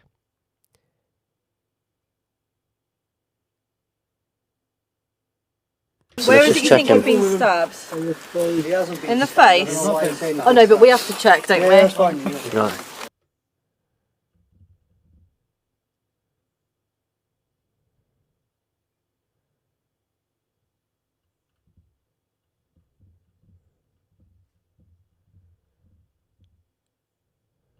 In the face? Just get these to back off, get their details and that, and I'll keep hold of him. That is Henry's last words.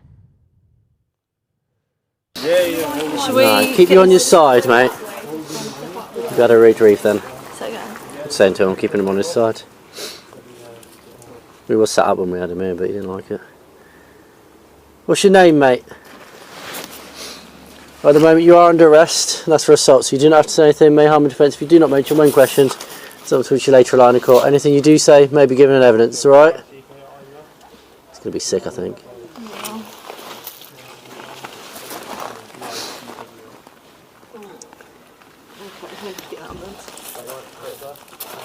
What's his name? I just want you to call it.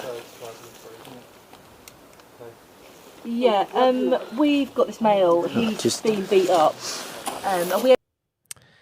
He's no longer responsive, and the call to the paramedics is he's been beat up.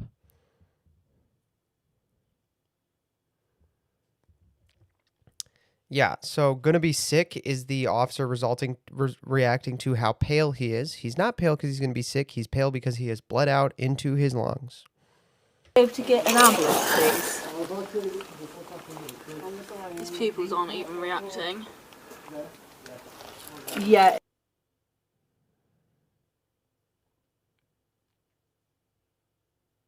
Henry died right there.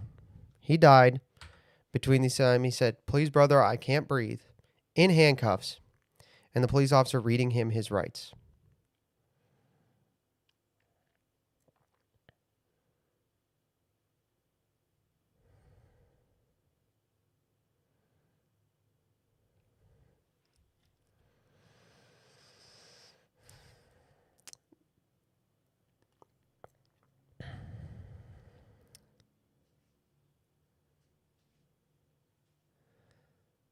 This is the family from the Digwa family. This is a statement from the Digwa family, laundered through the Sikh Press Association.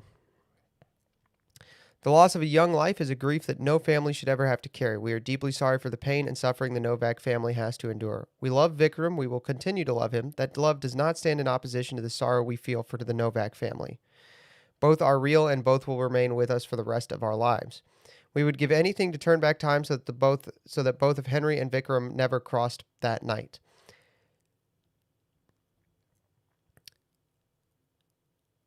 There's nothing here about we would give anything so that our son wasn't a violent murderer, and so that his mother, our family, didn't help him cover up the murder. There's no apology.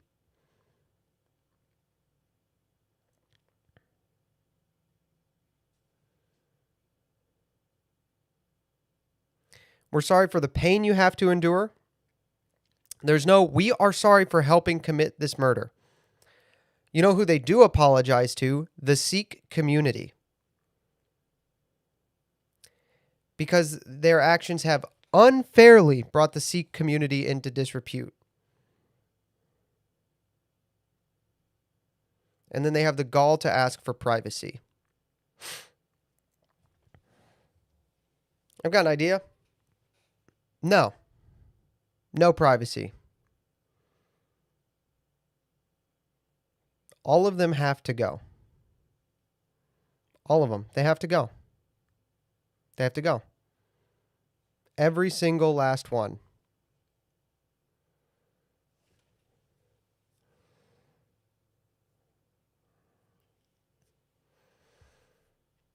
You cannot have a society if people like this exist in it.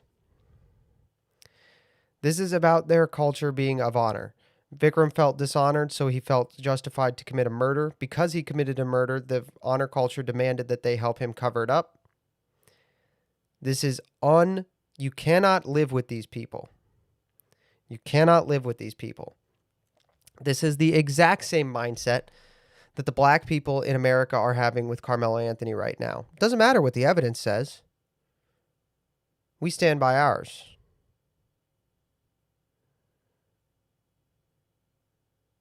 Doesn't matter what the evidence says. We stand by ours. It doesn't matter that Vikram killed him. We're not sorry to you. We're sorry you have to. We're sorry he's dead. We're sorry you have to endure pain. But we're not sorry that we helped him cover it up. That's the honorable thing to do. No, you can't have that culture. If that is the culture the majority of your people are going to subscribe to, you all have to be kicked out. You have to be separated. No, you have to be separated.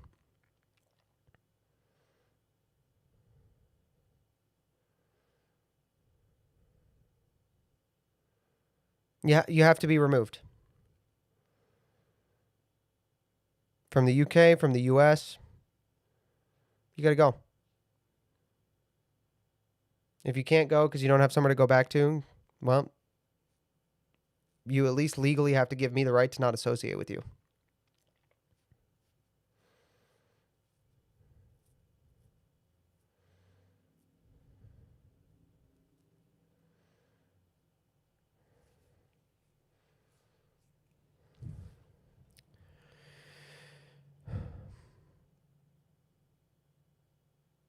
Henry Nowak could be alive today if the British government were not enforcing a diversity regime which resulted in the deaths of its own people without any feeling of remorse, without an ounce of remorse. Austin Metcalf would be alive today if the United States government did not enforce a diversity regime without any ounce of remorse, which put him in danger. Irania Zarutska would be alive today if the United States government did not enforce a diversity regime without any remorse, without any thought for safety, Laken Riley would be alive today if the United States government enforced its borders and enforced its immigration and protected our culture and our people. Cannon Hinton would be alive today.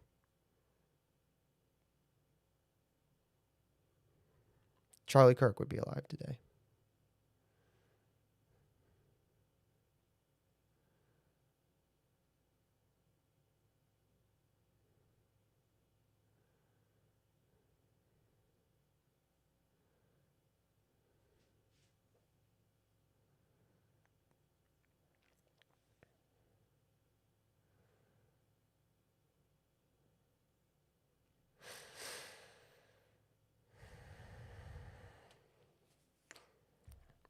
So, I will also say you should pray for the people of Britain. This Henry Nowak murder is terrible. It's gotten a lot of media attention in the United States, but also this week they had some hearings on the Pakistani rape gangs in the country, which are harder to listen to than this was to watch, to be honest. There are some instances in those things that, in those hearings that I just don't think. I just don't think. I'll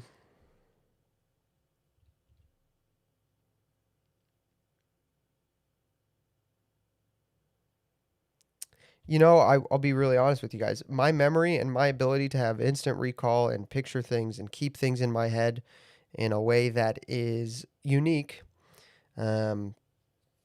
very rare, is one of the things I value most. I really appreciate that talent God has given me.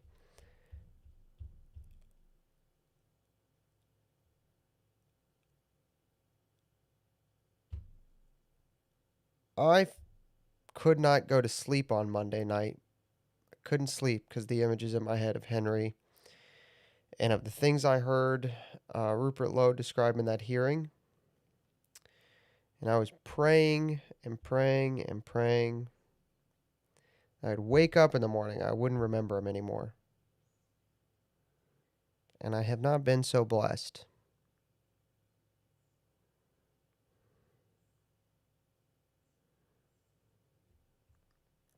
I have not been so blessed as to wake up in the morning not remembering.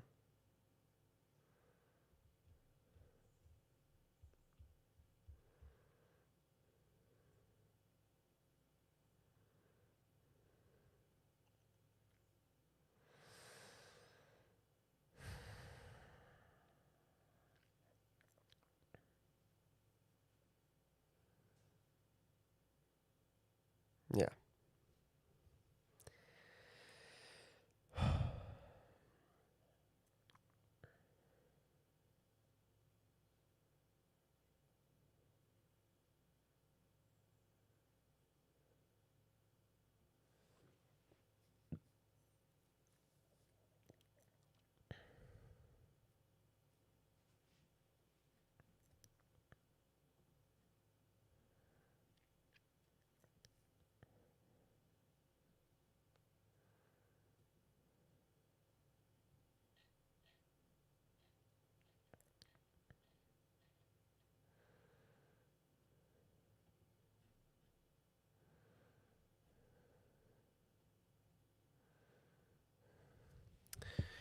All right. It's a curse on occasion. It's a curse on occasion.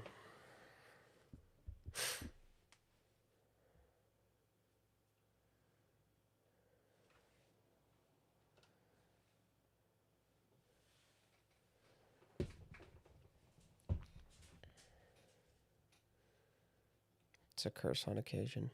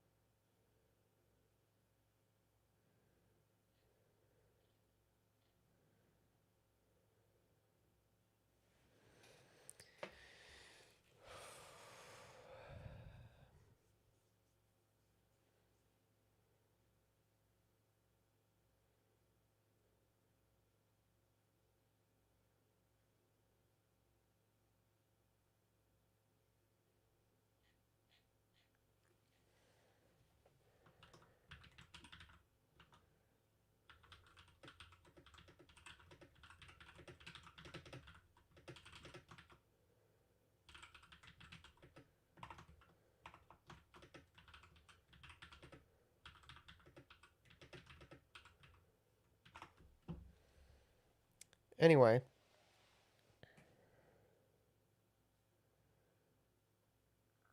Let's watch the Senate Judiciary Committee on denaturalization. They held a hearing this week on denaturalizations. So let's look at that. This will be interesting. I thought this hearing was really good. I liked this hearing, so we'll give it a watch. Call the hearing of the Senate Judiciary Committee Subcommittee on the Constitution to order. Today's topic is Protecting American Citizenship 3, Denaturalization and its Constitutional Limits. This hearing will examine the legal and policy issues surrounding denaturalization and why it is a critical safeguard of the value and meaning of American citizenship, as well as the security and harmony of Americans. This is the other reason I'd want to be on the Senate Judiciary Committee, is they have the coolest committee room. They have such a cool committee room.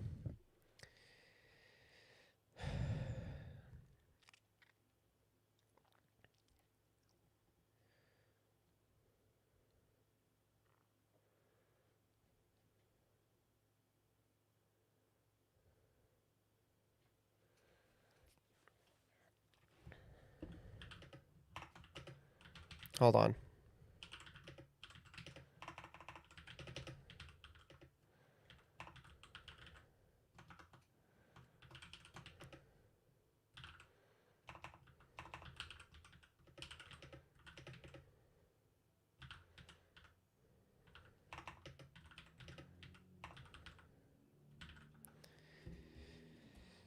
Society. We'll make our opening statements, the ranking member and myself, then we'll introduce our witnesses, swear them in, and then hear their testimony before proceeding to 5-minute rounds of questioning. American citizenship is sacred. It's the highest civic honor this country can give. It carries rights, duties, allegiance, memory, inheritance, and obligation. It means joining the American people and accepting responsibility for the future of the nation. But for far too long, Washington treated naturalization like paperwork. Check the boxes, say the words, get the passport, collect the welfare check and federal tax credit, and move on. The approach desecrates American citizenship. It insults every immigrant who came here honestly, followed the law, learned our history, embraced our Constitution, and took the oath in good faith. The Constitution gives Congress the power to establish a uniform rule of naturalization. Congress used that power to require more than residency and forms. Instead, applicants must show good moral character.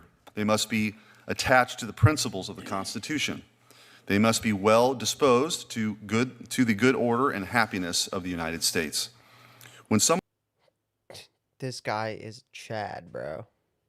This guy is a Chad. It's insane. lies during that process, conceals material facts, hides criminal conduct, masks allegiance to a foreign enemy, or swears loyalty with mental reservation, he commits fraud against the United States and the American people.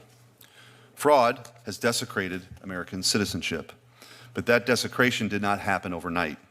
It built up over the decades of lax enforcement, cheapened standards, and political cowardice. Reconsecrating citizenship requires a memory. Where is Sick when you need him, dude? Where's Sick Fiend when you need him, bro? This is his guy right here. He's a good senator. Or I should say a remedy strong enough to remove those who abuse it. That's called denaturalization. Denaturalization cancels citizenship that should never have been granted. It enforces the conditions Congress placed on naturalization. It protects the American people from those who abused our generosity and turned the oath into a scam. The Supreme Court has made the rule clear. No alien has the slightest right to naturalization unless every statutory requirement is met. Citizenship obtained by fraud is stolen status. Stolen status should be revoked. Right now, across the country, we're seeing the consequences of a broken naturalization system that loosely granted citizenship and then refused to revoke it from those who stole it. A DOJ and DHS review. He needs to add the fact that they need to share genetic heritage with the founding fathers. True? Yeah. I mean, that he's reading the legal requirements. So what you'll notice is he's going to just read the legal requirements here for the purpose of this hearing, because they're going to talk about the limits of the current law and then the limits of the law that Schmidt is proposing. So that's the idea of this specific hearing. Found that naturalized citizens made up more than 25% of the international terrorism-related convictions from September 11, 2001 to 2016. Since then, the pattern has continued. Terrorism-related crimes, concealed sex offenses, healthcare fraud, drug trafficking, espionage, and massive fraud against government programs. In Minnesota, many of those involved in the Feeding Our Future scandal that stole $250 million from a federally funded children's nutrition program were naturalized citizens. Money meant to feed needy children was spent on luxury goods, vacations, real estate, and sent overseas. It was stolen. That crime attacked more than the public trust. It attacked the public trust and the sacred trust between the nation's citizens and their government. When someone naturalizes and then joins ISIS, supports Al-Qaeda, affiliates with other terrorist organizations, spies for a foreign intelligence service, joins a cartel, or steals millions from American taxpayers, all recent examples of crimes committed by newly naturalized citizens. Those are all committed by newly naturalized citizens. So let's go back. Spies for supports Al-Qaeda. When someone naturalizes and then joins ISIS, somebody has recently naturalized and then joined ISIS. Supports Al-Qaeda, affiliates with other terrorist organizations, spies affiliated for a with foreign the terrorist intelligence organization, service, joins a cartel, spied for or a foreign steals intelligence, joined a cartel, millions from American taxpayers, all recent stolen examples millions. of crimes committed by newly naturalized citizens, prosecutors should ask the obvious question: why did this person conceal when he was asked to become an American in the first place? And what did they conceal? If a man takes the oath of allegiance and then joins ISIS, the fraud likely began long before the battlefield. If a man swears attachment to the Constitution and then spies for a foreign country, the betrayal likely began before the indictment. If a man claims good moral character and then steals millions from the American people, the lie may have been present at naturalization. The Trump administration is right to revive denaturalization. The Department of Justice must bring these cases. A USCIS and USCIS should continue referring them for prosecution. Prosecutors should pursue terrorists, fraudsters, spies, sex offenders, violent criminals, and anyone who concealed material facts to obtain citizenship. We need a serious nationwide denaturalization effort against fraudsters, felons, terrorists, spies, and anyone who obtained American citizenship by deceit. Fact check, true. If the government never revokes citizenship obtained by fraud, the oath becomes theater. The application becomes a game. The American citizen becomes the sucker in his own country. That is why I've introduced the Stop Citizenship Abuse and Misrepresentation Act, the SCAM Act. The name fits because the abuse is real. If you scam the United States to get citizenship, you should lose it. And we have every right to revoke it. The SCAM Act gives the government stronger tools when serious conduct shortly after naturalization reveals the truth that was hiding during the process. Major fraud against government programs, affiliation with foreign terrorist organizations, aggravated felonies, and espionage. Those acts should serve as powerful evidence that the person lacked good moral character, lacked attachment to the Constitution, or lacked a disposition towards the good order and happiness of the United States when he became a citizen. The SCAM Act also fixes a legal absurdity. If you scam the U.S. to get citizenship, you should lose it. If you got citizenship, you should lose it. Mysterio doesn't want anybody to be a citizen. This is closer to the truth than our current position, so I have trouble with arguing with it. Under current law, even after someone is denaturalized, courts can prevent their deportation by treating crimes committed during the fraudulent citizenship as if they do not count for deportation. This makes no sense. When citizenship is revoked because it was unlawfully obtained, the law should permit deportation. Prison alone cannot protect the American people if the terrorist, spy, or fraudster remains here after release. A recent case demonstrates. Do you guys remember? I don't know if you guys are going to remember this, but this is a real case he's about to describe. So pay attention to this because this is real. This actually happened. He's about to describe a real thing that actually happened. The need to expand our denaturalization laws and ensure deportation. In 2016, a naturalized citizen was convicted on terrorism charges for trying to carry out a terrorist attack for ISIS. He was sent to prison, but was released early in 2024. He wasn't denaturalized, and he wasn't deported. So after his release earlier this year, he committed a terrorist attack at an American university, attacking a ROTC classroom and killing a lieutenant colonel. The terrorist should not have been allowed to remain a citizen in the United States. He should have been denaturalized and deported. And if he had been denaturalized and deported, that horrific attack would have been prevented. Fraudsters should be afraid. Terrorists should be afraid. Spies should be afraid. Cartel members should be afraid. Yes. Fraudsters, people should be afraid. Yes. Yes. Yes.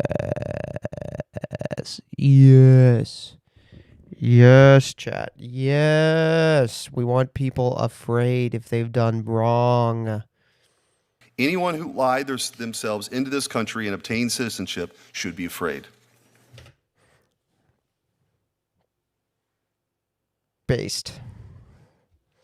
The American people are tired of a government that treats their citizenship as cheap, their laws as optional, and their generosity as an invitation to be exploited.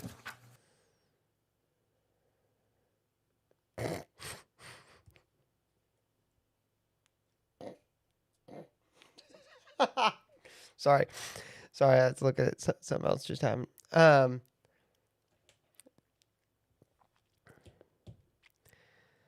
The American government should, yeah, so here we go, right?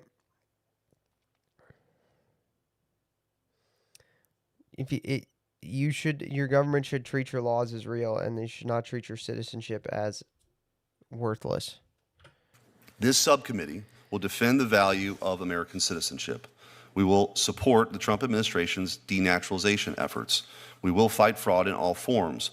We will fight to pass the Scam Act. Denaturalization is citizenship safeguard whose time has come. I turn it over to the ranking member. Thank you very much, Mr. Chairman, and I want to thank our witnesses for being here. Today is our third hearing, this Congress and this subcommittee on, quote, protecting American citizenship. All of them have focused on the topic of immigration, and today's topic is on denaturalization of non-native-born citizens. And I will get to that in a moment. But you never did. I did do your push-ups. No, I did do them. I did them. I promise I did them. You weren't in chat. I don't know what you were doing, but you weren't in chat. I did do them. I made sure to do them. I did do them. I'm looking at the activity feed. There's only been one tonight. And I've done one, so I know I did yours. First, I want to make a point at what we've not looked at. The administration has, it is absolutely clear, a very radical goal, and that is mass deportation of immigrants from our country. I wish we had that as our goal. Mass deportation of immigrants. Just do all of them. All of them. All of them. All of them. So true. Lexio, you didn't tell any of the CSJW guys about the microwave thing, right? The last thing I need is them making microwave jokes in my real life. Don't tell anybody about that. I cannot have microwave jokes in my real life. Includes dreamers, DACA recipients, folks here illegally. And I oppose that. It's doing real damage to our country. And as part of that effort, we've seen the abusive If they want microwave jokes, they got to join the stream, dude. lengths that this administration is willing to go. The violence in Minnesota, that's receded. But the cruelty of these policies to create fear and anxiety. That woman has a very tall head. Also, it looks like she's gotten buccal fat removal. Very high cheekbones, though. Impressive cheekbones. 6. If the forehead was smaller, 8. Include targeting legal immigrants. The Trump administration has violently clamped down on Americans exercising their constitutional rights. In Minnesota, of course, we saw the killing of 2 people, a 37-year-old nurse, a 37-year-old mother. Mass deportations will be based. I could be sent back to Ireland. I mean, it's worse there than here, but have fun with that. Immigration agents have detained U.S. citizens, including a Vermonter, a respected principal, Wilma Chavarria. All right. I mean, I got to look up Wilma Chavarria now, right? I mean, who is Wilma Chavarria?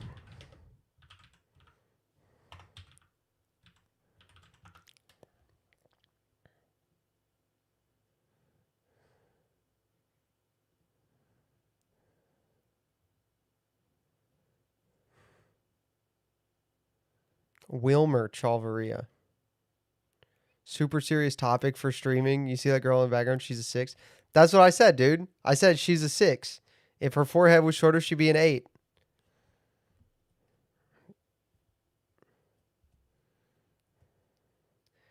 Wilmer, Vermont school superintendent challenges policies permitting warrantless searches. Okay, you're not a citizen.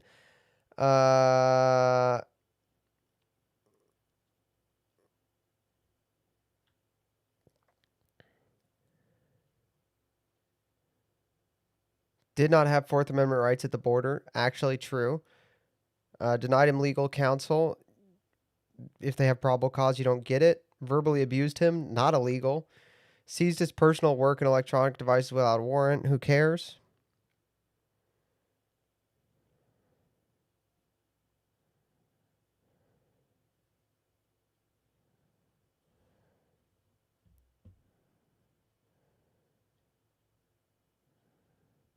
Okay, is he illegal or not? Held 5 hours after returning from Nicaragua? Yeah, bro, you look sus. Sus looking motherfucker. Justified. He looks sus. He looks sus, justified. Gain the buccal fat, smile, don't be in Congress. 9. True. Put the buccal fats back in. Shorter forehead, not in Congress. 9.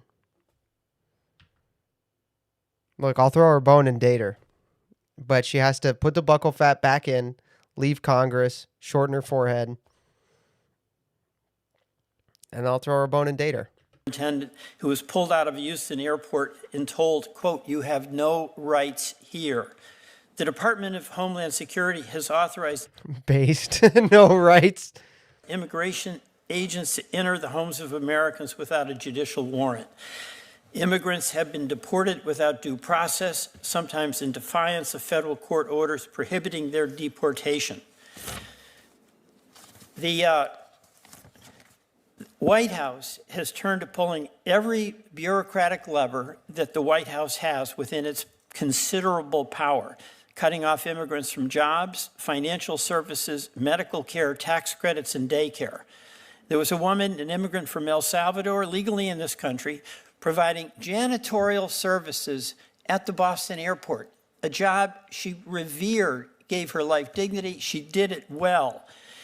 And last year, the administration had her fired, declaring that because of her legal immigration status, she could not carry out the work she had done for almost 3 decades. And this is all part of a radical crusade against immigration. It's not about securing the border. We're for that. It's not about deporting criminals. We're for that. It's about going after people, including folks who are here illegally, and I absolutely oppose that. Mr. Chairman, yesterday, my granddaughter graduated from Montgomery Blair High School. What? Okay. And I attended. There were 2,000. I mean, I'm being honest. I'll throw her a bone. If she leaves Congress, gets the buccal fat back in, learns to smile, isn't in Congress, shrinks the forehead. 1,000 kids in her class, and many of the speakers were first-generation graduates of high school. And the pride of the parents, seeing their kids graduate, in the words of these kids, where they spoke about values, they spoke about a life of purpose, they spoke about commitment to community, they spoke about friendship. We should be honoring and protecting those kids who are our future and putting our energies into protecting them and not just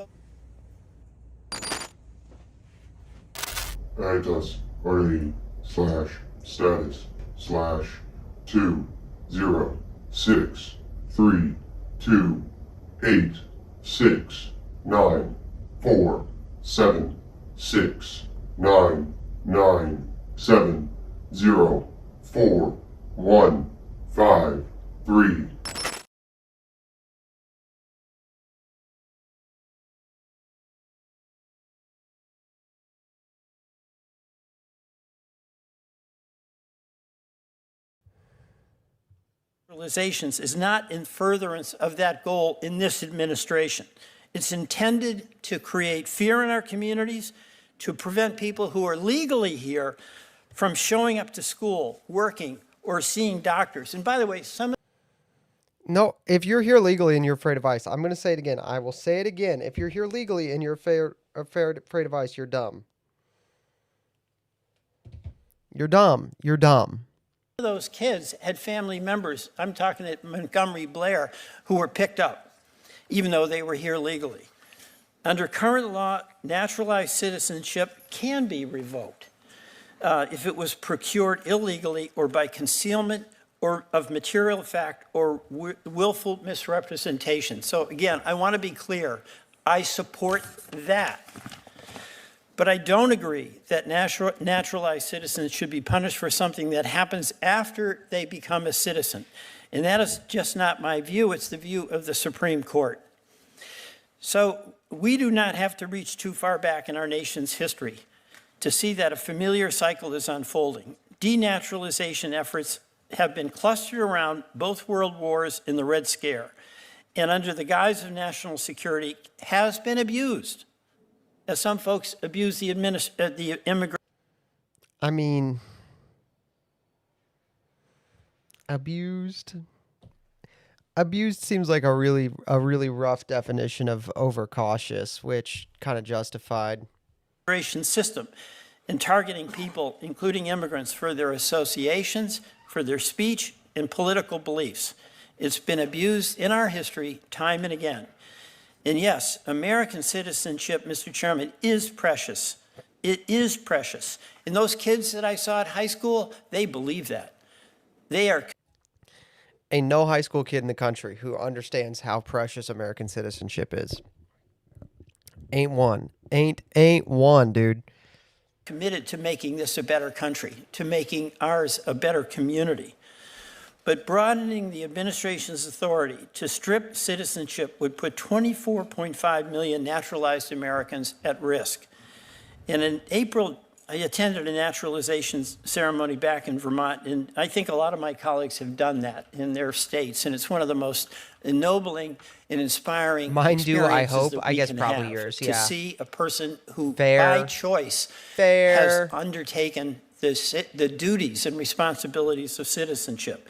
They see it as a responsibility, and they put in years of hard work in order to achieve that status.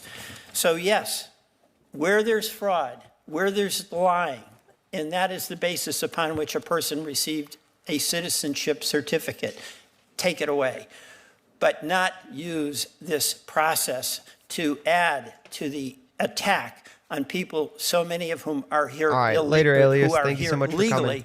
and who have the aspirations of those young kids, graduates of high school that I met yesterday. I yield back. Senator Durbin. Thank you, Mr. Chairman. It was my honor to chair this subcommittee. For a number of years, I tried to focus on issues. Dick Durbin, dude. Dick Durbin. Dick Durbin. Related to the Constitution and fundamental civil and human rights. It is absolutely beyond me why, with all the challenges facing America, we are talking about denaturalization of citizens. Since the president took office last year, he and his supporters have used every available tool at their disposal to target their political opponents. Last week, the Department of Homeland Security Secretary Mullen even threatened, despite the objections of the Transportation Secretary, to punish the so-called sanctuary jurisdictions by targeting their airports. And the president and his supporters have repeatedly used threats of denaturalization to chill political speech and intimidate naturalized Americans who dare to challenge Trump's policies. If you're a naturalized American, okay, people who, I know there are complaints about Trump that are legitimate. If you're a naturalized citizen who's counter-signaling Trump, you're probably an anti-American piece of shit. Like the percentage overlap of those Venn diagrams, right? People who disagree with Trump over here, right? People who are naturalized citizens, people who hate America, like the naturalized citizens who hate Trump are almost entirely inside of like, you see what I'm saying? I mean, I'm just putting it out there. I'm just putting it out there. I'm just saying, chat.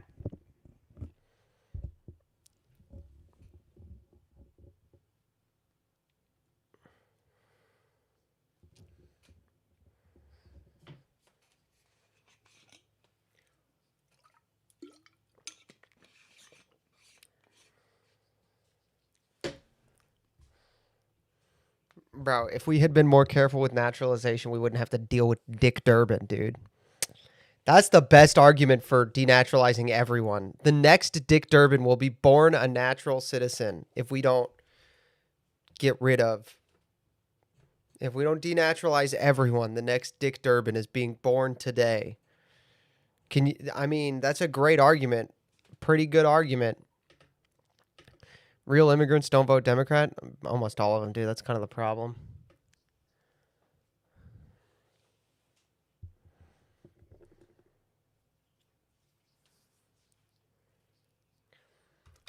How long was that? That took her that long to be like, I think I would like to be a citizen.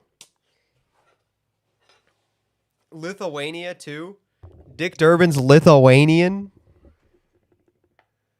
He's a gypsy. Dick Durbin's a gypsy. Get him.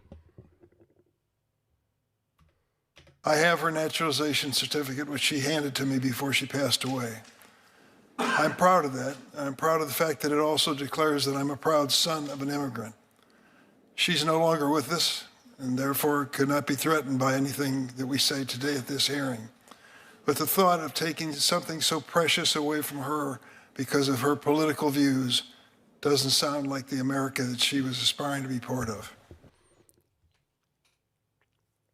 I will bet you any amount of money that Dick Durbin's mom, this guy's ancient. His mother was ancient. She was racist, homophobic, transphobic, pro-life. Dick Durbin's mom would be the most far-right person in Congress. I would bet you any amount of money.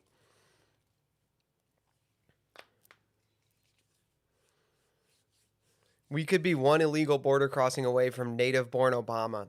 Fact check true. I mean, what? Fact check true. No longer with us. Is she in Lithuania? Is she in Lithuania? Me in a Senate hearing? Just is she in Lithuania? Clarification.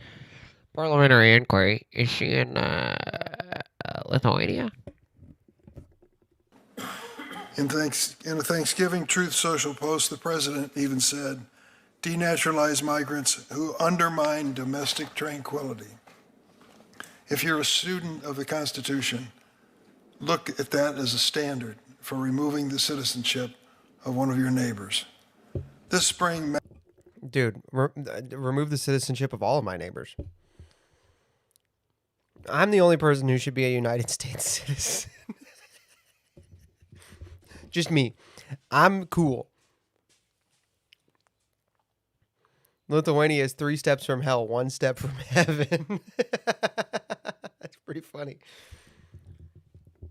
MAGA Congressman Chip Roy introduced the, quote, Mamdani Act. MAGA Congressman Chip Roy? Bro wasn't into... Bro's, Mays... He got... His opponent for Texas Attorney General got endorsed by Trump. Calling him a MAGA congressman is crazy. Naturalized individuals who advocate for socialism. Based? Wonder what he defines as socialism. Being brown? Medicare? What? Sound familiar? It should. These efforts harken back to Joe McCarthy, the tail gunner from Wisconsin, when naturalization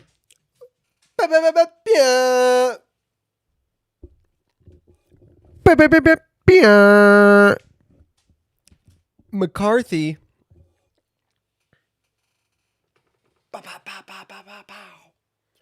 Joe McCarthy based. Everything he said was correct. He was never wrong about anything. Everyone he thought was a communist was a communist. I have done zero research into this, and I stand on that statement. I will stand by that statement.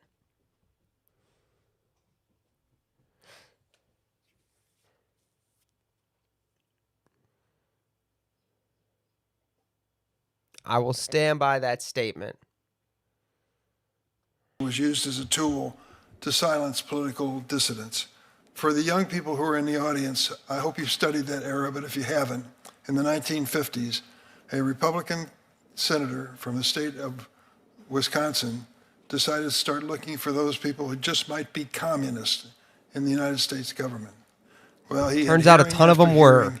And at the end of the day, there were disastrous results that hurt a lot of innocent people.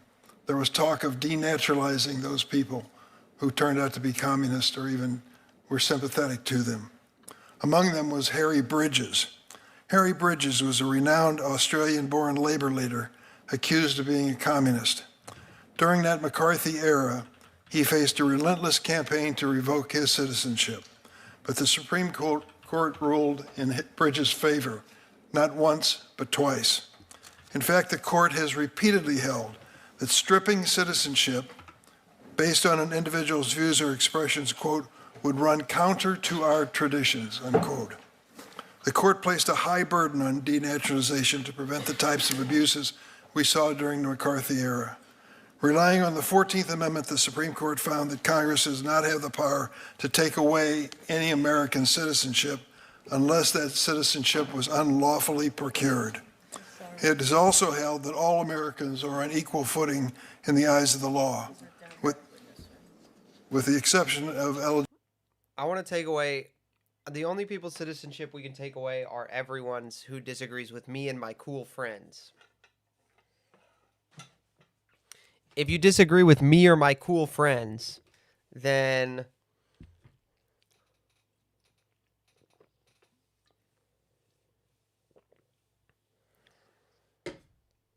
you get denaturalized and deported. Eligibility for the presidency. Naturalized citizens are no different than those who were born here. Naturalized citizens are no different than those who were born here. Huh? I know this Indian chick fell asleep. Really? Naturalized citizens are no different than those who were born here? Crazy.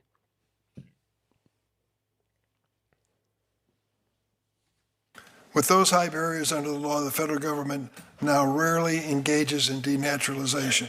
And when it does pursue it, it goes after war criminals and individuals who committed serious naturalization fraud. Even under the first Trump administration, only estimated 160 people in 4 years were denaturalized. So why hold a hearing to discuss this rare process? The title of this hearing says it all. Quote, protecting American citizenship. Should American citizenship be, as the president and his MAGA faithful have suggested, about fealty to one man and his ideology? Or should it be about an... Yes, it should be me and my ideology.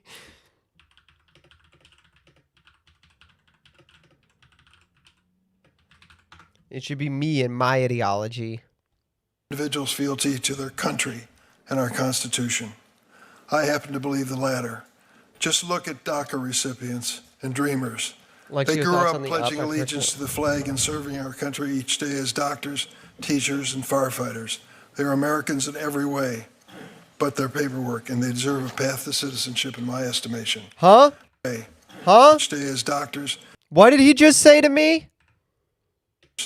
They grew up pledging allegiance to the flag and serving our country each day as doctors, teachers, and firefighters.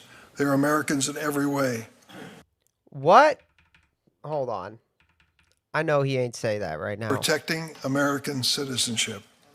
Should American citizenship be, as the president and his MAGA faithful have suggested, about fealty to one man and his ideology? Okay, yes, we've gone through this. Yes, it should be me and my ideology. Citizenship should be about fealty to me and my ideology. Or should it be about an individual's fealty to their country and our Constitution? I happen to believe the latter. Just look at DACA recipients and dreamers. They grew up pledging allegiance to the flag and serving our country each day as doctors, teachers, and firefighters.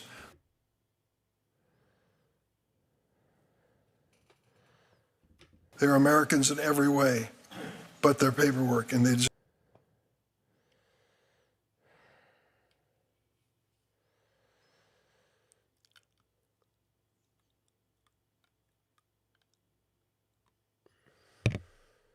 Okay.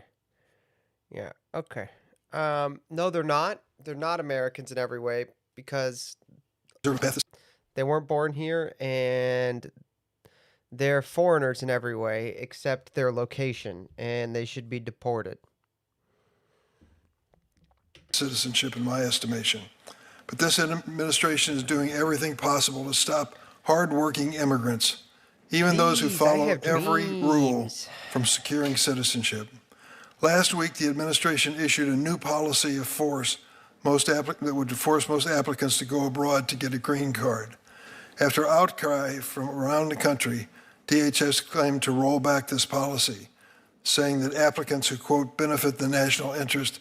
I mean, to be fair, Sudan would get better if it was a propositional nation. Sudan would get better if it was a propositional nation. To be fair. And provide economic benefits would not be affected. The administration has not clarified. Just because you're work at Firehouse Subs doesn't mean you're a fireman on a sub. Fact check true. What this means, but we can take an educated guess. Look at the refugee program. The president has barred all refugees from coming to the United States, except those whose admission it deems in the national interest. The only refugees the Trump administration has decided are qualified so far, white Afrikaners. These policy changes, fact check true. Those are the only ones. Dude, open borders for Israel. Who remembers that? Do you guys remember that? You guys remember that cartoon where Hitler comes back and he says he loves diversity, and because he loves diversity and thinks it's so great and he actually loves Jews, he wants to make Israel the most diverse and open borders place in the world. Do you guys remember this cartoon? I'm not hallucinating this. I know I'm not. I know this is a real thing. I know this is a real thing. Diversity, Hitler, Israel cartoon. It's a White Rabbit cartoon. I remember this, dude. Anti-racist Hitler, dude.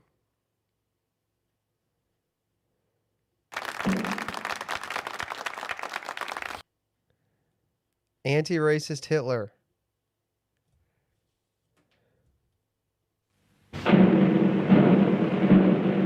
Have you guys seen this?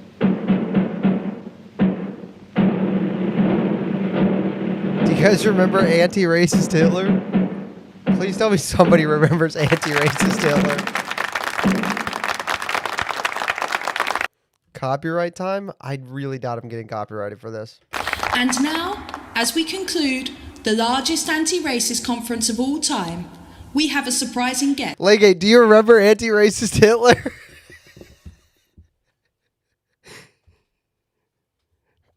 I mean, somebody has to remember this. At least I didn't hallucinate it, right? It's here right now. That would like to make a statement to us about his struggle to come to terms with tolerance and diversity.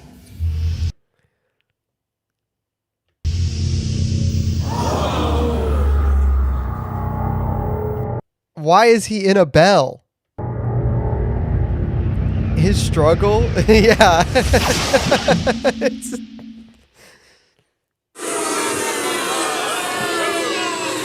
It's Hitler. I am sorry about how how things went back in the 1930s. I'm sorry about how things went in the 30s. The 40s, though.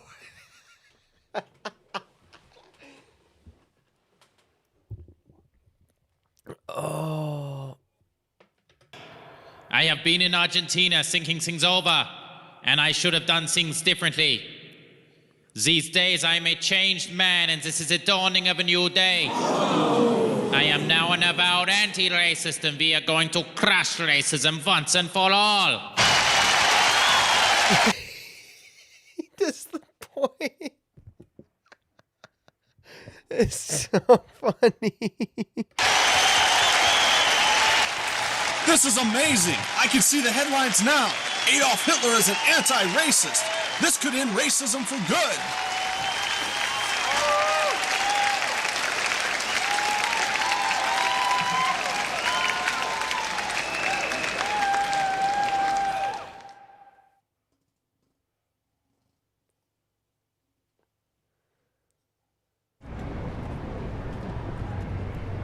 Ah, Tel Aviv, what a great city. But I see there is work to be done here.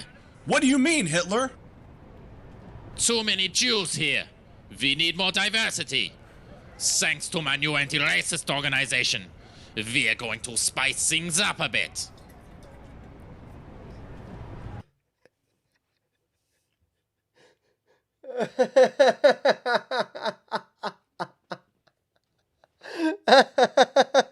Children of the... What do you mean, Hitler?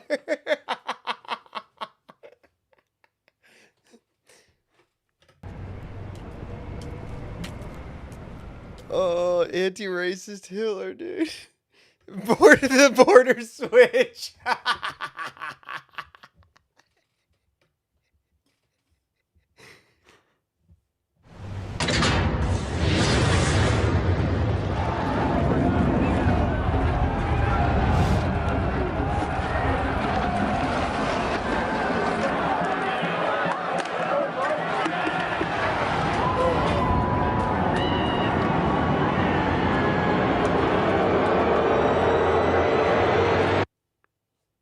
Diversity is good.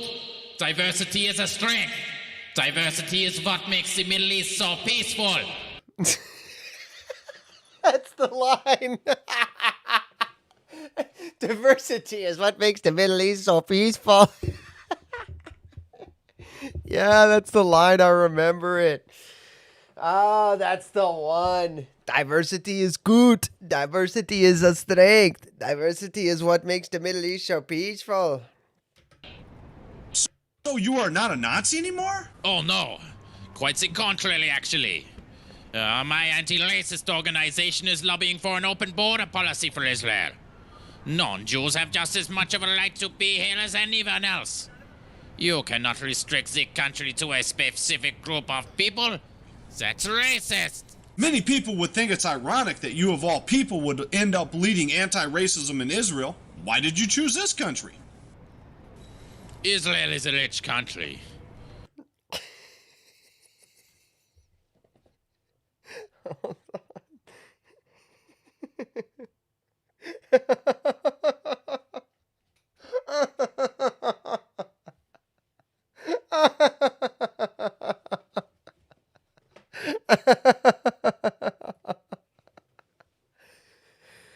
Only a racist would oppose non-Jewish immigration. Israel has not yet learned how to be multicultural. My organization is going to be part of the process of that transformation, which must take place. Israel is not going to be the monolithic society it once was. I'm going to be at the center of that. It's a huge transformation for Israel to make. We are going into a multicultural mode. I might be resented because of my leading role, but without that leading role, and without that transformation, Israel will not survive. I hate racists and people who oppose this wonderful development. It won't be easy, but Israel will be multicultural. And we're benefiting financially and culturally from immigration. An open border policy is a good thing for any country. I'm proud to say that I support diversity and multiculturalism. But the Jewish people have a right to exist as a unique people. Ah, that's racist. No, I'm not racist, but... Well, I thought I heard you say you want to preserve your people. Yeah, I think we have a right to preserve our culture and our people. Ah, that is racist. So you believe you are God's chosen people? Some kind of master race?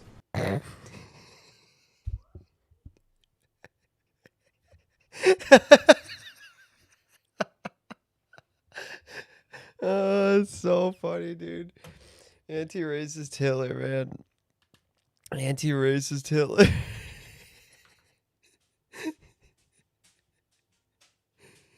I love anti-racist Hitler. It's so funny. Diversity is good. Some kind of master race.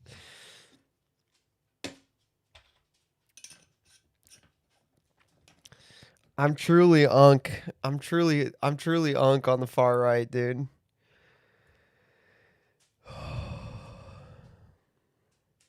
Targeting of Is the painter dressed as a Boogaloo Boy? Yeah, he was.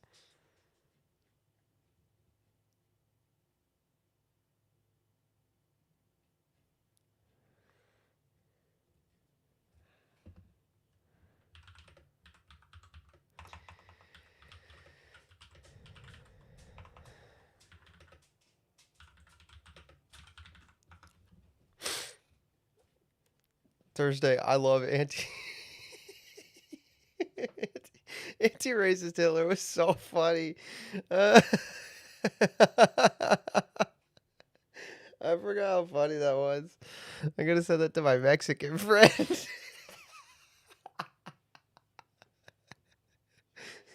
DACA holders, new barriers to the green card, and an end to the refugee program are devastating to immigrants and American communities. They deserve our attention. Denaturalization, just what decade are we talking about? Bro has a senior moment while saying, "Just what decade are we talking about?" Denaturalization, just what decade are we talking about? Okay, at this point, I will introduce the majority witnesses, and then Senator Welch will introduce the Is Unk Ebonics for drunk? No, Unk is like, never mind. UNC, like uncle. It means I'm old. minority witness. Ken Cuccinelli is here. He's a senior fellow for the Center for Renewing America. Mr. Cuccinelli. I don't care about the intros. Rule of law. Over. Thank you. And we have Professor Peter Spiro, who's the Charles Wiener Professor of Law at Temple University Beasley Wiener School of Law, who specializes in citizenship law and theory. The author of 3 books. I won't go through them, but they'll be available. Anywhere books are sold. Anywhere books are sold, but thank you. Anywhere books are sold. I'm going to have to go to Bookmarks downtown Steubenville and see if they have his books. And Levi, you got extra food today for lunch? You have to wait till 10. I'm sorry, you have to wait till 10 for your kibble. Otherwise, you'll be hungry too early. Serves on the Council on Foreign Relations. Yeah, I was about to say that too. Citizenship theory, as in you can't have any. My theory is go away. He served on the Open Society. Bro feeds his dog at 10. No, normally I feed him at 8, but I fed him extra today, so I'm making him wait till 10 because I don't want him to wake up early tomorrow. Institute and the European University Institute. Previously served as professor of law at the University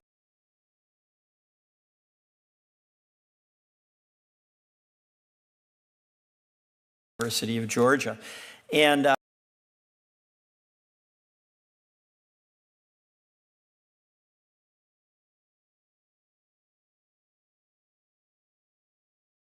this is a special note.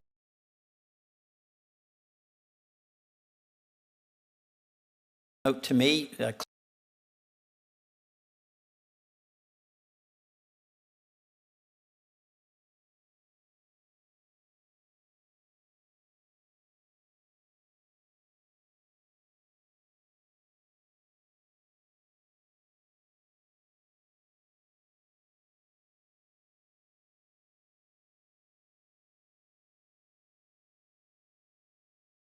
Check, check, check, check, check, check, check, check, check, check.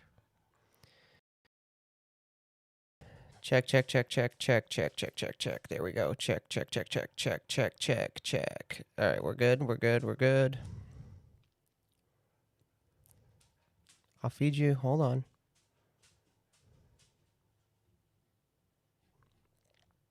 Clerk for for Justice Souter from New Hampshire. There we go. Outstanding. There we go. All right, hold on. I'm gonna give Levi food.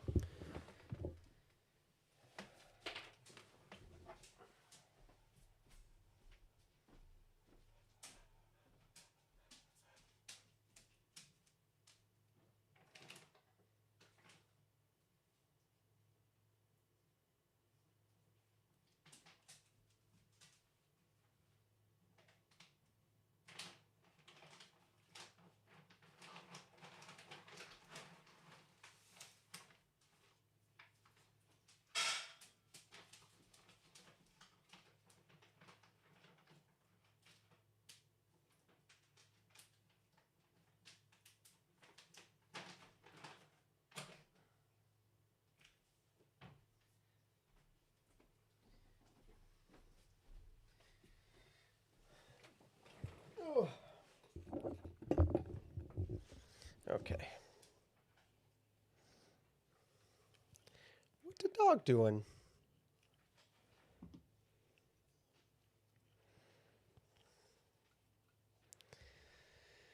Member of the judiciary, and he served as director of democracy in the state's office. Committee to swear in all the witnesses who testify before it. So, which you to give to this committee is the truth, the whole truth, and nothing but the truth. So help you God. Thank you. Okay, now that the witnesses have been sworn in, they'll give their opening statements, and we'll begin with Mr. Cuccinelli. Thank you, Mr. Chairman. American citizenship is the most valuable immigration benefit that this nation confers, what the Supreme Court has called a priceless treasure. No foreigner may claim any right to it. Okay, why do I recognize the name Ken Cuccinelli? I'm supposed to recognize this name.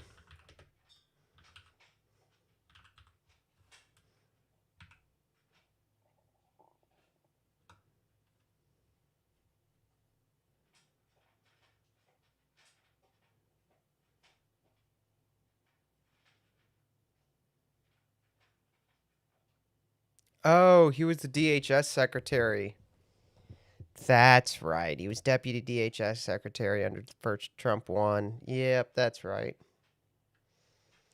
And precisely because it is so consequential, Congress requires that those who seek citizenship through naturalization demonstrate that they deserve it, that they are persons of good moral character, attached to the principles of the Constitution, and well disposed to the good order and happiness of the United States. That's the law of the United States. I had the honor as acting director of USCIS of administering the oath of allegiance to hundreds of new citizens. It was a moving experience every time, for me and for them. The L. You gotta hold an L on that one. You gotta hold an L on that one, Cooch. His nickname is Cooch. It said so on his Wikipedia page. I get to call him Cooch now. That oath is a solemn covenant. I'm here today because I'm deeply concerned our system is no longer holding applicants to the proof that oath demands. History bears out that concern. The Clinton administration's Citizenship USA program made production the guiding principle at the... If it's a moving experience, he shouldn't have the job. True. If it's emotional for him to administer the oath of office, he needs to not be doing it. Expense of accuracy. More than 180,000 applications were processed without proper FBI fingerprint checks, including 80,000 that generated criminal records never reviewed before citizenship was conferred. 80,000. The weaknesses CUSA exposed, inconsistent standards, inadequate vetting, check-the-box adjudication, have persisted in various forms ever since. When the front end fails, denaturalization becomes essential. Operation Janus identified roughly 315,000 cases with missing fingerprint data, including at least 858 individuals who had deportation orders, adopted false... Had a deportation order. False identities and naturalized without disclosing any of it. Nearly 1,000 people who had deportation orders. Stole somebody's identity and got naturalized under a false identity.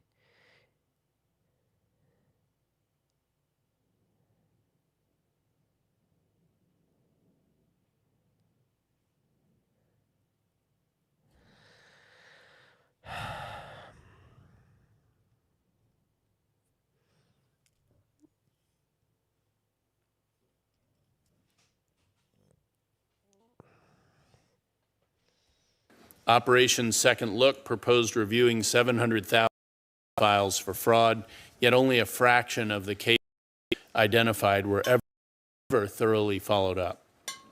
2 cases show what is at stake when the system fails and the tools to correct it are inadequate. On March 12th of this year, Mohammed Bailar Jallah, a naturalized citizen from Sierra Leone and convicted ISIS supporter.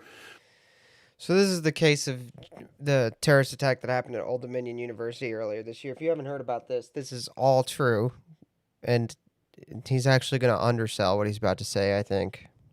Walked into a ROTC classroom in ROTC's ROTC. I don't know why he said ROTC. Old Dominion University in my home state of Virginia and opened fire, killing Lieutenant Colonel Brandon Shaw, a decorated combat veteran of Iraq and Afghanistan, and wounding 2 cadets. Despite his terrorism conviction, Jallah was never denaturalized and deported. Under current law, terrorism is prima facie evidence of fraudulent procurement only within 5 years of naturalization. Because Jallah's conduct fell outside that window, the government had no clear path to remove him. A brave American soldier died because of that gap. The case of Mirsad Ramek may be even more disturbing, because this man never should have been naturalized at all. As the Sixth Circuit recently recounted, at his naturalization ceremony, Ramek refused to recite the Oath of Allegiance. Instead, he proclaimed an Islamic oath and cursed all non-believers. Let that sink in. Buddy, you got to work on your delivery of your written statement. But yeah, let's let that sink in. Let's just take a moment. Let's just take a moment and let that sink in.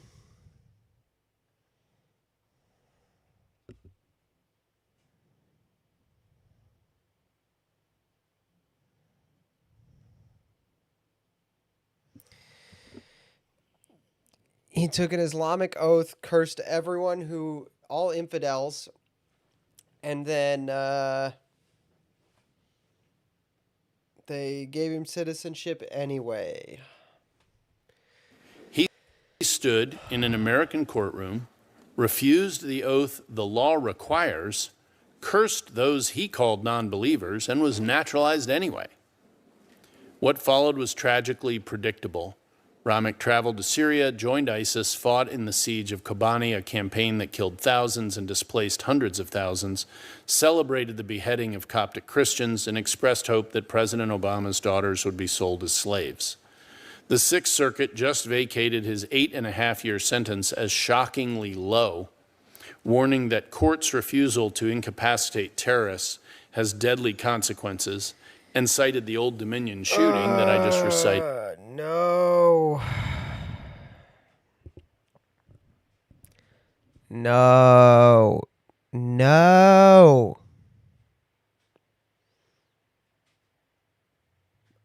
They have to go. They all have to go. As proof. We must act on multiple fronts. Strengthen the front end so adjudicators conduct meaningful inquiries and every applicant is thoroughly tested for hostility to American principles. Resource denaturalization so the work of Janus and Second Look continues, and close the legal gaps. The 5-year window for terrorism as prima facie evidence of fraud is far too narrow, and frankly, I don't know why there would be any time limit on something as anti-American as terrorism.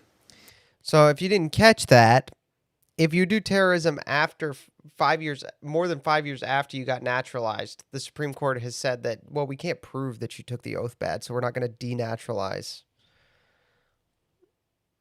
No. The Constitution entrusts Congress with plenary authority over naturalization. This is a problem you can solve, and I urge you to do so. American citizenship must mean something. When we cheapen it by conferring it on those who are hostile to everything it represents, we fail every immigrant who took the oath in good faith, every native-born citizen, and the nation itself. I look forward to hearing from the other witnesses and working with you to address this problem. I would note you do have the person that I would call the nation's premier expert on the subject working for the U.S. government, and that is Joe Edlow, who is currently the head of USCIS. He has been both an immigration lawyer, he has represented people in front of the government, he has been an ICE prosecutor, and he has worked on denaturalization. He's literally worked on every aspect of this issue, and he is a resource that you can readily call upon. Thank you. Thank you, Mr. Cuccinelli. Professor Spiro, we'll hear from you next. Thank you, Senator Lee, and distinguished members of the committee, and thank you for your invitation to testify before the subcommittee today about constitutional constraints on denaturalization. Any consideration of denaturalization must start with the elevated place that naturalization has held in our constitutional culture since the nation's founding. As Justice Marshall remarked in the Supreme Court's 1824 decision in Osborne versus Bank of the United States, the naturalized citizen, quote, becomes a member of the society, possessing all the rights of a native citizen and standing in the view of the Constitution on the footing of a native. Naturalized citizens are co-equals in our constitutional order. They enjoy the same security of citizenship as is enjoyed by native-born citizens. That's just That objectively not security is true. There are laws that prevent certain, that allow you to revoke your citizenship, which means definitionally you don't have the same security of citizenship. It's objectively not true. What are we talking about? Nearly complete. As Justice Black wrote in Afroim versus Rusk, quote, the 14th Amendment was designed to and does protect every citizen of this nation against a congressional forcible destruction of his citizenship, end quote. It is effectively impossible for Americans to lose their citizenship against their will. Levi got stuck. I gotta go get him. He got stuck downstairs because it's thunderstorming and he's scared. So I gotta go get him back up the stairs and put the baby gate up.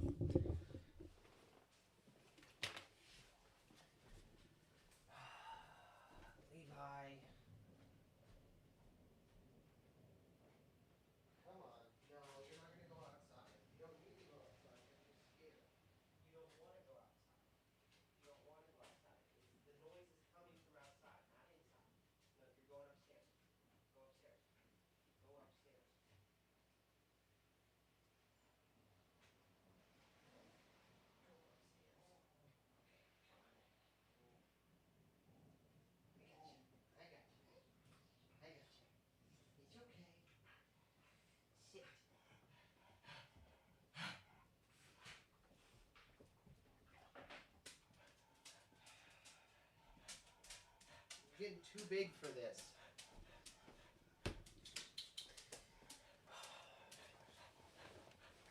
I had to carry him up the stairs. I had to carry him up the stairs. Oh no, hold on.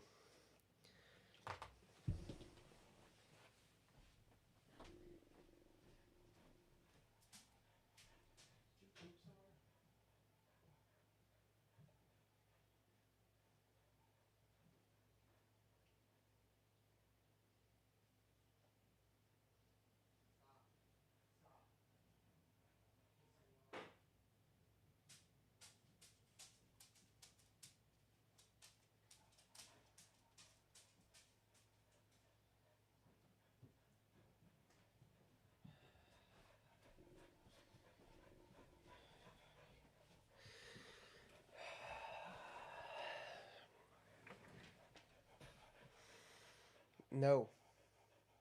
No.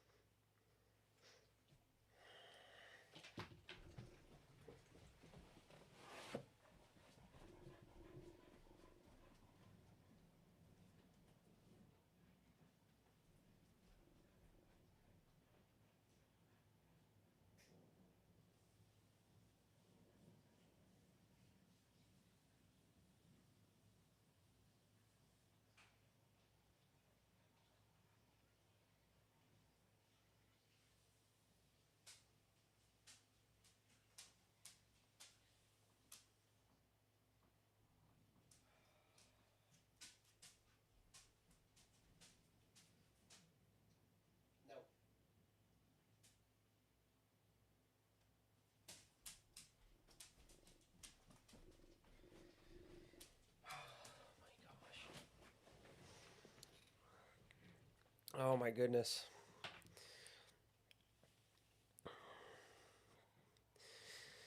Dude is ticking me off tonight. He's making me, he's very annoying tonight. When it thunderstorms, he gets very anxious. There's one respect in which naturalized citizens stand on different footing than those born with citizenship. Because naturalization involves a volitional act on the part of the applicant, and because naturalization is appropriately subject to eligibility requirements, there is the possibility of unlawful procurement. Where naturalization is unlawfully procured, it can be rescinded. Okay, that's different. Then you've just admitted that it is different. But that remedy is highly constrained. The government shoulders a heavy burden in making a case for denaturalization. In line with repeated pronouncements of the Supreme Court and reflecting the sanctity of citizenship, however acquired, denaturalization can only be undertaken where supported by, quote, clear, unequivocal, and convincing evidence which does not leave the issue in doubt. Naturalization, once conferred, should not be taken away without the clearest sort of justification and proof, end quote. Denaturalization can only be triggered by circumstances incident to the naturalization application itself. There is no projecting forward of naturalization requirements where an individual possessed the statutory qualifications for naturalization at the time of naturalization. Proposals to expand denaturalization grounds concede this baseline. For example, S 3674, the so-called Scam Act, aims to take post-naturalization conduct and relate it back to the naturalization application through the requirements of good moral character and constitutional attachment. But to take post-naturalization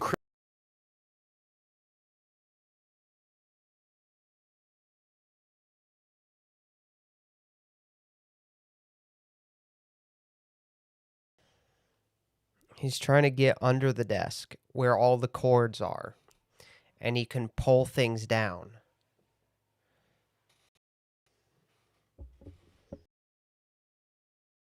Let him under the desk, can break things. My equipment is expensive. I use it for work. hardly seems intelligible.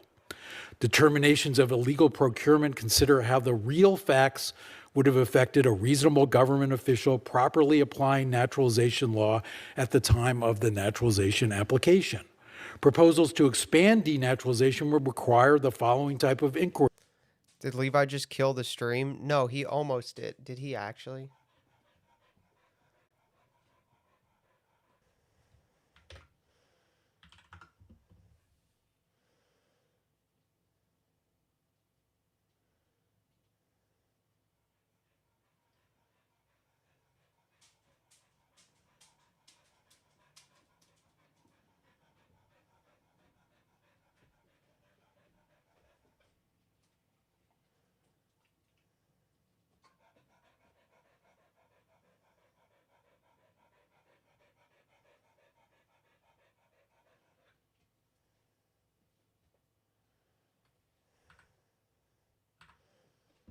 Hello? Hello? The weather is making the stream really choppy.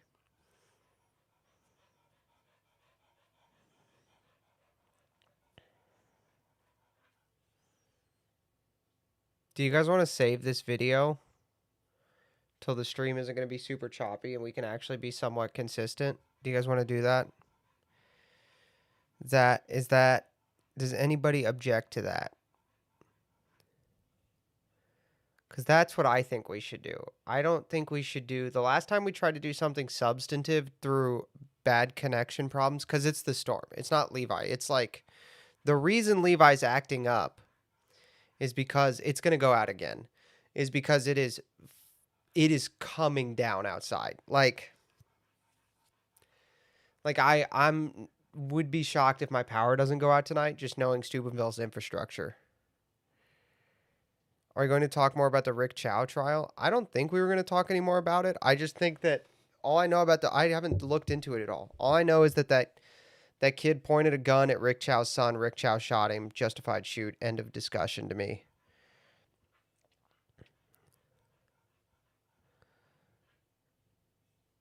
I'm happy to keep going. I really don't want to. Can I be honest with you guys? I don't want to do this through I really don't want to do this through bad connection. It's always a problem.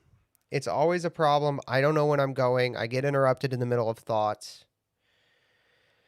We got 2.5 hours left of stream.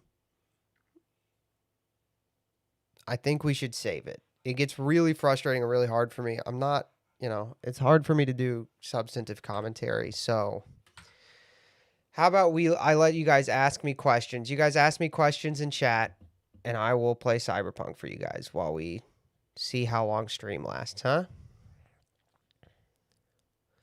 Let's see how long stream keeps going. Let's see how long before my stream dies.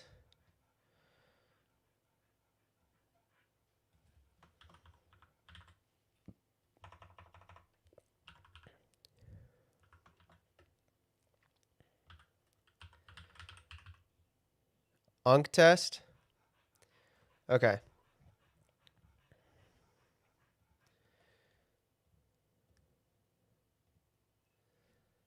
I'll do the Unk test.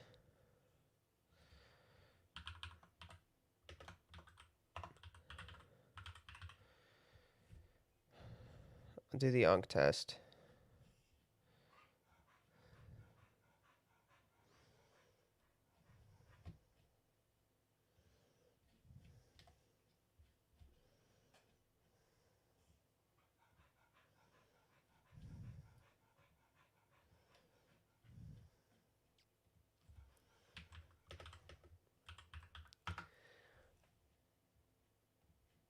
All right, I'll do the Unk test real quick.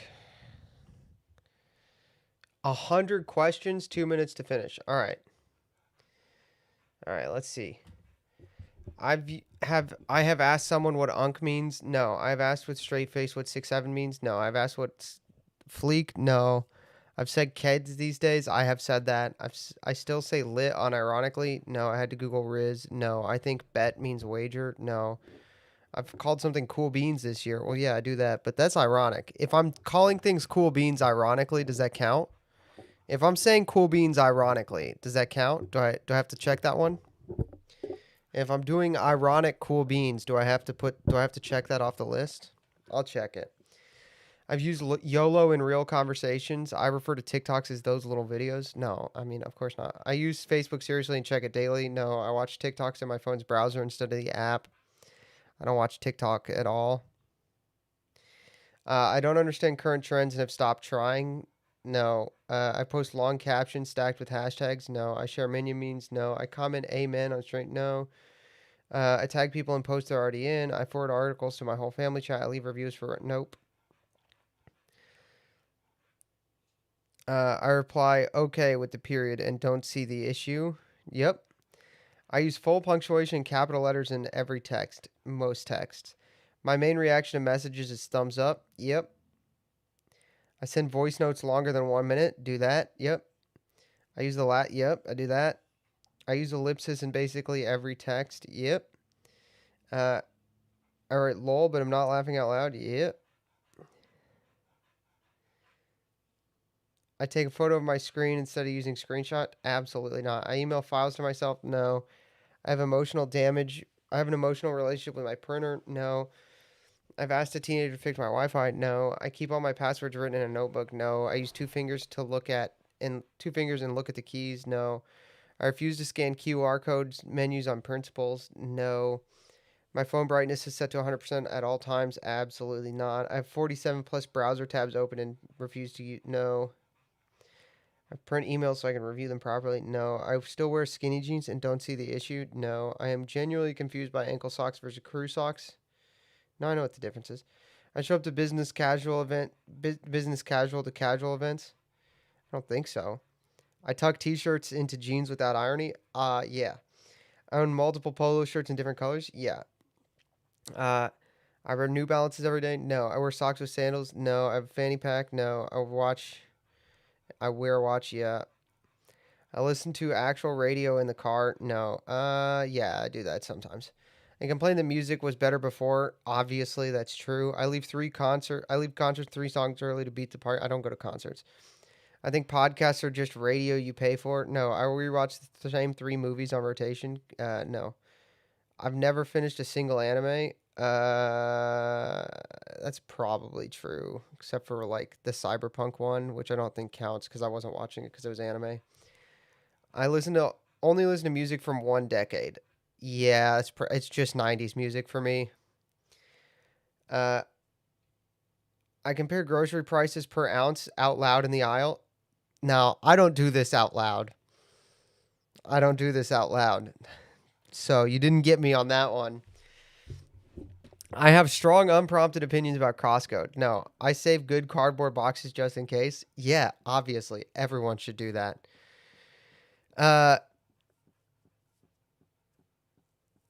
I complain about delivery fees instead of just paying them. No, I don't. I'm in bed before 10 p.m. by choice. Absolutely not. I take a daily multivitamin and remind others to. No.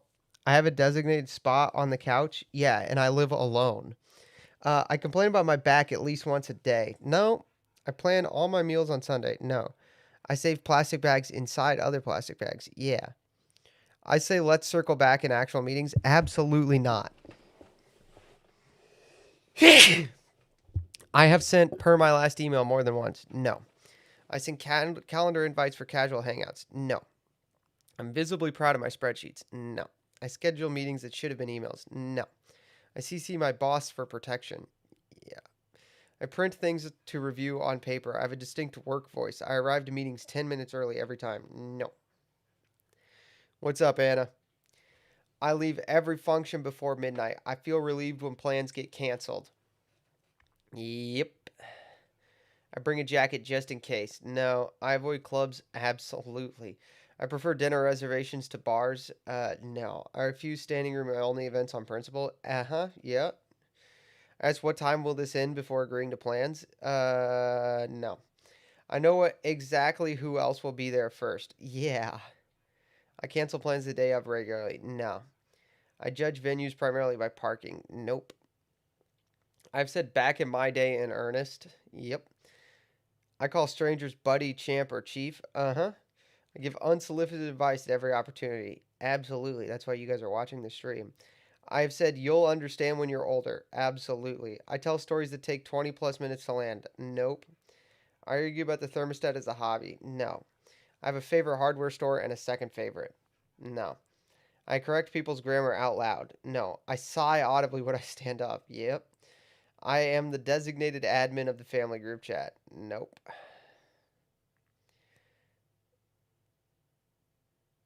Soft unk. There we go. I'm soft unk, chat.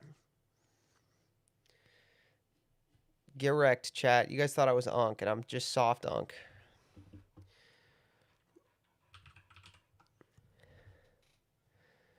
I'm just soft unk. Get wrecked, chat.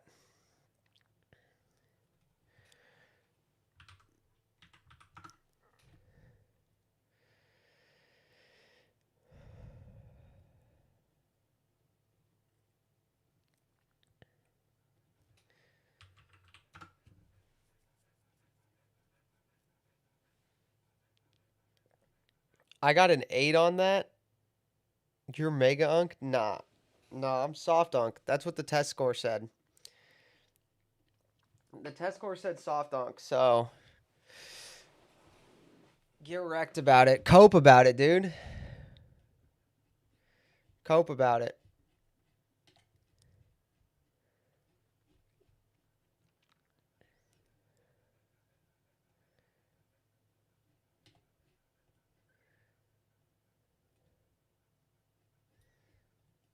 How loud's the game? Too loud? Not loud enough?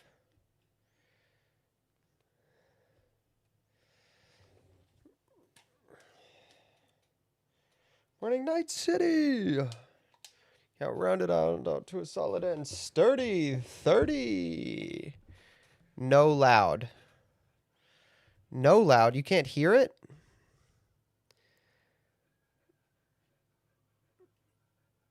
Zero loud. That's not helpful. Can you hear it or not?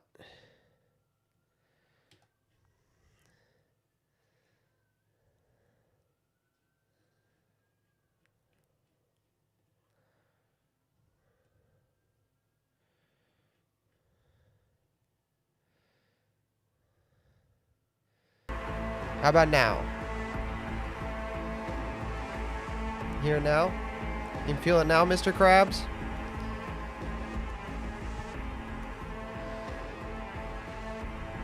Can you feel it now, Mr. Krabs?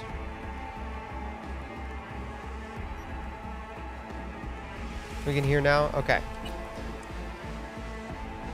Bro, the chat delay is frying me. That's not my fault. Alright. What's going on here? I just killed these people, I think. Interesting.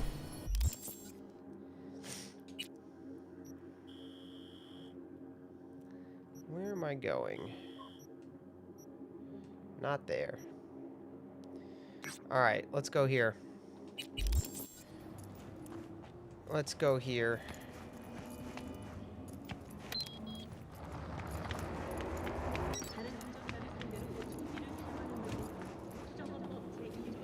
The people, me, are begging for it, but you rarely let us gamble.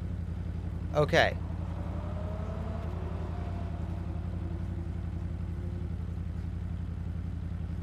What price do you think the Steam machine will launch at? That's a good question. Probably $1,000 based on RAM prices right now, I would guess. In the range of $1,000. We will gamble on...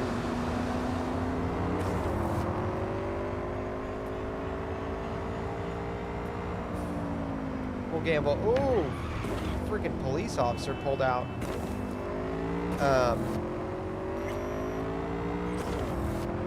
We'll gamble on this mission. We'll gamble on this mission real quick. Okay. Prediction.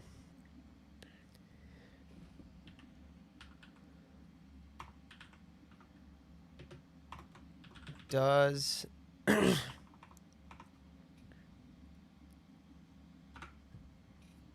Starter prediction.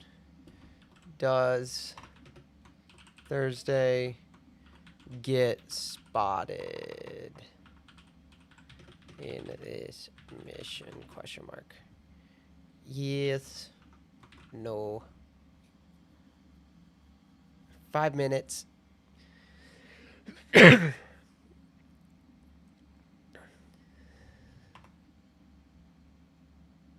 you go. You have 5 minutes. I will do side missions while we wait.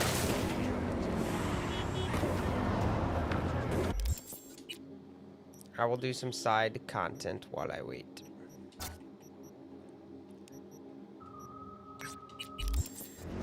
Just to be clear to everyone. Just to be clear that the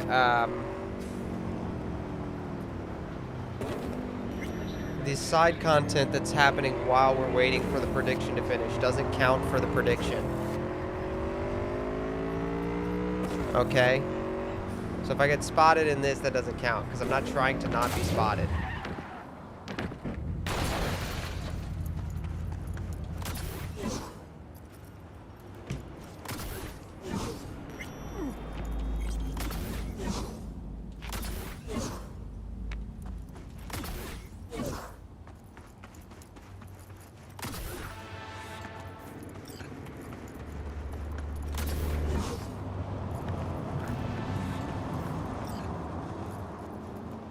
I've never seen you play. Are you good at stealth? I'm pretty good at stealth in this game. I'm not gonna... I mean, I can try this mission silent without being spotted. I'm also fully leveled. I'm maxed. This character's maxed out, so...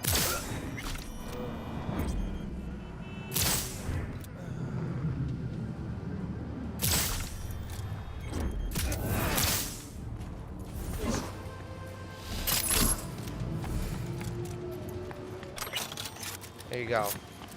I'm pretty good at stealth, and this character's maxed out, so...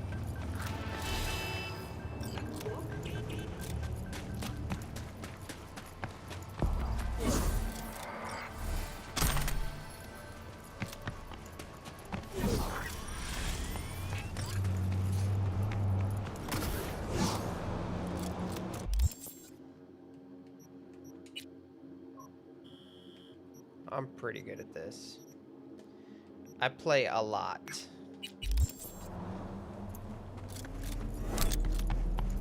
How do you respond to recent allegations that your power plant is causing people nearby to get rare disorders?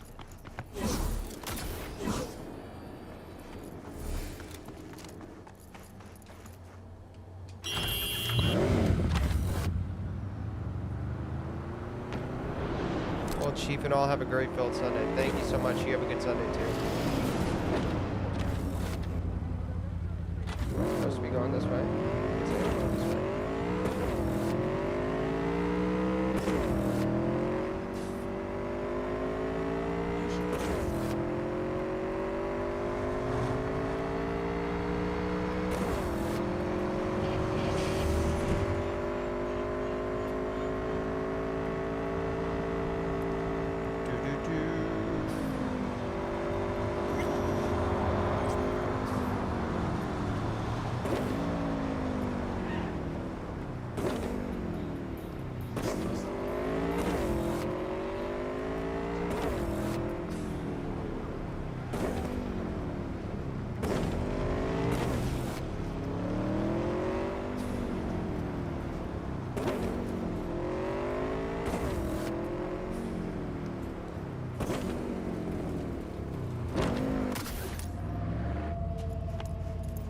Now, this one not being spotted might be difficult.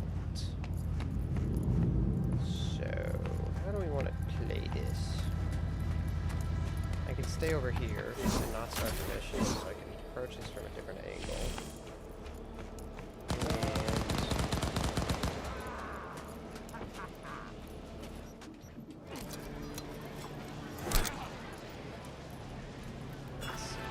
How many do we got? We might be okay here. This guy. Immediately. Stop them. Huh?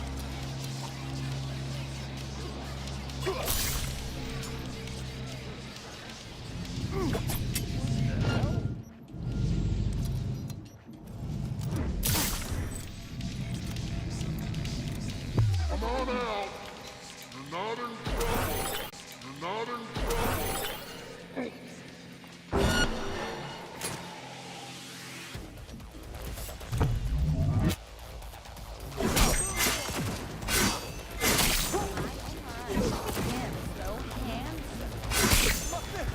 I don't want to die.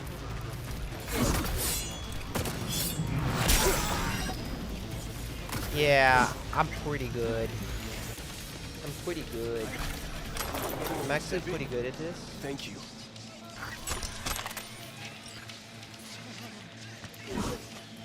I'm actually pretty good at this.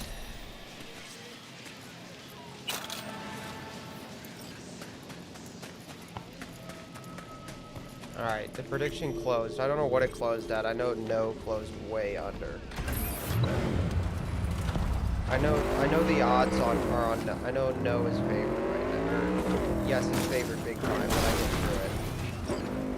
I know that whoever picks no would win a lot if I fail.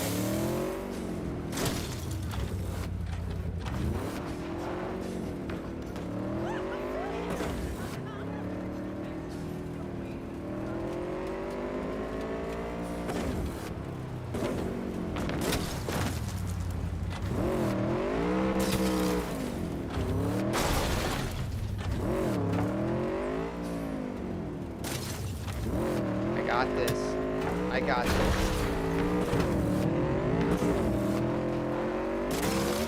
Oh, I don't got it. Alright, never mind. I don't got it. Thought I could jump onto the highway. My driving is very, very difficult in this game.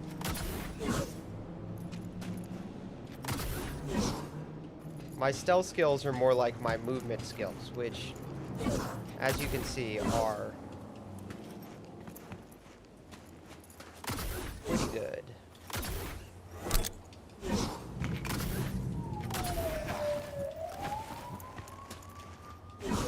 All right, Isaiah, you got. What are you doing? What are we doing here? I'm not. It's not like my driving. All right, I'm pretty good at this. My movement skills are good. Runs into a pole. I'm moving fast. All right.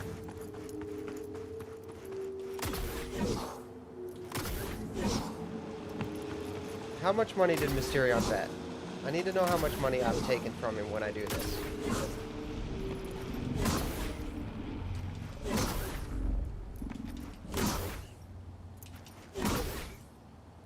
Mysterion bet 1K on yes?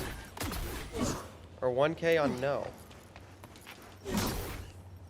What's the payout right now?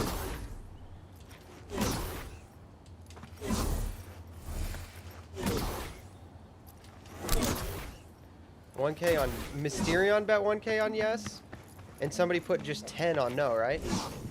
All right, I'll fuck this up. I'll just fuck this up on purpose. I'll throw.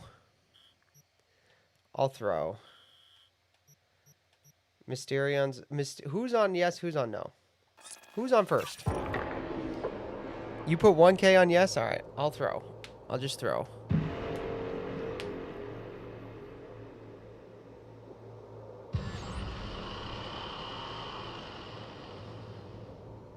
You have 20 on no? Okay.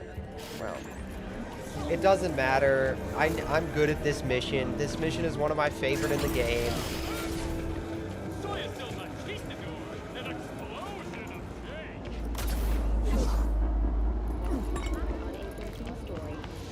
I'm pretty good at this area. I don't know what I'm doing. V, just in time.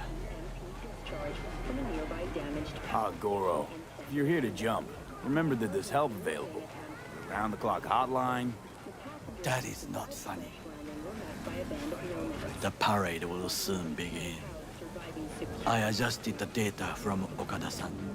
I advise you to examine it yourself. Somebody's losing a lot either way. What I'm hearing is you guys put a lot of money on this both ways. To begin with, the malware works. Truly, much better than I anticipated. Our eyes and ears are in the guard room.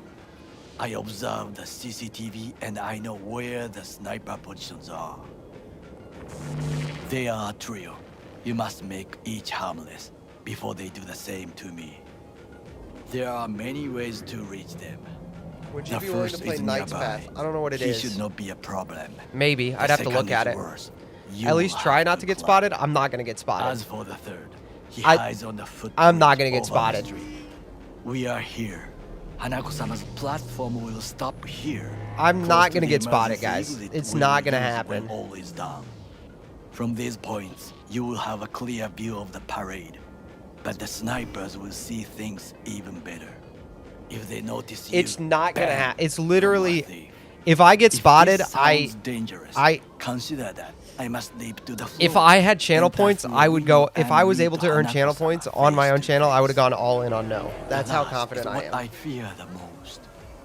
Is all this clear? Are you ready? Plans fuck beyond all recognition. Yet here I am.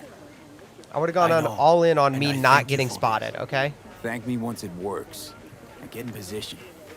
Very well. Wait for my signal. Stay safe, Goro.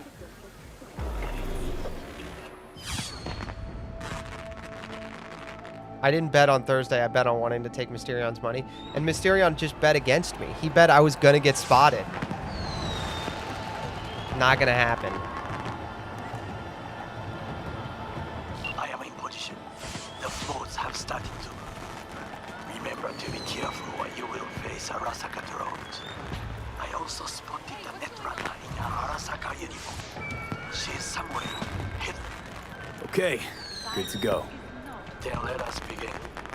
You must reach all snipers. I'm to punish Mysterion for not believing in me.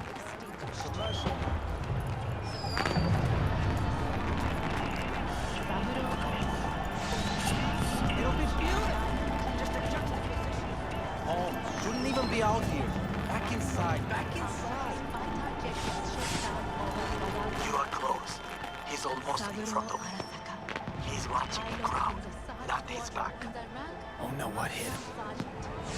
Founder and CEO of the largest and greatest defense contractor in history. A soldier in the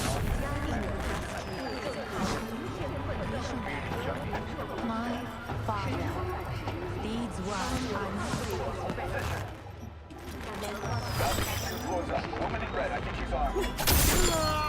Took out the one closer. Now you must leap to the balcony by the green arrow and take the elevator. Take the footbridge at the top to cross the street. Hit it. B, do you wish to die? Get back behind cover.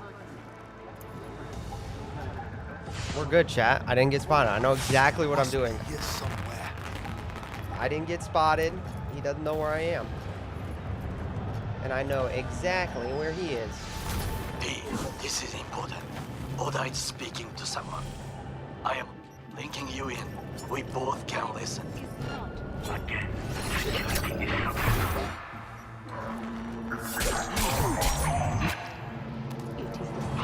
I fucked it up. I fucked it up.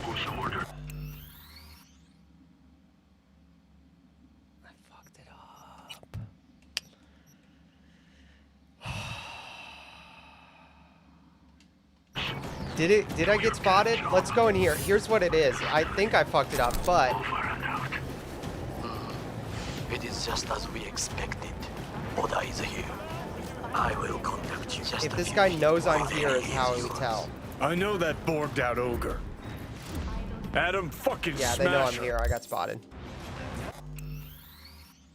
In before you immediately get spotted. I immediately got spotted. Fair enough. Yeah, I did immediately get spotted. All right.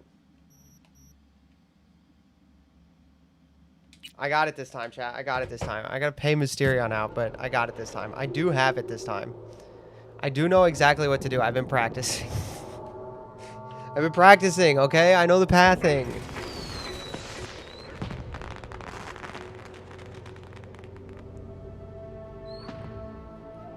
I can do it. I can do it. I can do it. I can do it. All right? All right, 1 minute prediction. Go again, go again, go again, go again. I got it, I got it. I do know the pathing. I know exactly how to do this mission. Remember to be careful. I practice. I also spotted the netrunner in her Arasaka uniform. She is somewhere hidden. Okay, good to go. Then let us begin. You must reach all snipers before Hanago-sama's float appears.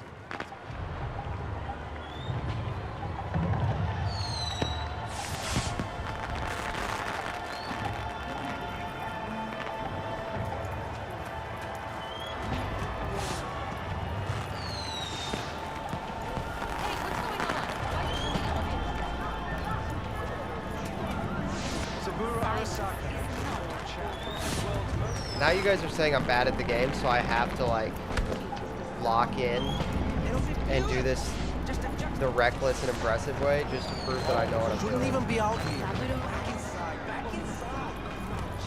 You are close. He's almost in front of you. He's watching the ground, not his back. Oh no, what hit him? Pilot was in the rank of Master Sergeant, founder and CEO.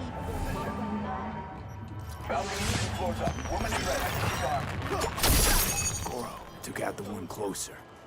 Now you must leap to the balcony by the green arrow and take the elevator. Take the footbridge at the top to cross the street.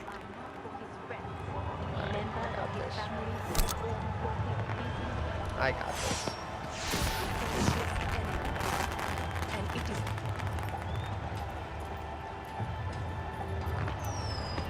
B, do you wish to die? Get back behind cover. Clips through. Perfect. The clipping on. Not yet, B.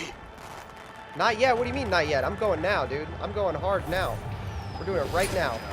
B, this is important. Oda is speaking to someone. I am linking you in. We both can listen. Security is substandard.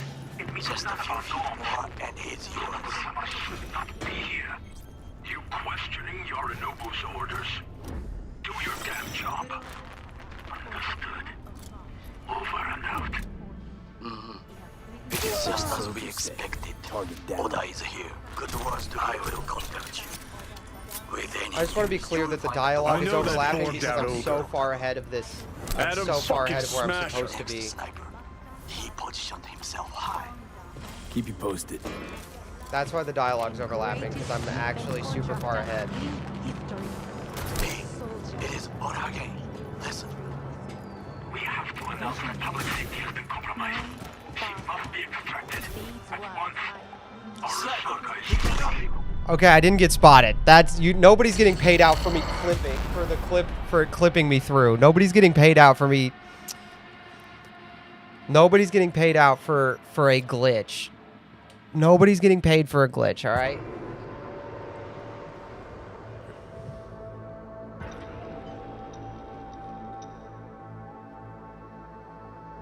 Good words to you.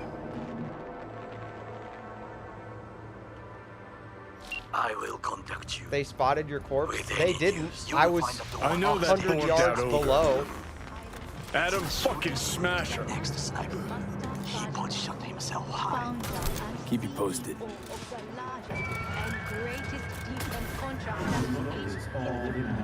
P, it is Orage. Listen. We have to I'm too low. I'm supposed to be up there. She must be extracted at once. Arasaka is fully capable of protecting its principles. Ask your boss what he values more. The Arasaka image or his sister's life. The situation is in hand. Supposed to be up there. Did you hear? No, I'm good actually. No, wait. I'm right where I'm supposed to be. No, I'm right. I'm right. I'm right where I'm supposed to be.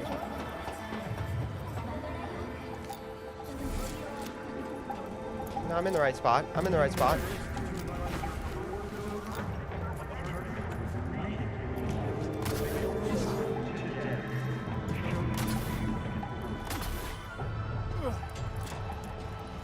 I'm in the right spot.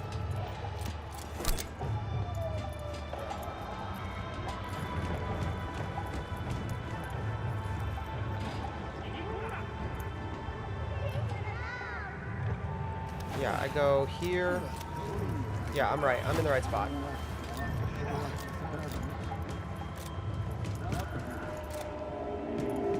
Wait, I'm supposed to be back down there. Yeah, okay. No, I didn't kill the sniper yet. I gotta get the sniper, which is here, so I need to go here, and go here. Now, how do I get to...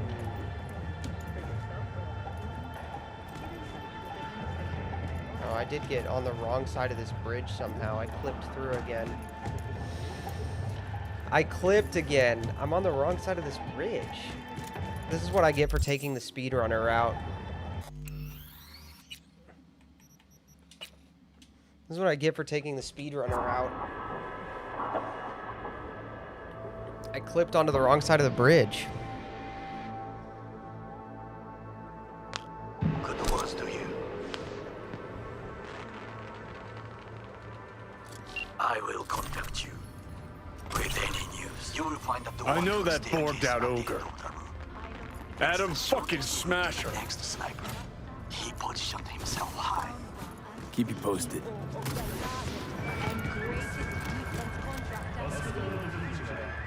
P, it is Orage. Listen. We have to announce that public safety has been compromised. She must be extracted at once. Arasaka is fully capable of protecting its principles. Ask your boss what he values more. The Arasaka image or his sister's life. The situation is in hand. Over and out. Did you hear? They know something. Perhaps match. We must hurry. Okay, yep, I climb here. Ladder.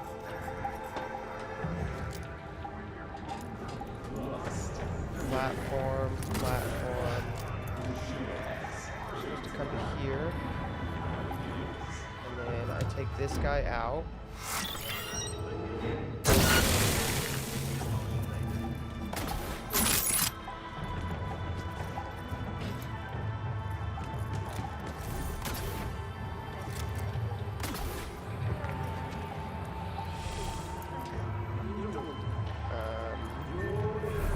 try to reach the maintenance area.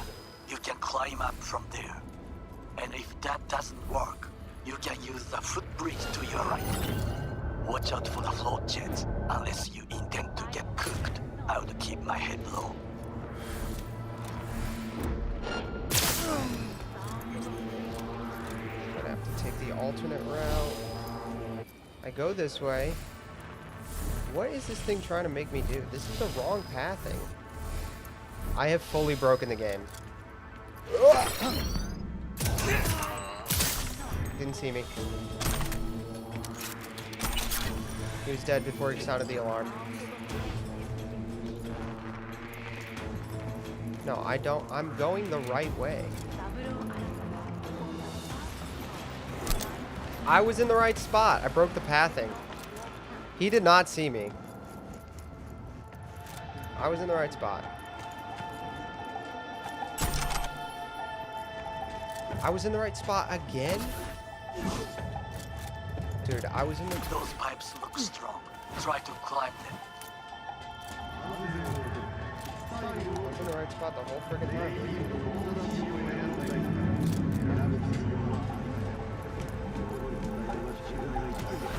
Be careful. This is a construction area.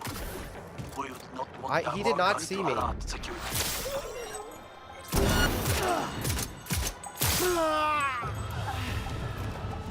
My detection is delayed by 2 seconds, buddy. My detection is delayed by 2 seconds, Mysterion.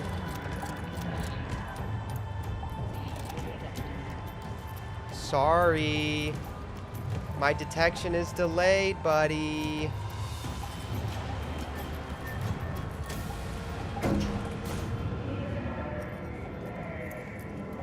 He didn't see me though. My detection is delayed by 2 seconds because I'm maxed out. It's this thing up here that says area hostile has to change to saying combat for me to be, or I'm not spotted. All units report. Opening Okay, fire. well, fine. I'm gonna get this mission though. I'm gonna do it. I've never done it fully with. Fine, fine, fine, fine.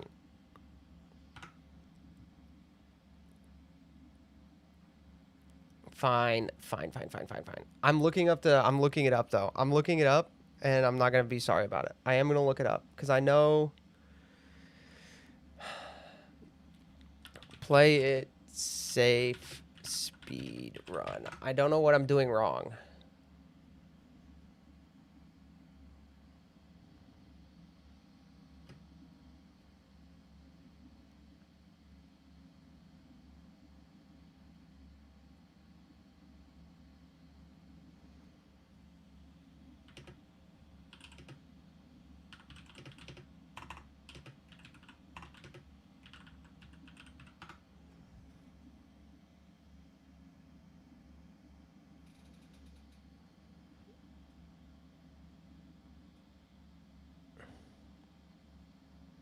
All right, I go through here.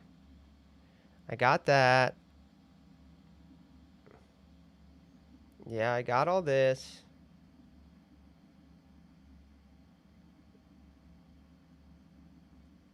Kick that guy. No, this is the wrong one.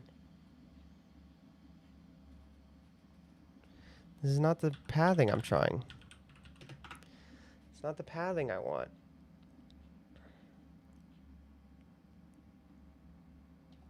No, not that. I gotta check my YouTube history.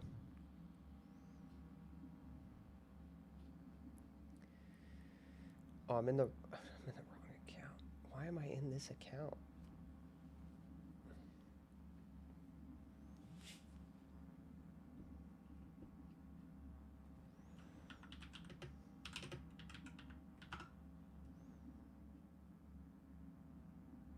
This one. This is the wrong one.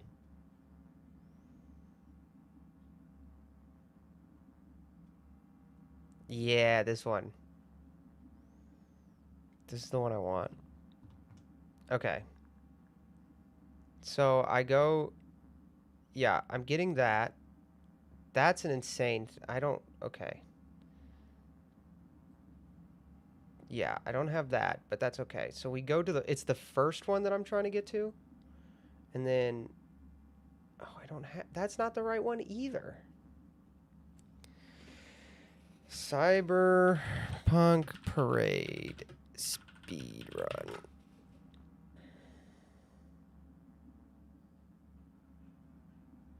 Is it this one? Yeah, it's this one. Okay. So he goes here. Yeah. We're just using a different method for that one.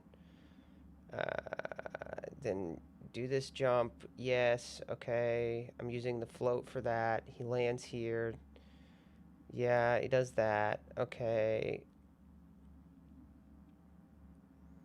Then he gets this guy. Using a different kill method for that. I'm just using the pathing from this one. You can try to make me do 240 push-ups. Okay, it's the second one. And then it's dash. Oh! It's dash jump. It's dash jump. It's not a jump dash. It's a dash jump. It's a jump. So it's here. Dash jump. Jump. Jump dash. Stairs. Platforms, elevator,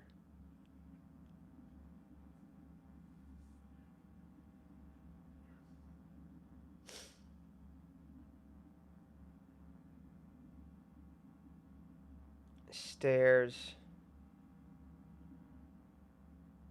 Okay. Okay. Okay. I can do this. All right, let's break it down. Let's break it down. All right, let's break it down. Let's go to here.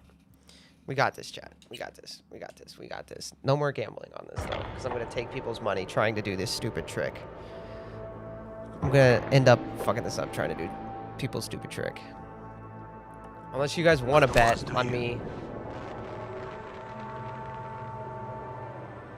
I will contact you with any news. You will find that the I know that formed out ogre. Adam fucking Smasher. Next sniper. You guys want to bet on if I get this trick? Keep you posted. I'm implying I can't do 240 push-ups. I want to be clear about that. Feed me more viewer money? All right. Let's give it a go. Let's give it a go. I'm going to pee, though, while you do this. I'm going to leave it on a 5-minute prediction. I'm going to pee, and I'm going to get a beer. All right. Start prediction. Do I get the third trick this time? Question mark. All right. There you go. Mysterion, you have to bet at least 2K on me not getting the trick, okay? You have to put 2K on me not getting the trick or you're a pussy.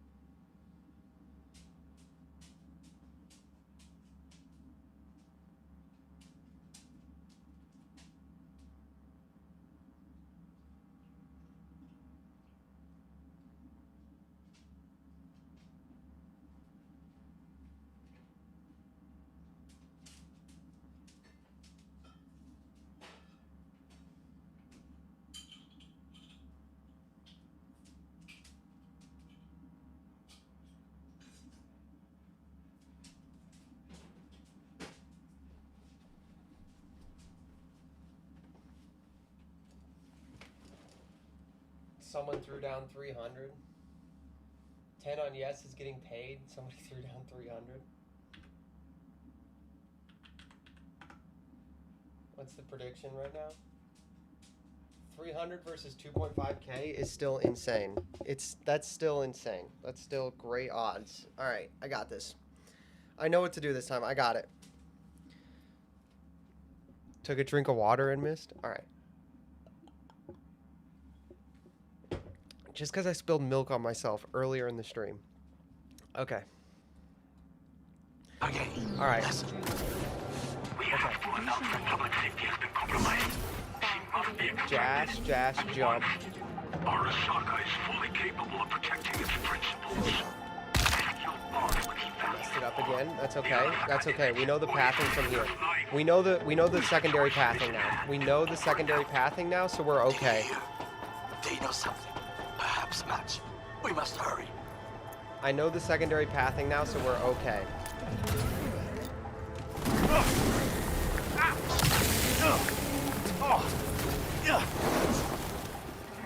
I know the secondary pathing.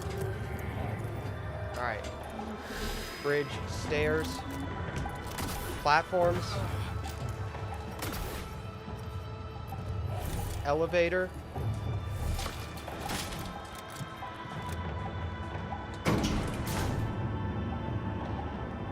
Is that the trick you were supposed to succeed at? No, it's just getting this whole thing.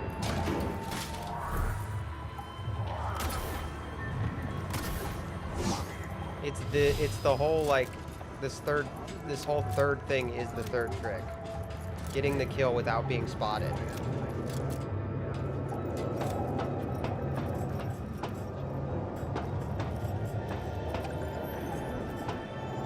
A shooter patrols the footbridge. Well, that would be all. Yes, apparently. Well done. One problem remains. And that There we go. is... I did it. The Arasaka Netrunner. And I did it so She has quick that they taken never control loaded of his all the backup networks. guards, You so must I'm get good. rid of her. Will not be able to hijack the float otherwise. She hides in an unfinished apartment building near to the second sniper's nest. Okay, on my way. There we go. I got it. I got it. There you go. El Mysterion.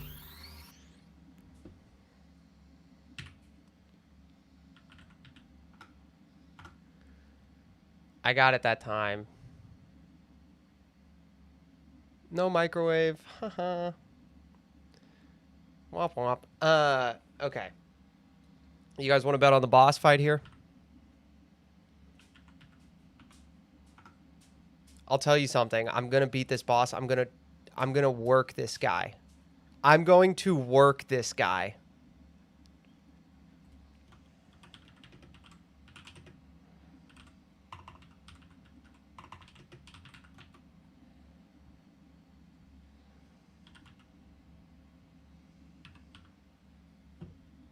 All right, I'm starting the boss fight prediction.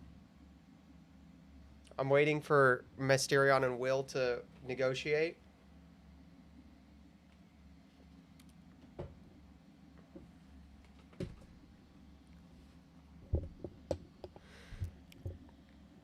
I'm going to work this guy first try.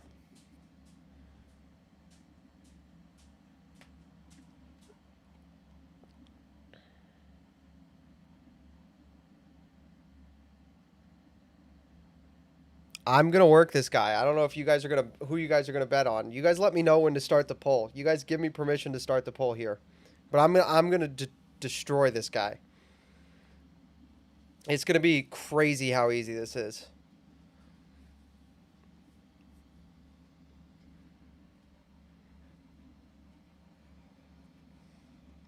Hi, doggy. You've chilled out a little bit. Thank you for that.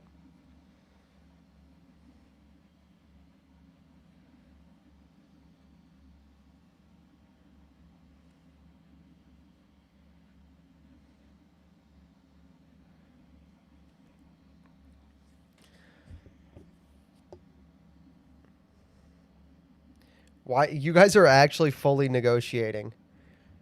Do you guys want this? I'm going to start this prediction. I'm going to do it. I'm going to start it and let you guys bet what you want to bet. Why should you trust me? Do you want the answer to that? Look at this.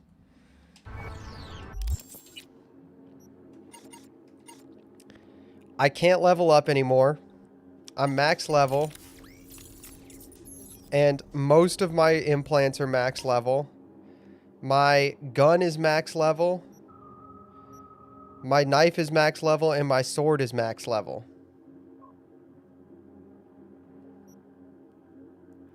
That's why, I mean, like, I'm just gonna absolutely eat this guy. There's no world in which I fail this fight.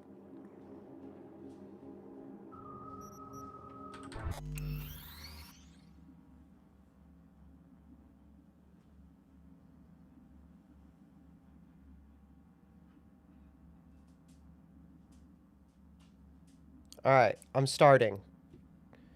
And 3, 2, 1. I'm waiting for the stream delay to catch up a little bit here. Waiting on the stream delay. Waiting. Waiting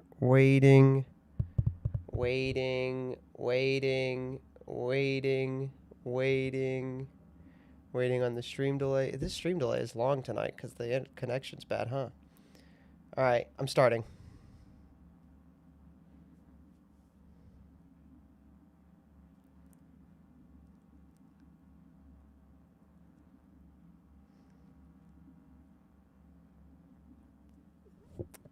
Well, there was a world I got spotted, okay? I was talking myself up. There's no world I lose to this guy first try.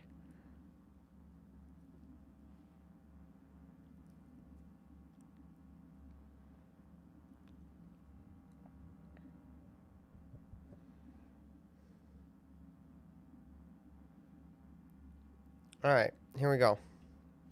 They're in.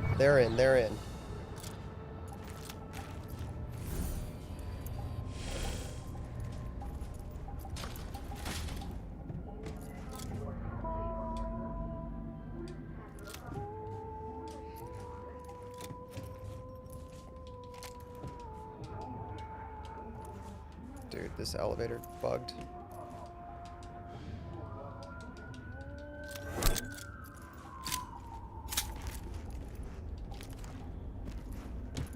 The elevator's bugged.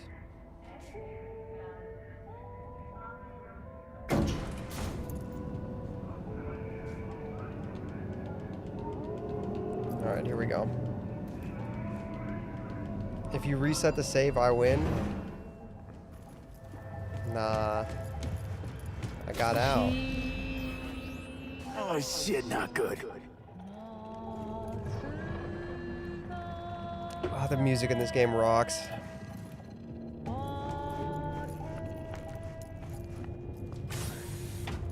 Now, B, I have attention. Pull out Harling. Been on a while. Time for a break. Fuck! Hello, Oda. Of course! You're here.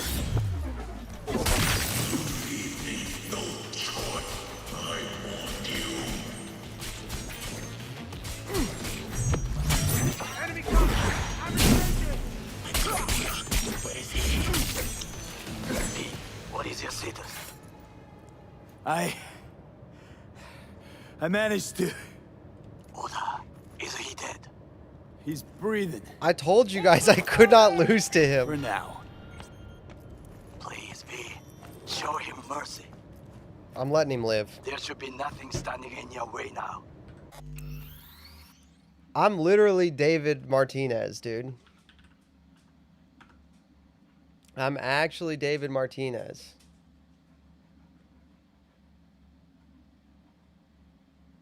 I said there was no universe I lost the fight in. The bet was, do you win?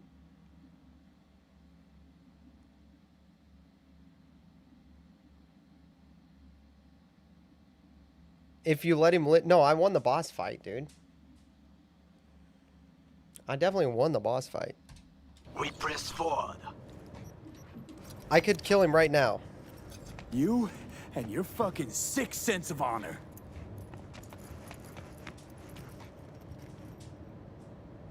Today's your lucky day, though. You can thank your old friend Goro. Bro, that's not what first time means. Everybody know first time means that I wouldn't have to reattempt the boss. Nice try, though.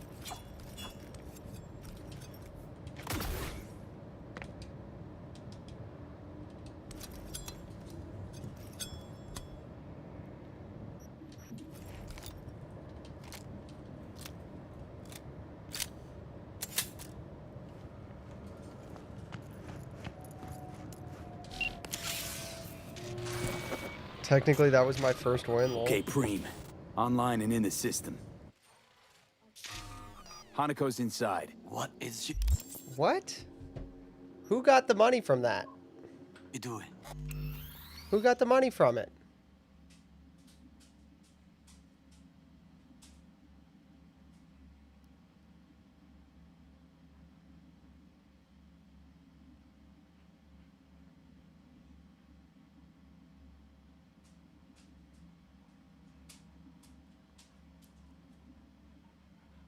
Okay, hold on. Let me look at the prediction. Boss fight first time. That's pretty clear. That's clear. That's clear. I feel like this is clear. What are we confused about? I can put in another dummy bet and you guys can swap them back, but no, that was clear. That was really clear. Trying to call someone, I think. Try to listen. Do not forget to disarm the alarm. I must be able to enter.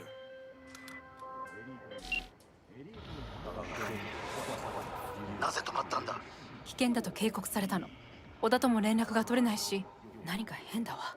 パレードを中止すれば弱さを露呈したと思われる。弱さ？誰の？あなたの。俺たちだ。私が参加したのはあくまでもお父様を追悼するため。操り人形になるためじゃないわ。この見せ物ではみんなに役割がある。美智子は文句を言ってないぞ。だがお前が言うなら中止してもいい。全部やめだ。お前の安全が第一だからな。よりのべ。やり終えましょう。ありがとう、花子。せっかくの式典だ。やり終えなければ悔いが残る。Goro, all systems jammed. It's now or never. お父様。お父様。花子様。あなたは。お許しを。どうか話だけでもお聞きください。三郎様は。父のことを口にしないで。これが俺にできる最後のご奉仕なのです。三郎様の死について真実を明かすことが。花子様、無礼を働きたくありません。しかし。Bro, what? V, Ram. Holy kidnapped her. Shit. He shot her. Well, now we're really fucked. Knew we couldn't trust him. What happened to keeping him on his leash?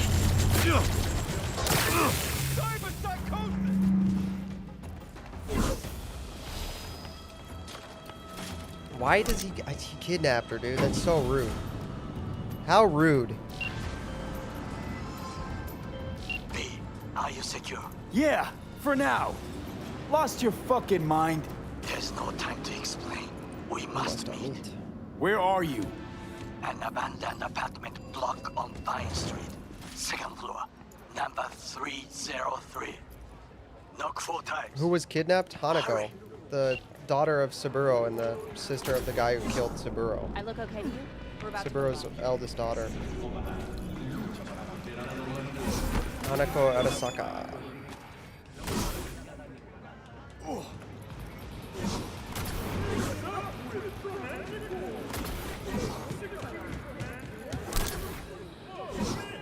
Subaru? Yeah. Hanako Subaru, heir to the Subaru Empire. It's really weird product placement.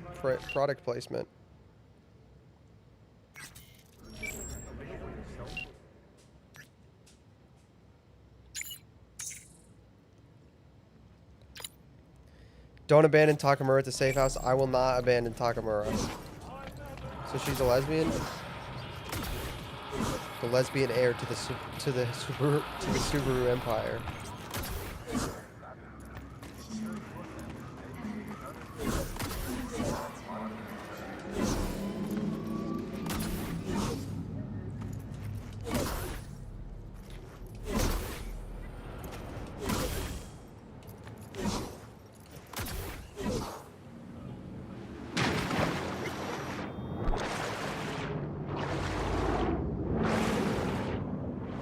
Should not have swam. It's okay. It's too late now. Is it? I should go back this way. Swimming's gonna take too long. Swimming takes forever.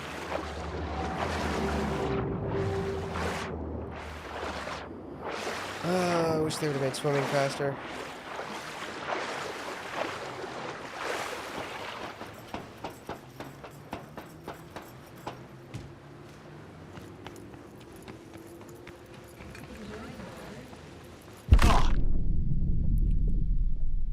What just happened? I just died randomly. I just randomly died. Pretty sure Subaru is the Japanese word for Pleiades. What was that? Zach, do you have any idea what happened? Do you have any idea what that was, Zach?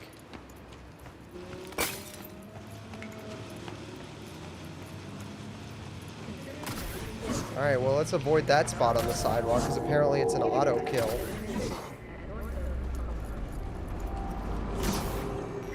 Heart attack? The relic just killed me. It was the relic. The relic killed me. In that timeline, V just dies of a random heart attack from the relic.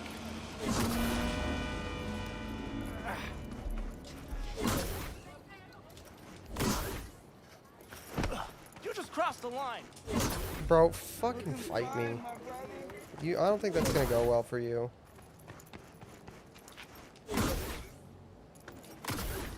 Did you knock?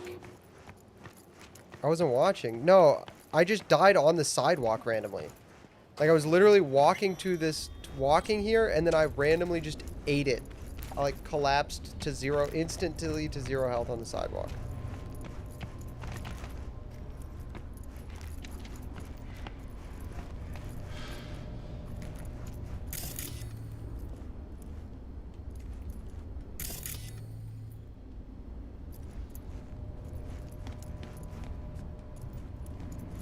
Maybe there's one upstairs. Maybe that's what it is. Is it up here?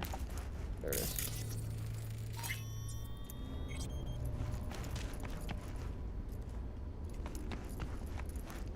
I found a few pits of deaths. Yeah, I just randomly died.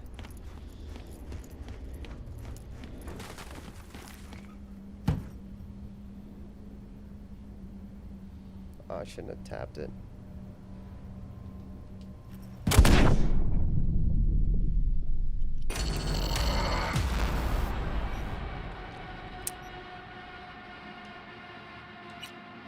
So you have to knock 4 times.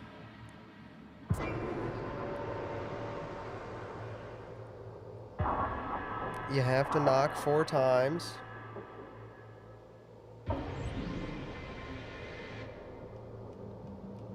POV Sopranos ending? Yeah.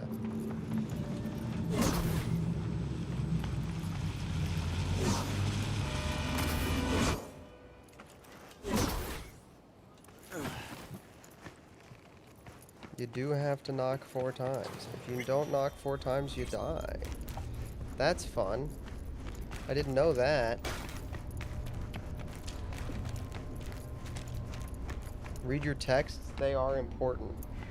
I really doubt that. Oh, you mean in the game? I was like, I really doubt anybody's texting me anything important at this time. Yeah, I knew that. I didn't know. I mean, I read that you have to knock 4 times, but then I was like... Well. What happens, dude? I was having fun. I wanted to see what happened.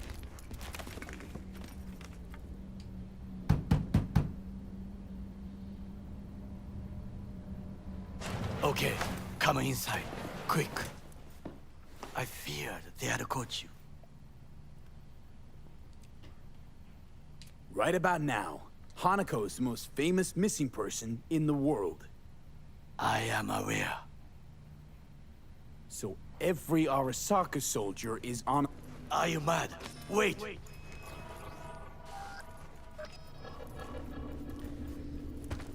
Dun, dun, dun, dun, dun, dun, dun, dun. The relic is killing me.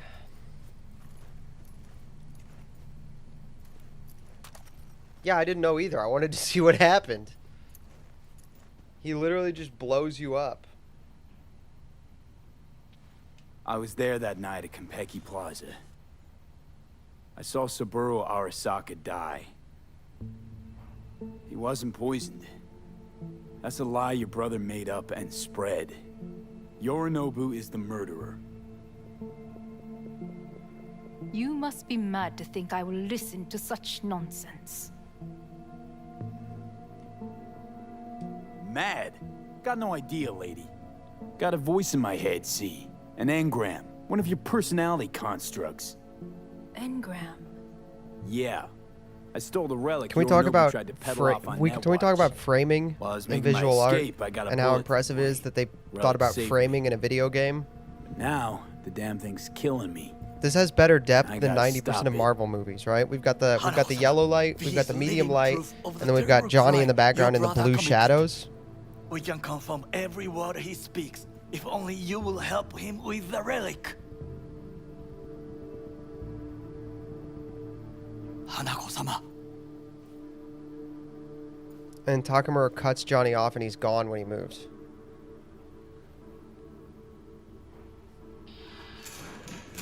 Did you hear that? Go and check. Me? You act like I'm the most deadly mercenary in the world. I got a bad feeling about this.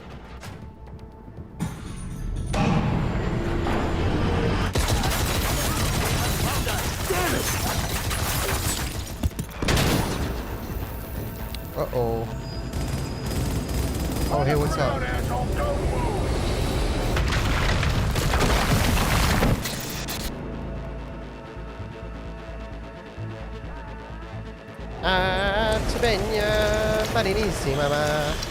Last chance to get the fuck out of here. Takamura. Can't leave him back there. Forget him, guy's toast. Unless you want to wind up like him.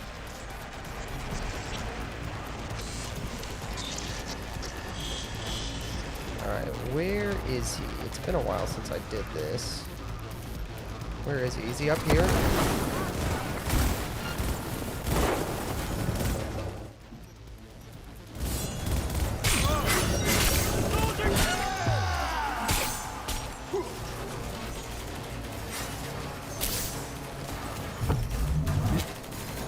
I got you, Taki. Let's go. You should not have returned. You will die here with me. Thank me later. Need to find a way out now. Fast. There are empty rooms to the right. It's our only chance.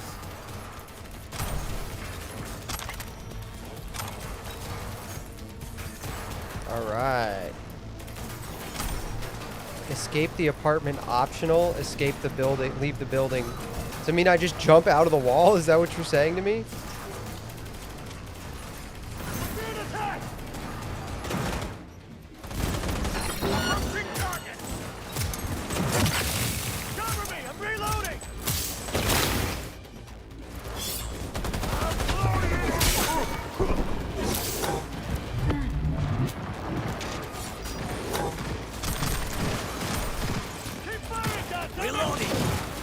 Let's go, buddy.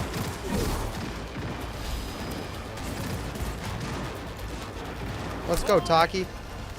Come on, Taki. Oh, goodness. Taki, you gotta... Do I have to fight all your battles for you, buddy?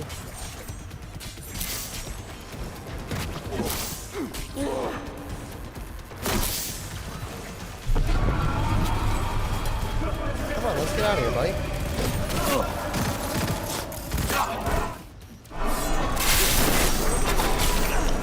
Go, man.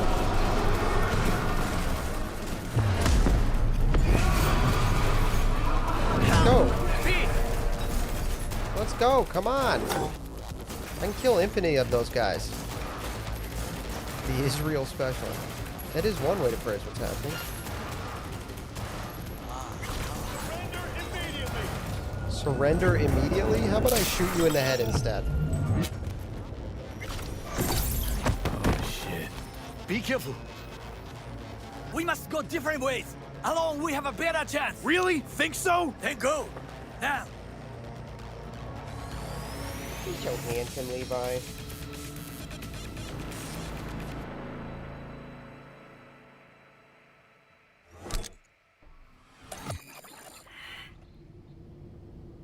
Think they make these motels especially for royal fuck-ups like us? AC's busted, dirty needles under the mattress, shitters clogged. No, for real. Who fucking comes here to sleep? We're a couple miles outside Where did I get this Night shotgun? City. Someone leaving town just keeps driving. Somebody going there sleeps in the damn city.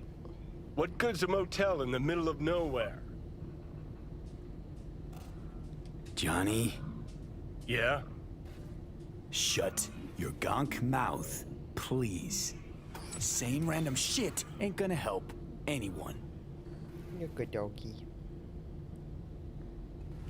How the tables have turned. Johnny, for crying now out. we're the ones sitting around waiting for Sokka assault squads to storm in. Anyone knocks, blast the fucking door. No warning. And if it's Goro? Who are you kidding? Been 24 hours since we split up. Complete radio silence. Rest in peace, bastard. Saw him yourself. Even without his implants, he was a good fighter. He'll pull through. Doesn't matter how good you are in Night City. On your own, you're fucked. Not me, I'm a one-man army. Hear that? Car. At this hour, in this place? Fuck. Just one?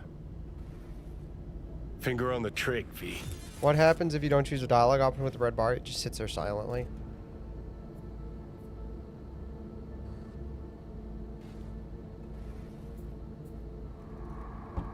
Zach, do you know what happens if you shoot? Oh, you can't shoot I him. have a message for V. Don't touch that door. Give me my pistol back. I know you're in there. Who's there? I What's up, said, Thomas? who's there? Oh, want the whole motel to hear, or will you let me in? I'm armed. Don't try anything. Finally. Ugh. That on the wall, is that blood? Yeah. Knocked the last star off this dump. So, you were saying, got a message?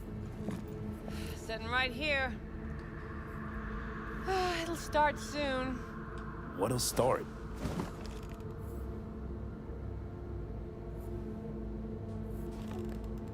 It's a doll. Or a proxy.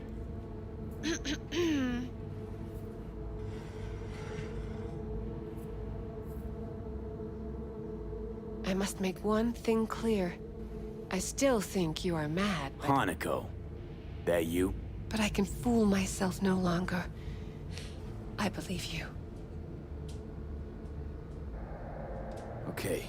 So now that you know and believe, what's next? Yorinobu planted a Tanto in the corporation's very heart.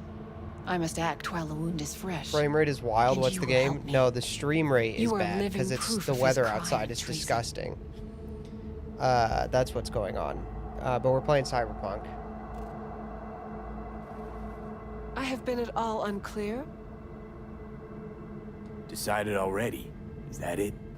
You're in no position to set conditions. And what if I obliged you to cooperate? Have to send a swarm of proxies to do that. This here, talking, is because you're alone. You don't have anyone else you can turn to. This is true. So what are your terms? Want to know everything you know about Mikoshi. Mikoshi, one of my father's flagship projects. A data fortress with servers situated on orbital stations all around Earth. Think of it as an That's where we should archive put of the data farms, by the personality way. We should constructs, build them in orbit. digitized It'd be psyches. sick. Try a prison. A matter of perspective. In any case, that is not where you will find salvation. Not without extensive knowledge of the relic and the construct creation procedure. Managed to make contact with Alt Cunningham. The Cunningham? The very same who invented Soul Killer. Using her modified version now. That should be more than useful. Track down your runaway. Hellman was hiding under Kang Tao's wing. We chatted. Think sooner or later the engram will completely consume me. Process can't be stopped. A surprisingly deterministic conclusion for a man of science. At the very least, This is I got once my again hands on the relic insane framing, schematics. alright? Got detailed information. We've got about her its in the inner light of the workings. window, but Project it's Tech lit documentation. kind of like All neutrally, useful. and Johnny in like a Even cool more so, given that Hellman shadow. is still alive. I will contact Build the him cloud and in the explain that clouds. one does not Unironically, leave why are we not Arasaka doing by it? the back door. I know why. It's about the extent of what we've got. Whoa, who What was now? outside? I know why we're not. Because you can't actually cool things off in space. Because there's no entropy, right? So there's too much of the vacuums. There's like, things can't lose heat to space, really. Because there's nothing to transfer the heat to. You can't actually lose heat in a vacuum. A vacuum's not cold, it's just an absence of things. So you can't really lose heat to it. Not efficiently, at least. Let us meet in person. At Embers, in the city center. It is discreet. Just remember one thing. From now on, we both must exercise extreme caution. Alright. Now we do everything else. Literally everything else in the game before we meet Hanako and Embers. Well, that's my job done. Know what? What? Think I'd have rather had a wave of Saka elites barge in here. Right. Because at least we've dealt with Sokka henchmen before. But this, it's something new. Glad to see you get it. We've just landed on very thin ice. Crash landed.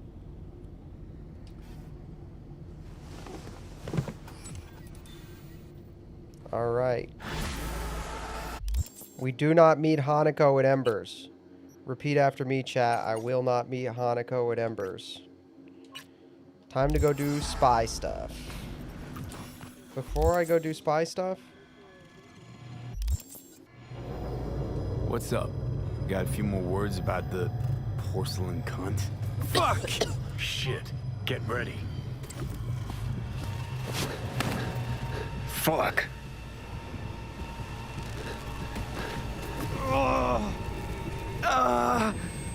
Johnny. You ain't dying yet. I got you.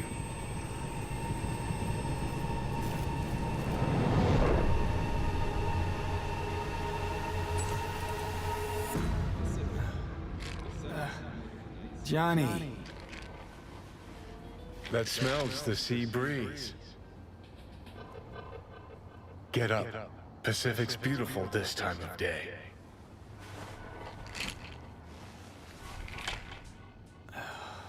Almost flatlined by that attack. Almost.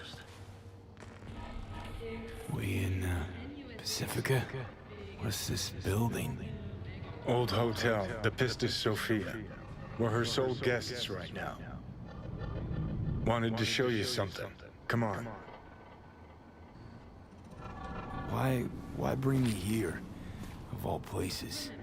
Give me a minute. You'll see. You took over. Couldn't just leave you there, could I?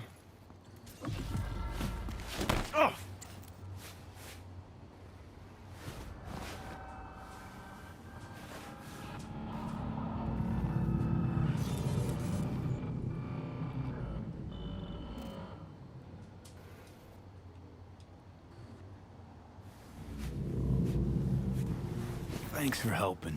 Why not meet Asian chick in Chinatown? What are imaginary friends Because that's the last... You can't do anything after that. If you meet Hanako at Embers, the game's over. That's the lock point for the game. Return the favor first chance I get. hold you to that. Think I'm not long for this world. Yeah, looking that way.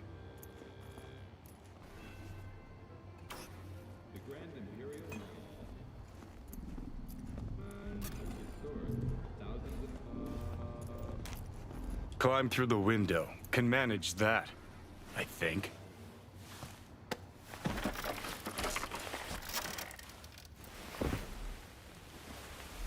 Oh! You wanted to know why I brought you here. There's a hidey hole where I'm standing. Open it. Empty it.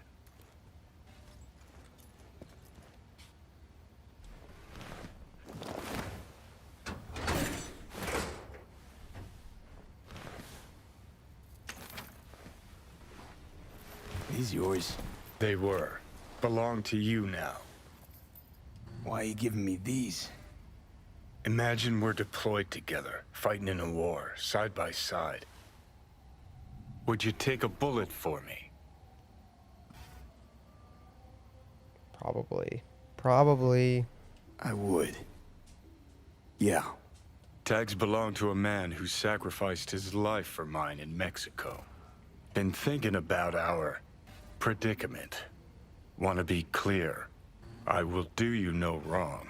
When the time comes, it'll be my life for yours. I'll agree to get wiped. Tags are proof of my promise. I do the same for you. Yeah. Thanks. You seriously considering Hanako's offer?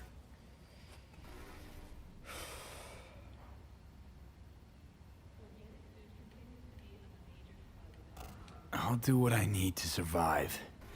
Even if I have to get my hands dirty. Listen, you'll do what you think's right. You're in charge here. Just got one request. Well? Adam Smasher. Fucker who got the better of me. Whatever happens to me, I want him zeroed, gone, tossed into the wind as mulch. Right. Understood.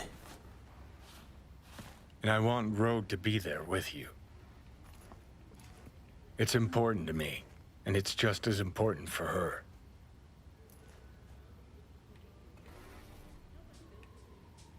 So, I gotta tell Rogue everything? Think I'd better do that. Handle it personally. Hold on, just a second. You'll drop the pills from Misty, and I'll steer the ship for a bit. I'm not at all excited about this plan. Realize that, right? Just gonna have a quick chat with Rogue about Smasher. Then I'm out, I promise.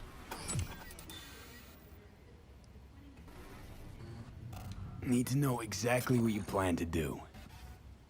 I'll tell Rogue the truth. See if she's willing to help.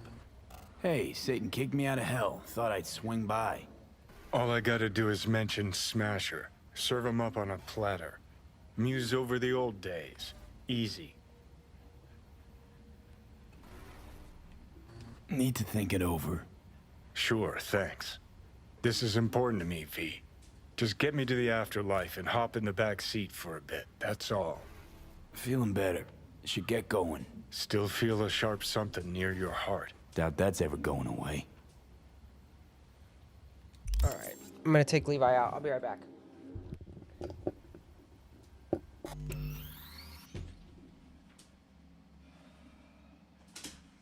Yeah, I'll take you out.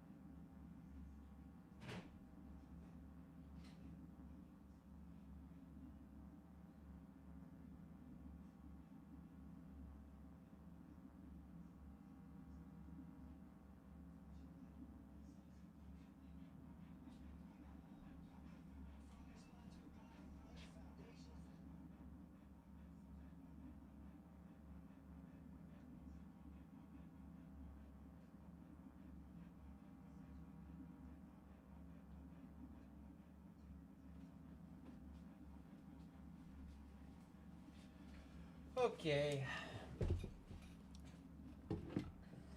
New bet. Will Thurston randomly blow up? Ooh. Okay. I don't know what you said. Why not to?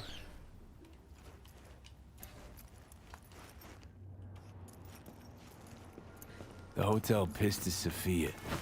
That right? Mm-hmm. Good place to die. Just not today. We do not meet Hanako and Embers. Raise your right hand and repeat after me. I solemnly swear to not meet Hanako at Embers.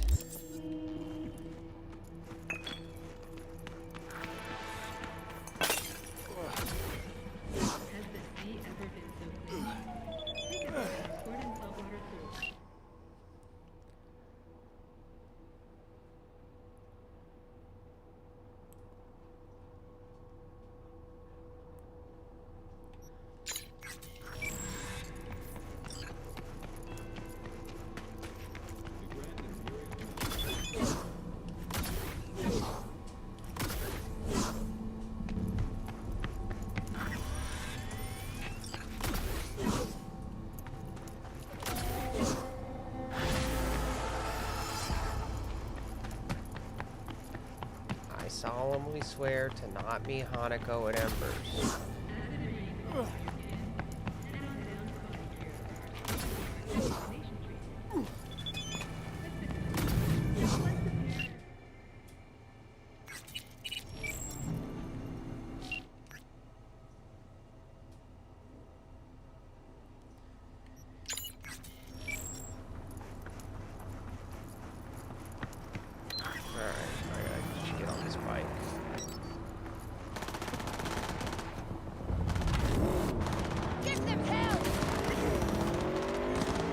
Pacifica is still Pacifica. What else did you cover in the stream? Do you plan to upload any bits from the stream? I did some stuff. I'll probably do 1 or 2 videos from the stream.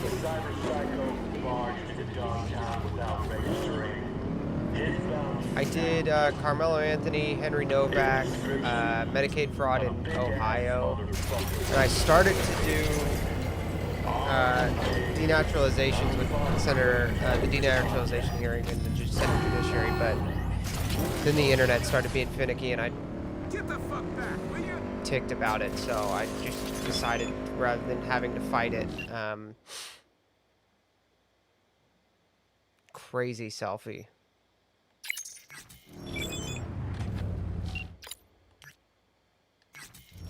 Crazy. Just do this dog.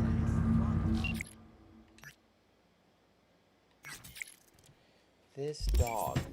He is on one tonight, dude. He's on one tonight.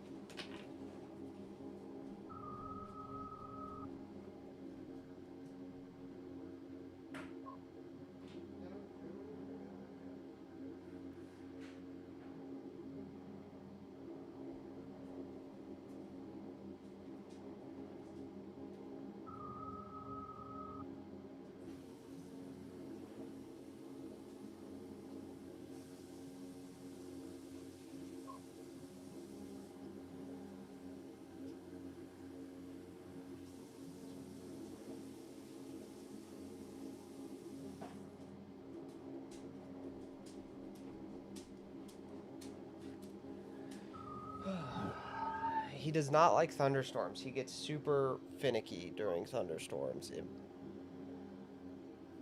He gets super finicky. Alright. Here we go.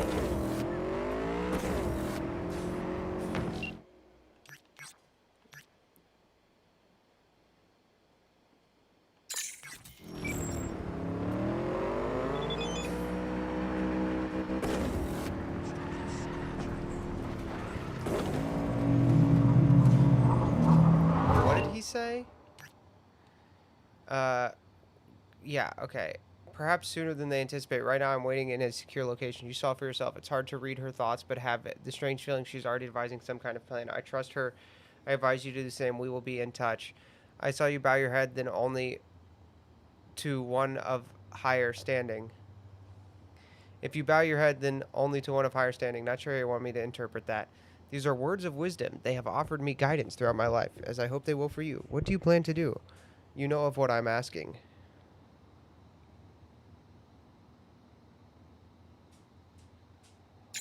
Don't know yet. Yeah, I don't know yet.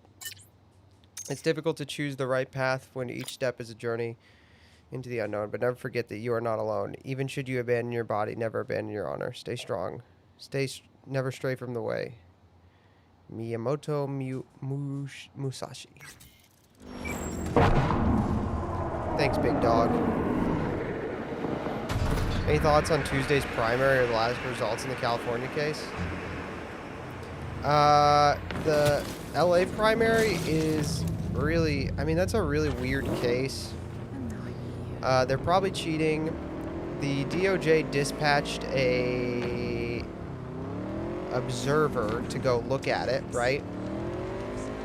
But the observer can only watch, and the observer really can't do much about local elections. The observer's pretty much only permitted to look at stuff having to do with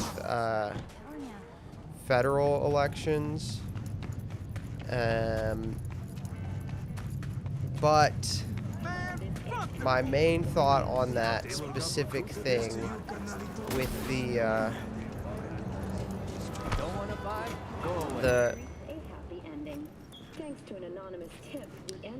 the Spencer Pratt case is frankly just that, I mean, that's the situation in LA, and they're not going to get out of it. And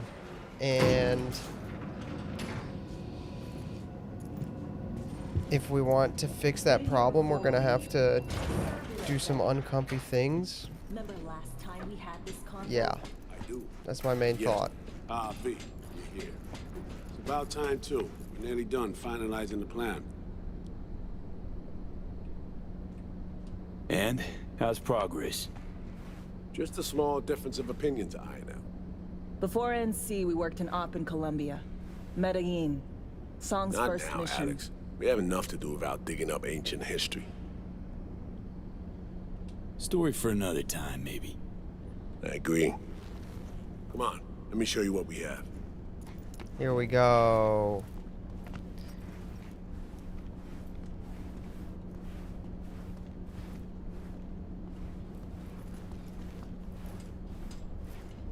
Dude, I wish you got this place as an apartment.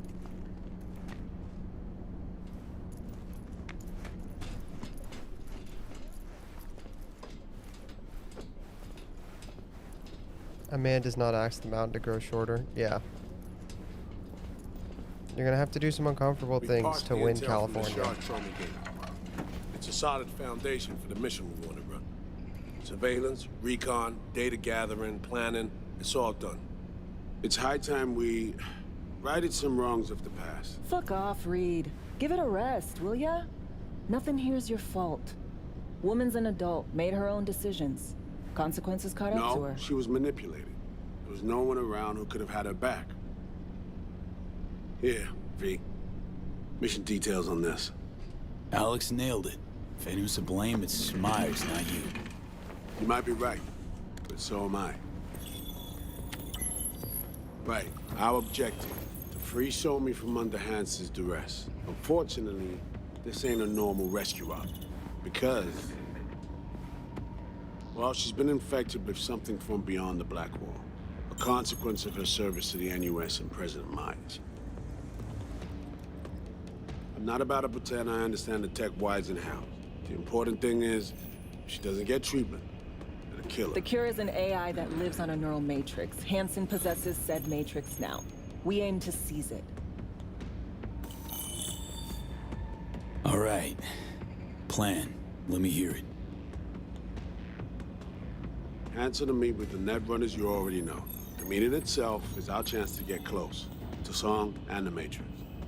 Hansen hired the French duo because they worked for Militech years back. They know its security protocols inside out. Also, they're selling Hansen access codes. Handy when Songbird goes to extract the matrix from the Cynosure mainframe. Hansen's gunning for data from what he knows was a secret Militech NUS research project. He has no idea the neural matrix is in there too. Runners, scans, and behaviorals we have. Now we just need to take those twins out of the equation. So we kidnap them.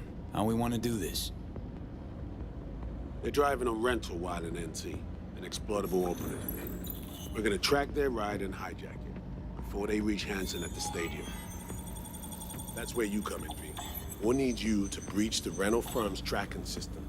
Alex will fill you in later. Once we have the runners, you'll take their place. The behavioral imprints are tuned already. Brings us to the final stage, right? Meeting with Hansen. Right. Where you'll sell them the access codes to the mainframe. In other words, the key to unlocking your medicine cabinet. One of you will join Somi in the lab to feed in the codes when needed. Hansen's likely to keep the other at his side. Collateral. I'll stay with Hansen, you'll join Songbird. Once the data floodgates are open, you'll signal me. Gonna disarm Hansen, take him and his guards out. Sounds like Flatline and Hansen set in stone. Order came directly from Myers. Confirmed at this stage. He took a potentially lethal swipe at the president of the NUS. And Songbird? We have to rescue her. Myers told you as much as... She fully admitted, Songbird fully admitted that she crashed that plane, not Hansen. So, all clear? What are we doing here? Why are we doing this? Things couldn't be clearer. Let's get to work. So, time we talk nabbing the runners? Cover that in a minute. She fully admitted she... What are we doing?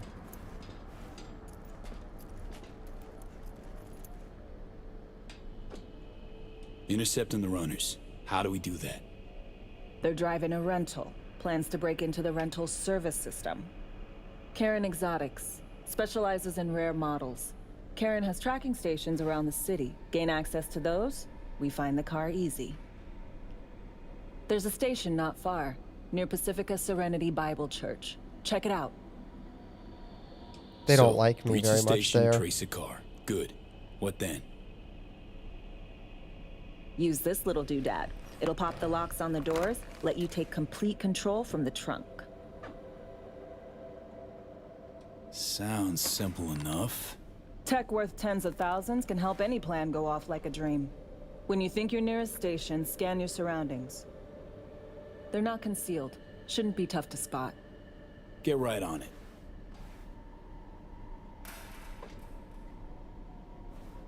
Weird pathing. Weird pathing on her character. Tens of thousands. I have like 318,000. Money.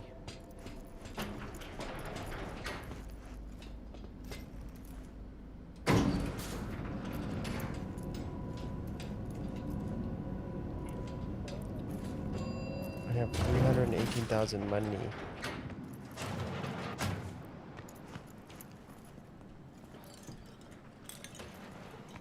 Why is the drink thing over this guy yellow? What you got in stock? This food and drink Dogtown's got to offer, hon. What am I supposed to buy? Oh. Dendritic protoplasm. Permanently increased RAM recovery rate by 1%. Well, I don't have RAM, so... Because I have a Sandevistan, so... Sandevistan, so I don't have RAM, so that's not super useful to me, but that is an interesting thing to know that that's there. If I ever do a net runner, if I ever do a net runner one, which is the one thing I haven't done. I've done full stealth. I've done Sandy. Well, no, I guess the two things I haven't done are net runner and... Hello, folks. How are you? How are you?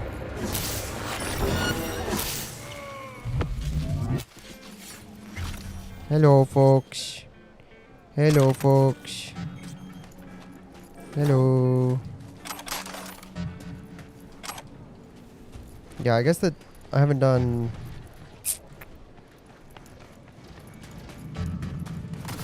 full tank, like gorilla arms tank style, like berserker. But I don't really think I want to do a berserker run. Zach, is a berserker run good? I feel like the berserker run sucks. I don't think I want to do it. I think it's probably worth doing. I've done full stealth. I've done Sandevistan now. I feel like Netrunner might be fun, but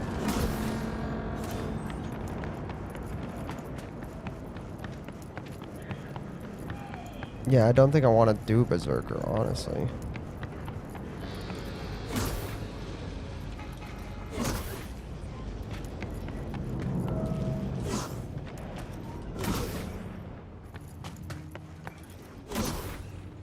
You wanna make it here? Listen up. One rule.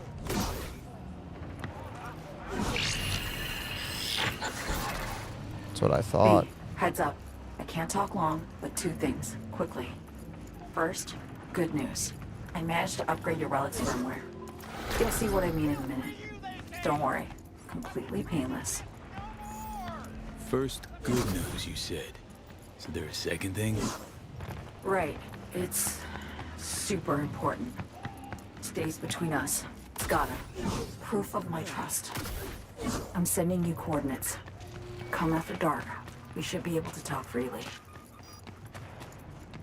Okay, need to Delta, but see you soon. I don't like it when she contacts me through that stupid relic. It makes me... It's like so... It's not a good time. It feels not great that she just contacts me through the brain chip that's actively killing me. Does not feel super safe, if I'm being honest with you. Errata... Jinchumata. Last hit in a combo guarantees critical hit. While optical camo is active, all hits are critical and allows you to leap towards your target, increases damage against elite enemies.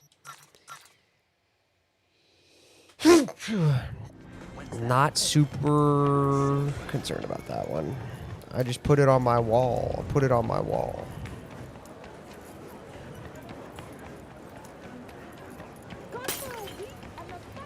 Honestly, I haven't done that. My Netrunner run was pretty good. I will do the Gorilla Tank on my next run. See, that's what I'm saying. I feel like Gorilla Tank sounds lame. Like, it just is like you go in a place and you shoot? What are you going to do? I guess you could do smart weapons. But honestly, it doesn't sound super entertaining to me.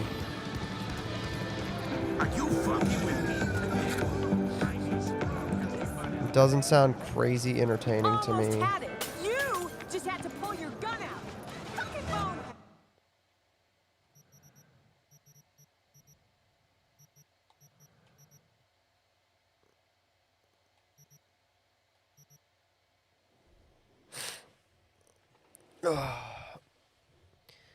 It can't be thrown. That's dumb. What am I supposed to do with it then?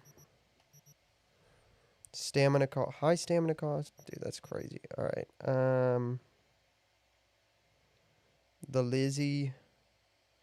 The Tygan. Alright. Need that. Need that. Okay. Okay.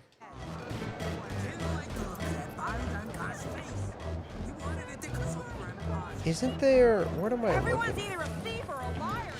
Where is it? It's in here. I know there's a thing. I know it's in here somewhere. I know there's a thing that I'm looking for in here. What am I looking for? Where is the thing I'm looking for?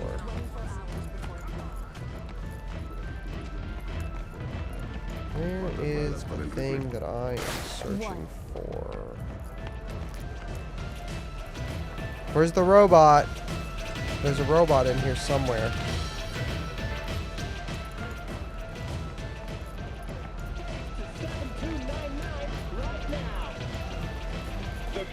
Gonna have to do it at some point. In the dead of space.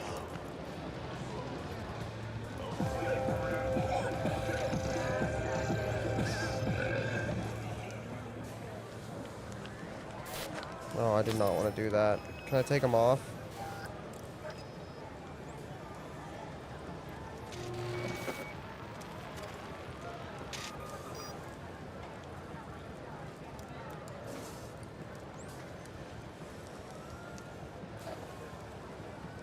Strongest customer, deadliest customer.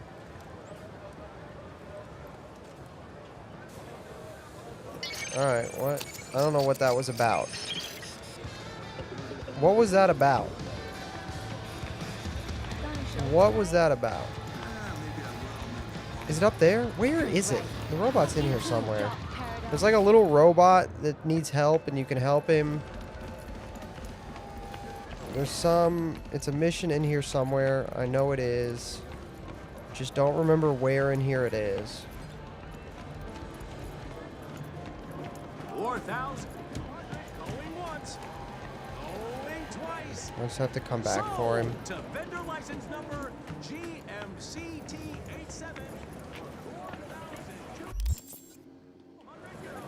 How much you go for? I have to come back and find him later.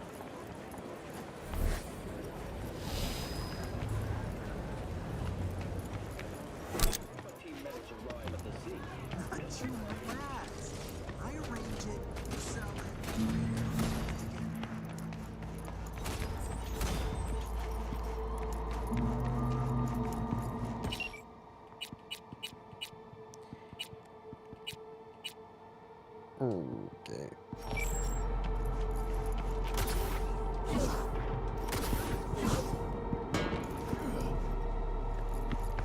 Where is the bike? There it is. Faster we raise the scratch, faster we get the Here we go. Okay, put you away, and put you away, and put you away, and put you away, and put you away. I tried errata, by the way, Zach. It's way worse for my build. It's so much worse. Because of the bonuses I have and everything, Scalpel is basically a one-hit kill on every enemy, except for elites and super armored. And errata's a 2 or 3 hit kill on all enemies, so it's like 2 or 3 times worse, just because of how good Scalpel is. Scalpel's insane.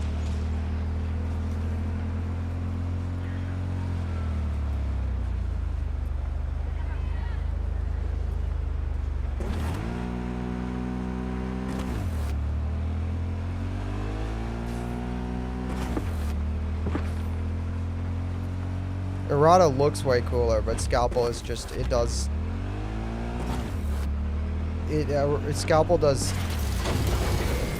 frankly, unhealthy, like, just shocking amounts of damage. It's too broken. I mean, you saw me... Yo! Skedaddle, Joe! You saw me body Oda. Whoa. I always forget that this comes out like that. I always want to turn and then almost crash.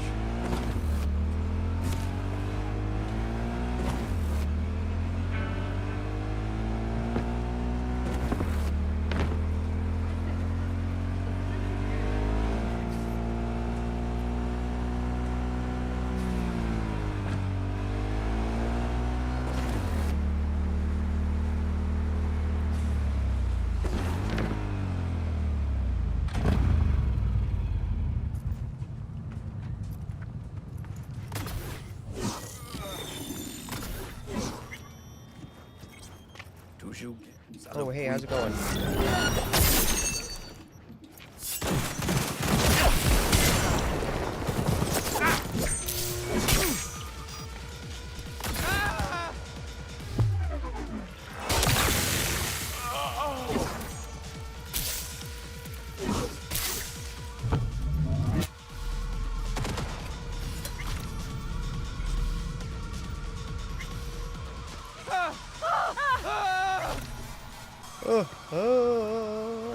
Chill out, relax. It's not that big of a deal. They act like I just like killed 10 people in 2 seconds flat. I only killed 5 people in 3 seconds. It's not like I'm definitely the fastest person they've ever seen in their life.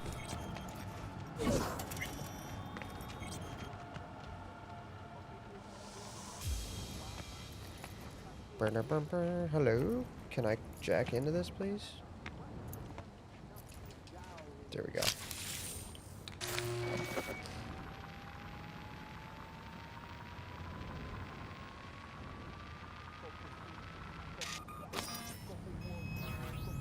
Great.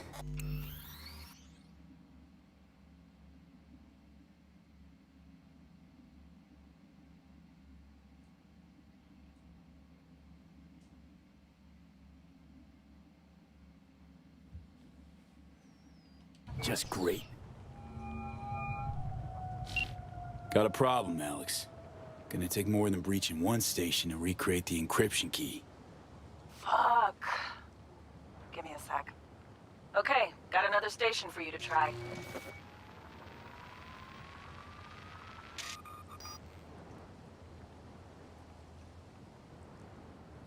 Let's get to it. Good luck out there. And raise Reed soon as you grab that encryption key.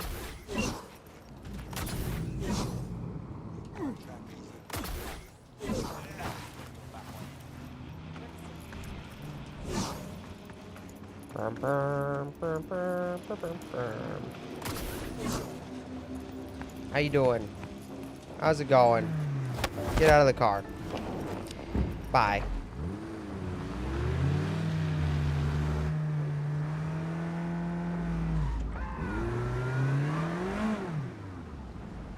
Get out of the car. Bye-bye. Anyway. Where? I'm gonna go this way.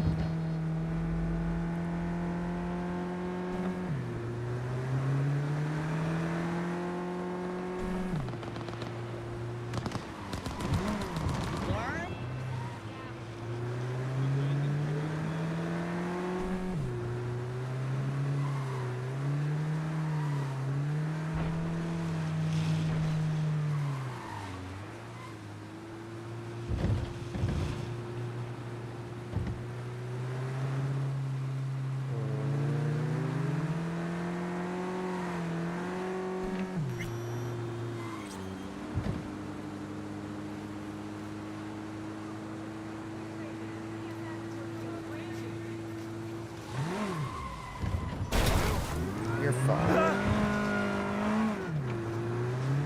Yeah, you're fine.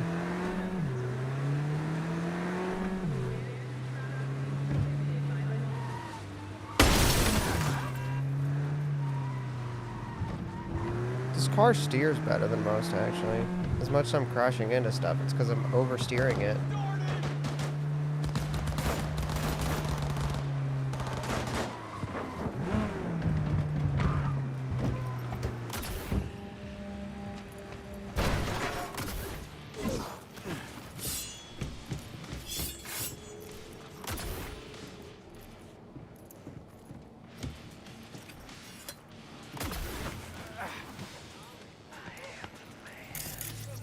This is the thing. I know that's the thing. Looking for something? Won't find it here. Borked. It ain't working? Jesus.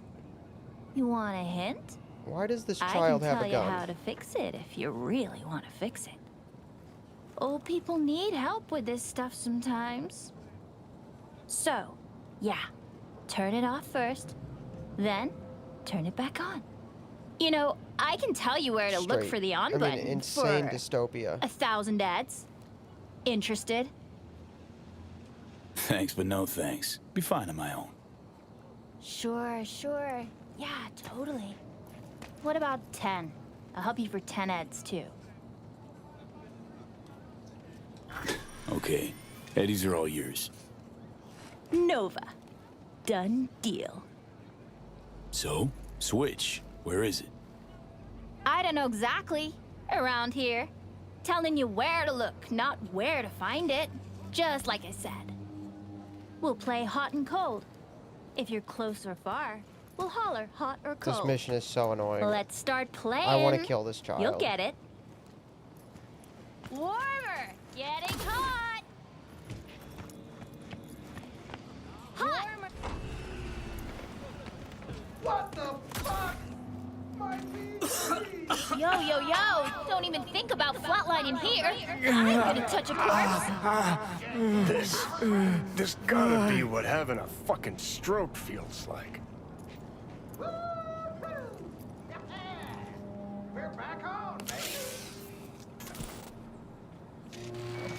This child's so annoying. And they won't even let you kill him. Watch. Look, you can't take your weapon out over here. If I go all the way over here and I take my weapon out, won't let me take a weapon out.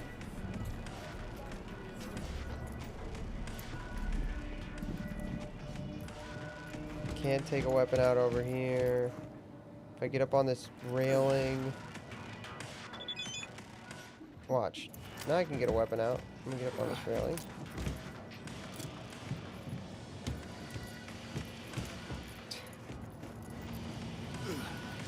I'm gonna kill this child. Figure it out. I'm gonna figure it out. This child is annoying.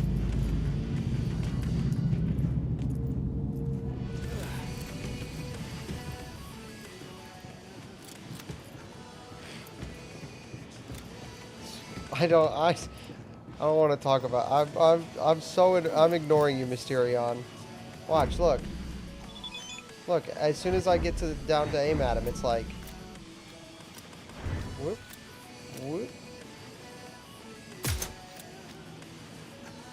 Can't even do it.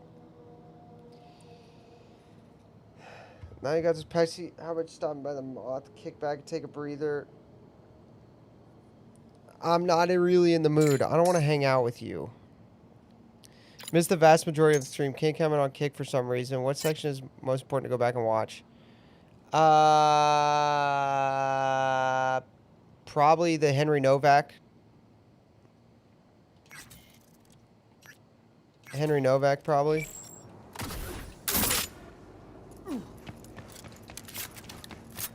It's a pretty basic stream. Nothing really happened. Talked about Henry Nowak. Talked about Carmelo Anthony. We talked about Medicaid fraud. That's pretty much it.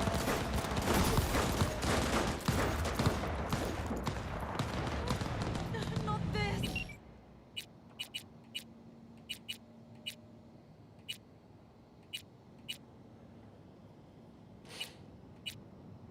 Nothing really. Nothing too exciting, I don't think.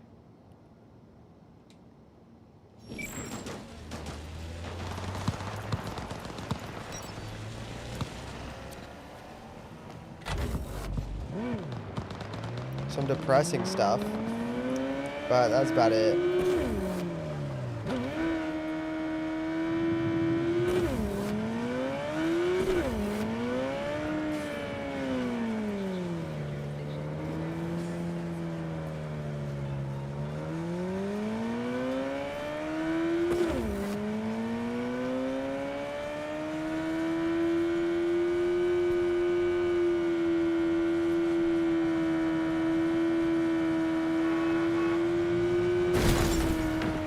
Yo, he hit me with his car.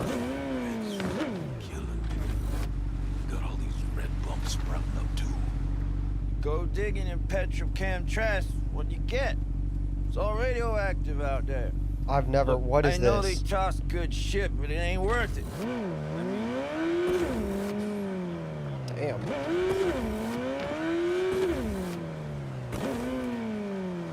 That's depressing. I missed it.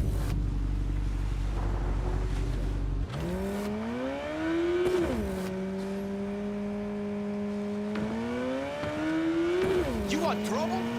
Dude, you do not want trouble. The person who's asking for trouble is you. Do not talk to me.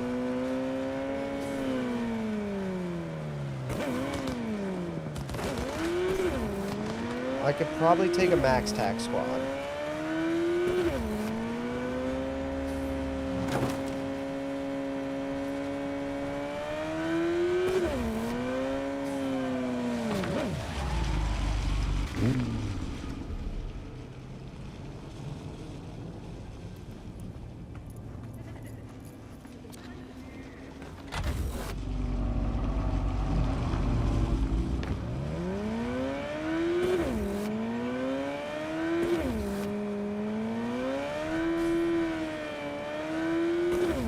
I wish there was more than one entrance to Dogtown. The one entrance thing kind of is annoying.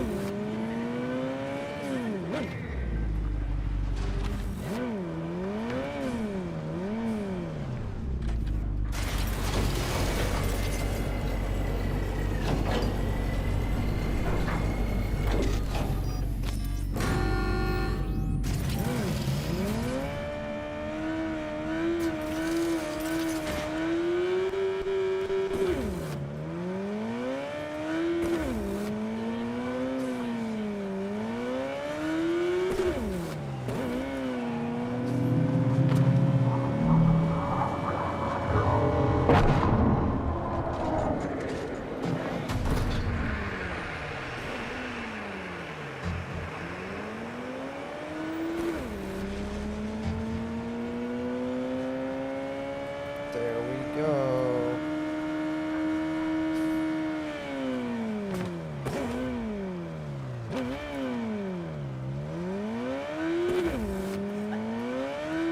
Alright, let's do the meeting with Songbird. Meeting with Songbird. I'm sure she's not going to tell us anything that's going to make her sound any worse.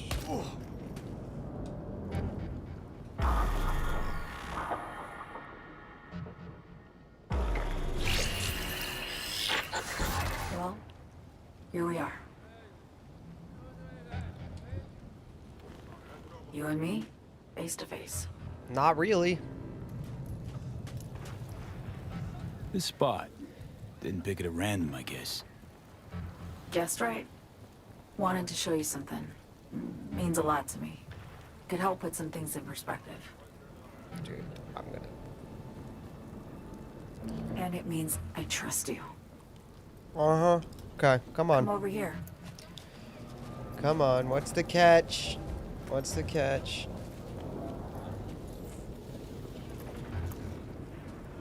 What's the catch?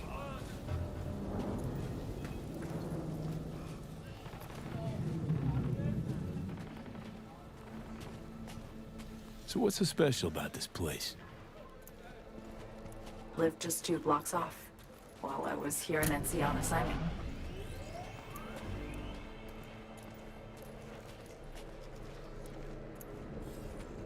Locals come here after sunset. She's hacking like Fire up locally through girls. my relic. I do Crack not like open it. beers. Stop doing Talk that. about nothing in particular.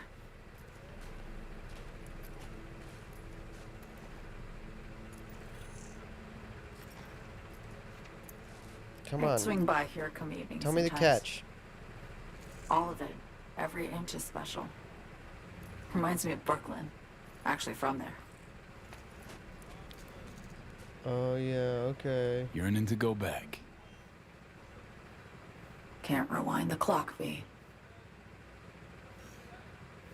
By the time you realize you missed something, it's usually too late.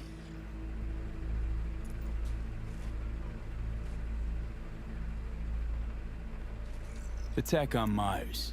You schemed it up with Hansen. I know that. Yeah. Neural Matrix was pricey. But honestly, I never thought he'd try to kill her. You betrayed her. Not just her. Nothing went according to plan. What a fucking mess. So what was your plan? For you to rescue Myers while I secured the AI Matrix, and for us to run. All before Kurt caught on. Now Hansen's changed the terms of our deal. They'll make him answer for the attack. He knows that, so he's covering his ass. The one thing he doesn't know is what... Framing, again. Framing of these shots, okay? The framing of these shots. It's on the Cynosure Look. mainframe. He's hoping it's data he can use as leverage against the NUS. It's framed so that you have Kurt Hansen's billboards of himself behind her. Says that's my ticket to freedom, but soon as he gets his hands on it, I'm dead. I just know it. And color, use of color. Yellow on a Songbird, background blue. It fucked everything up. I know, V. and then you follow But I her had no into choice. blue. Right? You pan, the player pans following her into blue.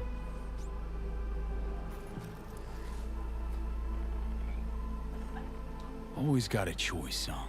Always. Didn't. Not this time. For Myers, the NUSA, I'm just another weapon in their arsenal. A tool for reaching beyond the Black Wall. This is probably true. And weapons and tools, they don't get to make decisions or choose to retire.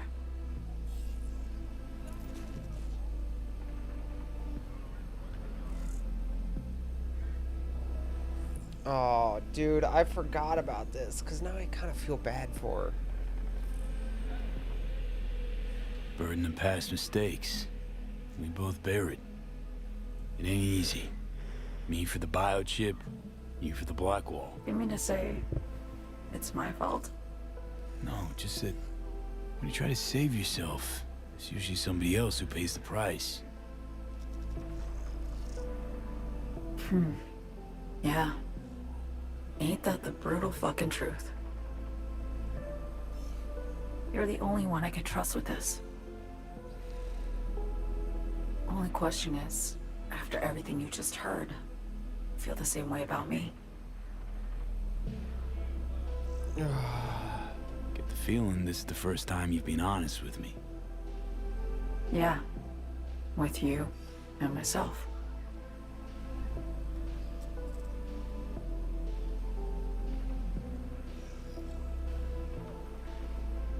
I need to get away. From Kurt, the NUSA, Reed, from everything. Night City's just a pit stop along your escape route. That was always the plan, wasn't it? Yeah. It's just... things got complicated. Messy. Certainly didn't expect my old agency chooms to get involved.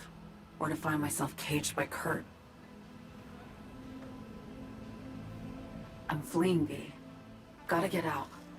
And to do that, I need you. 'Cause you know how it is. Okay. Say I believe you. What's the next step? Bro, but the neural matrix can only be used one time. While Reed and Alex grapple with Hansen, we make our getaway. And then?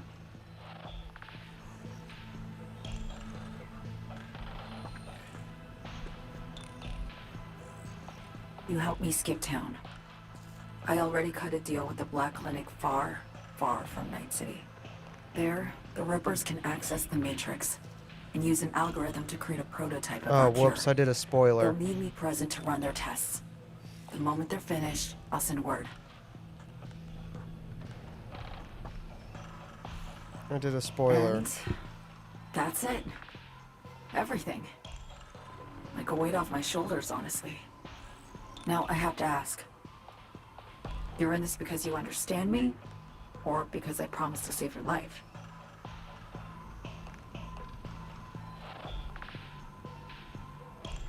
Can't say I trust you, but... Oops, I did a potential spoiler. reward outweighs the risks.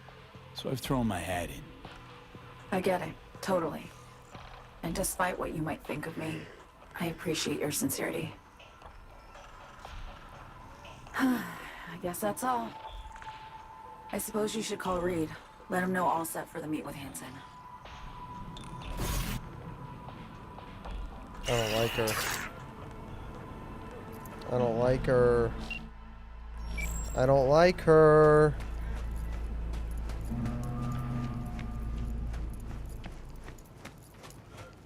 I do not like her.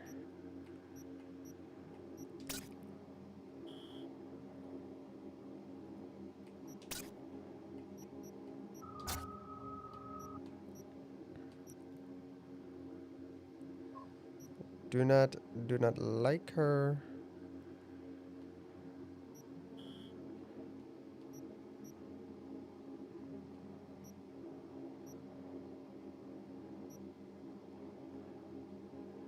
Alright, chat. I'm gonna call it 20 minutes early tonight. Tired. It's a little early, but I'm tired. Got mass in the morning. Couple bad weeks of streams, and I apologize for that. I will prep extra for next week, and I will make sure we have 5 good topics and clips. I will be better about it. I promise you. I promise you. Thank you guys for watching, and everybody have a great night. What do you mean, damn? What's up? What's up? You said damn, like, what's up? What's up?